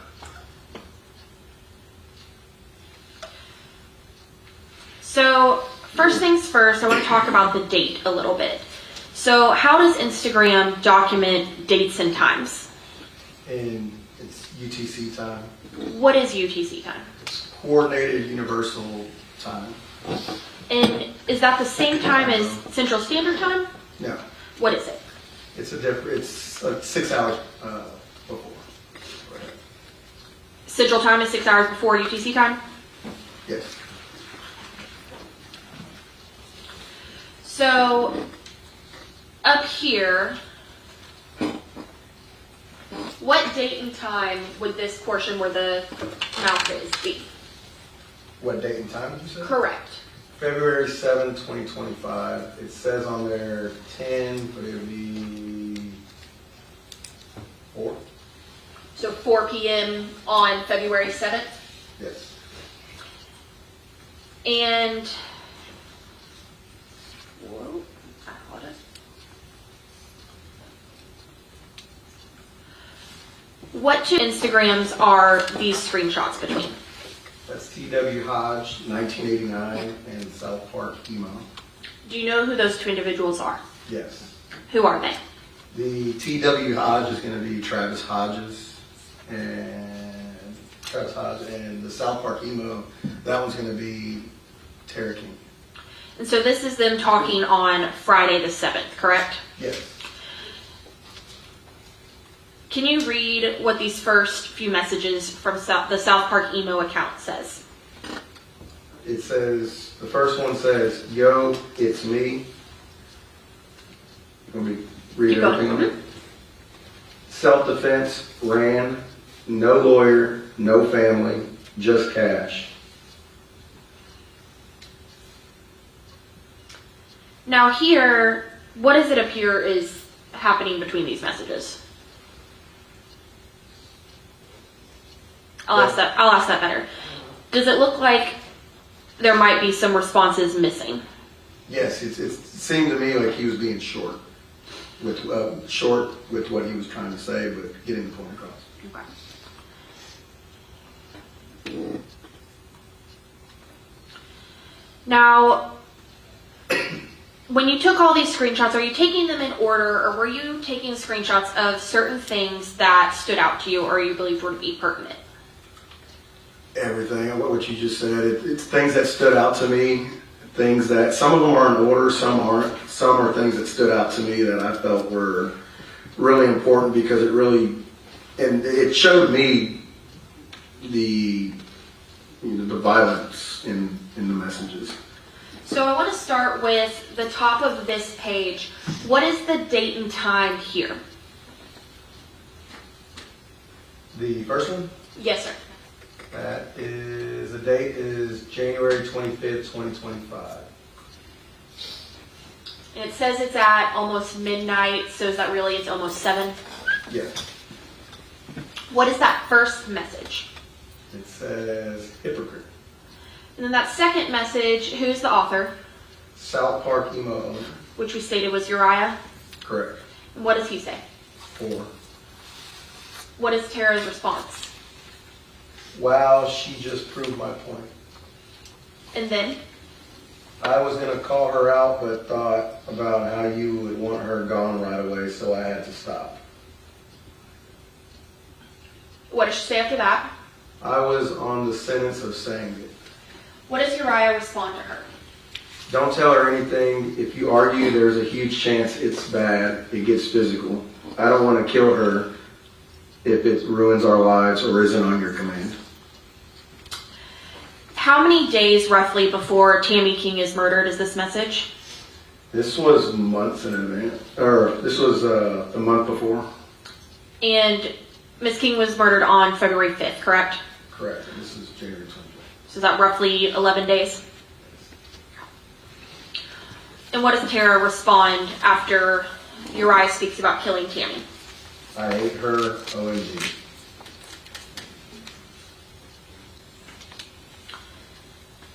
Now moving forward, it looks like this is still in January, correct?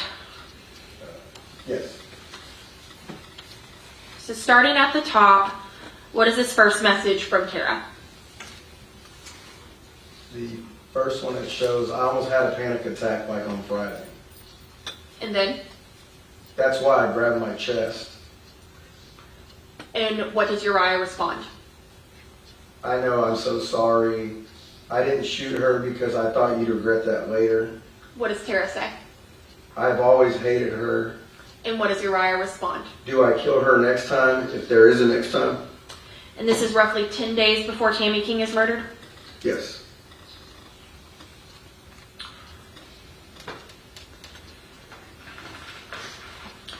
Does this appear to be continuing on that same day? Yes. What does Uriah say next on here? I can go to the glass windows on the outside of her room and just blast away. And what does Tara say? I stopped saying I love you back to her about 5 years ago. And what does she say after that? I would regret it because I want to kill her. And what does Uriah say? He says, good. And then? If let you get the kill. And then after that? I'd cop that 50 XP assist. Do you know what that refers to? The 50 XP assist? Mm-hmm. I know it's sometimes referred to on games. Like the experience points? Mm-hmm. Experience of points for kills. Now starting down here, what is this message? It says, from South Park email, and it says, I'd let you get the kill. What does Tara say to him? I was actually about to turn around and yell, give me the gun, dude. I was so close. And he says? No, that's an instant loss. And then? He says, too close for a gun. And then? She'd hit you.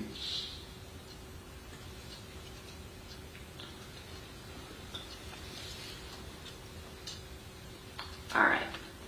What's this top message? Says, what if I killed her tonight? What would have happened after, And then what does Tara do? She sends an emoji. And what does Uriah say? Uriah says, dude, I dropped my phone. 3 seconds later, she came in. I almost killed her without you.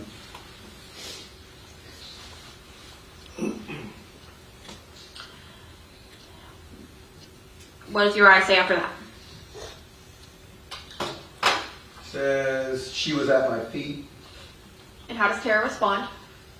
She reacted with a frown emoji. And what does Uriah say after this? He says, you're welcome, biatch. I'm actually so glad I learned Army courses. Bro, I tightened my body. Shrunk. Fuck me. I ain't doing that again.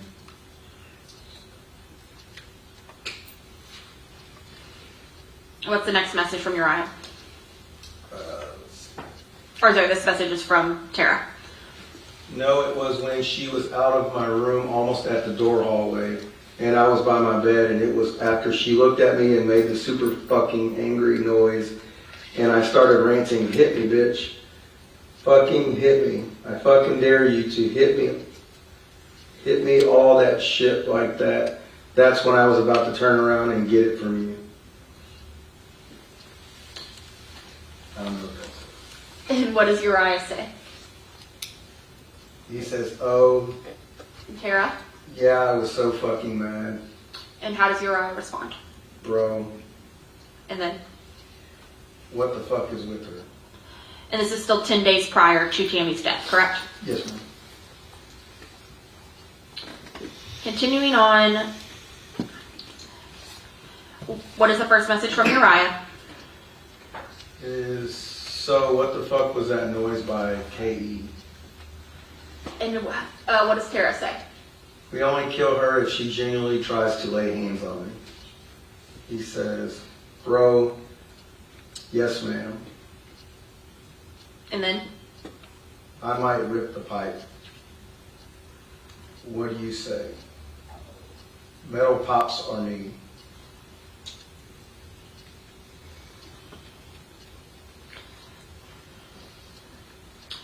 And what does Tara say next? I fear if Nanny pisses me off so hard one day we argue in the kitchen, I fear I might grab a damn knife and stab her. Uriah says, Don't do that. She could use it after. Bad idea. let me handle it. If I disable her and then able you with the weapon, he puts a smiley face. And Tara says, There have been so many times, almost every time we argue, this about every close thing I could kill her with.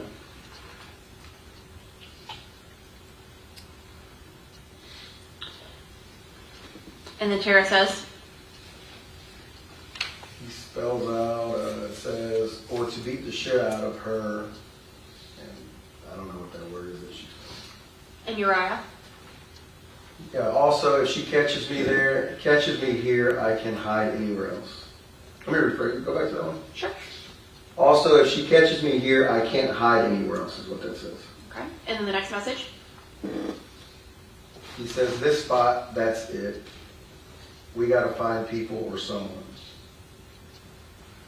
We need trustable people. If I got food stamps, could you live with Chelsea?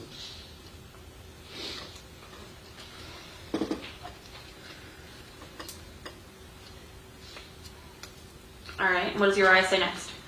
Should have told me then. What the fuck? Tara says, I didn't know if it was real or not. and then Uriah. You just didn't tell me that. I'm gonna kill her if you say she does shit like that. No, she better not have. And then we move into the next day, that January 27th. But with UTC time, is this really late in the night of the 26th? Yes. Okay. What is it that Tara says here? She says, since the day I was sobbing the first time, I and Nanny thought I was weird, and I was sobbing like a little girl after she left, and was pissing in and out of sleep because I was scared. I think that genuinely fucked me up a little bit, because even since then, I feel I've been slightly more easier to make upset and overwhelmed. And she goes on to say, you would read the next one? Oh. Bathroom break? Okay, apparently we need a bathroom break. All right, for the jury.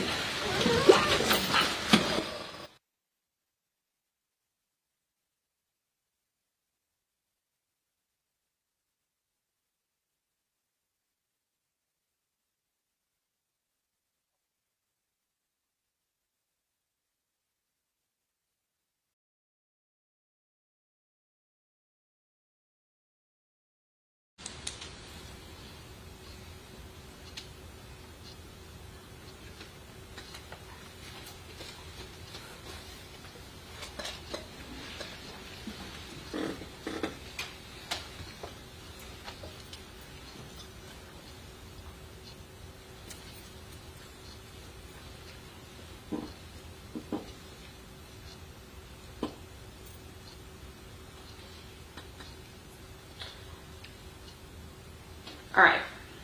So coming here, we're at about 3:25. What is Uriah saying? E is in the print on my EDC mag, the one from last night. F is the print on the rest. Pretty cool. What does Tara say? She says, looks like she has a typo. Looks like what happened. Baby. And he says nothing. He says, are you good? And she says, oh, okay. And she goes on and says, it sounds like you're upset trying to look for something, and I was confused because you started putting all blankets out. From watching or from reading through these messages, do you believe that they're in different locations or in the same place? Different locations. If she's able to see him pulling blankets out? Oh, I'm sorry. Yes, same location if she's watching them pull blankets out. Okay. And what does he say? He says, I sound upset on painkillers. And then? We talked about it a few times. She says, I know, baby, I'm just making sure I wasn't hearing something you weren't actually saying. I love you. And then do we go on talking back and forth for a little bit again? Yes.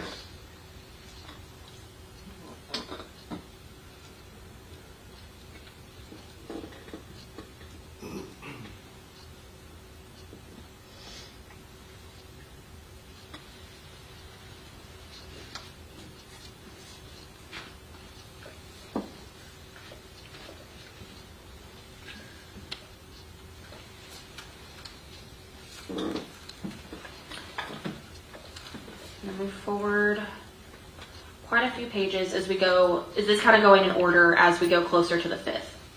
Yes.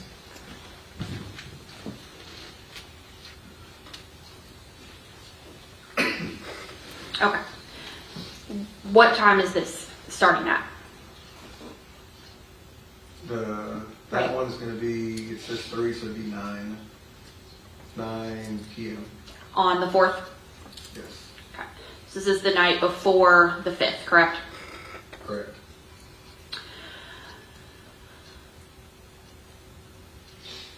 Okay. So starting here at this 9:25 mark, what does Tara say? She says, I want to cuddle. Uriah says. We will. And then, Nanny out. what does Tara say? Are you in the mood to smoke meth tonight to stay up together? I have the door open. What does he say? Yes, I am. What does he say then? Come back, please. And then, What the fuck is happening?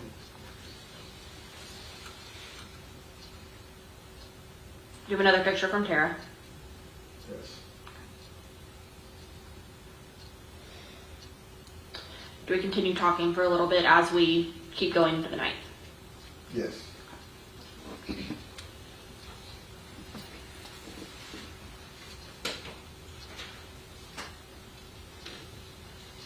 Okay. At about 10:17, what does Uriah say? Want to confront her. Ask who Caitlin is. And Tara says, Like only confront? Maybe? Question mark. And looks like he says, she does anything stupid, call me on Insta. Yeah, just ask who Caitlin is and tell her and her friends to keep it down. Also, constantly update. Looks like a typo. Me and what does Tara say? could we confront her tomorrow? He says, sure. And then she says, are you sure? He says, it's your grandma. She says, I'm so sorry, I love you, promise tomorrow. He said, We don't have to tomorrow, it's just a bitches thing. She needs to tell you about adults in your house. She says, I'm going to go confront. He says, yeah, it'll wake you up. She says, well, won't admit it. And she says, talking, I can't tell what. And he says, exactly. he says, what does he say next? Says, want to see? She says, what do you mean? She says, explain exactly what you mean. If someone's there. And then he says, I bust the door down, interrogate. Yes or no, damn. She says, no. He says, I give you an answer, you do too. Thank you. FFA. FRA. Do we have a few typos? Yeah, if you can.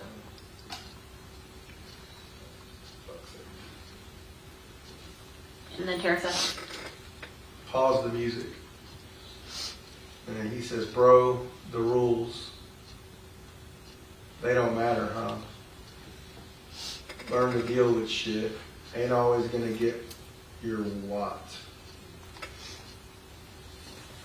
And then he says, ain't always gonna get your way, he added in the message. That's why I get upset, you get overwhelmed or cry. It's almost every time. Gotta deal with it without crashing or crying. And she says, holy fuck, can you not? I keep telling you to turn it down or pause it, but you literally wouldn't listen. You had it loud as shit. I could almost hear another person maybe, but I don't want to fucking bust her door down tonight. I promise tomorrow. and just to be clear, this is on February 4th. Correct. What does Uriah say? Holy fuck, can you get a lesson or a fucking word remembered? Listen to what I, looks like, said. I don't give a fuck about right now. Listen to what I said. And she says, I remember the rules. He says, not the rules. Up there. Just like I just said. Damn. She says, I'm sorry. He says, me too. He says, I can hear two bitches clearly sitting up right here. She says, I don't hear them. I'm sorry. She says, it's hard to hear. And he says, then turn down the fan or AC. Not just the TV makes noise. It's pretty obvious you're talking now, that they're talking. Living room, go. He says, move quicker. He says, it's a time thing. Remember, never mind, maybe. Okay, then stop. Or say that shit up right. Where did I text you? Where was there a shuffle just, oops, you misspelled the words, I don't know. And is this just Uriah sending message after message? He's just repeatedly sending message after message. Okay.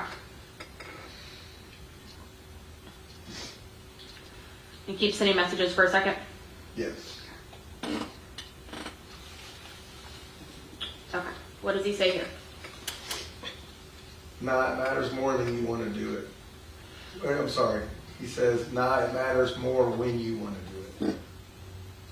The other times you text me on the wall. Don't even. Living room door shut. Now nannies. Noise. She says, go. He says, you go. He says, I don't give a fuck. She says, get up and busy it down. He says, I'm done. She says, I don't give a fuck, dude. And then he says, she's gone. Told you. Maybe listen. Actually take an hour to use the bathroom once and 2 trips to charge our phone, so it's 10 o'clock again. That was dope. I look at the time at least. And she says, I was sick, bro. She says, I'm sorry, or Doran. He says, you could gone once still. Bro, you didn't even get the fucking point. She says, my phone was fucking dead. He says, you went twice. I don't care. She says, I was fucking worried about you. He says, you weren't Friday. You weren't Saturday. She says, I got up to make sure Nanny didn't come in because I was hearing shit. And then she says, okay, I'm sorry. He says, but when I hear shit, I get rushed and told I'm tweaking. He says, got it. But when I hear shit, I get rushed and told I'm tweaking. He edited the sentence before. And says, if you were sorry, you would have stopped before I said anything, and I never would have started acting like this. And that goes for it all. What do you want to do, ATP? I don't say you're fucking tweaking. You're sorry you noticed. I wish you could see the fucking messages. Sad you don't remember 4 days ago. Doesn't matter, dude. When you need to remember, you do. Never about me. Not when I remember. I do. She says, I do fucking remember about you. He says, stop. Or I'm sorry, she says, stop. He says, I'm pointless and useless. Why do you care? Why? I don't care about me. Why do you? She says, because I fucking love you. I'm sorry. I hate myself so much to the point I take it out on you. I'm sorry. I fucking care about you. He says, actually, better question. Why do you care about me, but what I want need, like, or say is important isn't ever on your mind. Only when it's brought up. Why? I have to make you think about it. You can go to bed, I'll fucking kill them.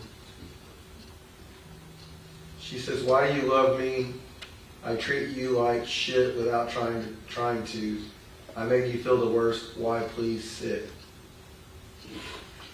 Because I care about, he says, because I care about everything about you and you. I care about everything about you too, baby. Or you, he spelled it wrong. About too, rude, baby. She says, you're all I care about. I'm sorry, I'm so fucking bad at remembering. I'm sorry, Kay, so shitty towards you. Okay, so it's 5 o'clock, and I believe someone needs to leave by 5. So let's go ahead and call it a day. We're going to start up at 9 a.m. tomorrow.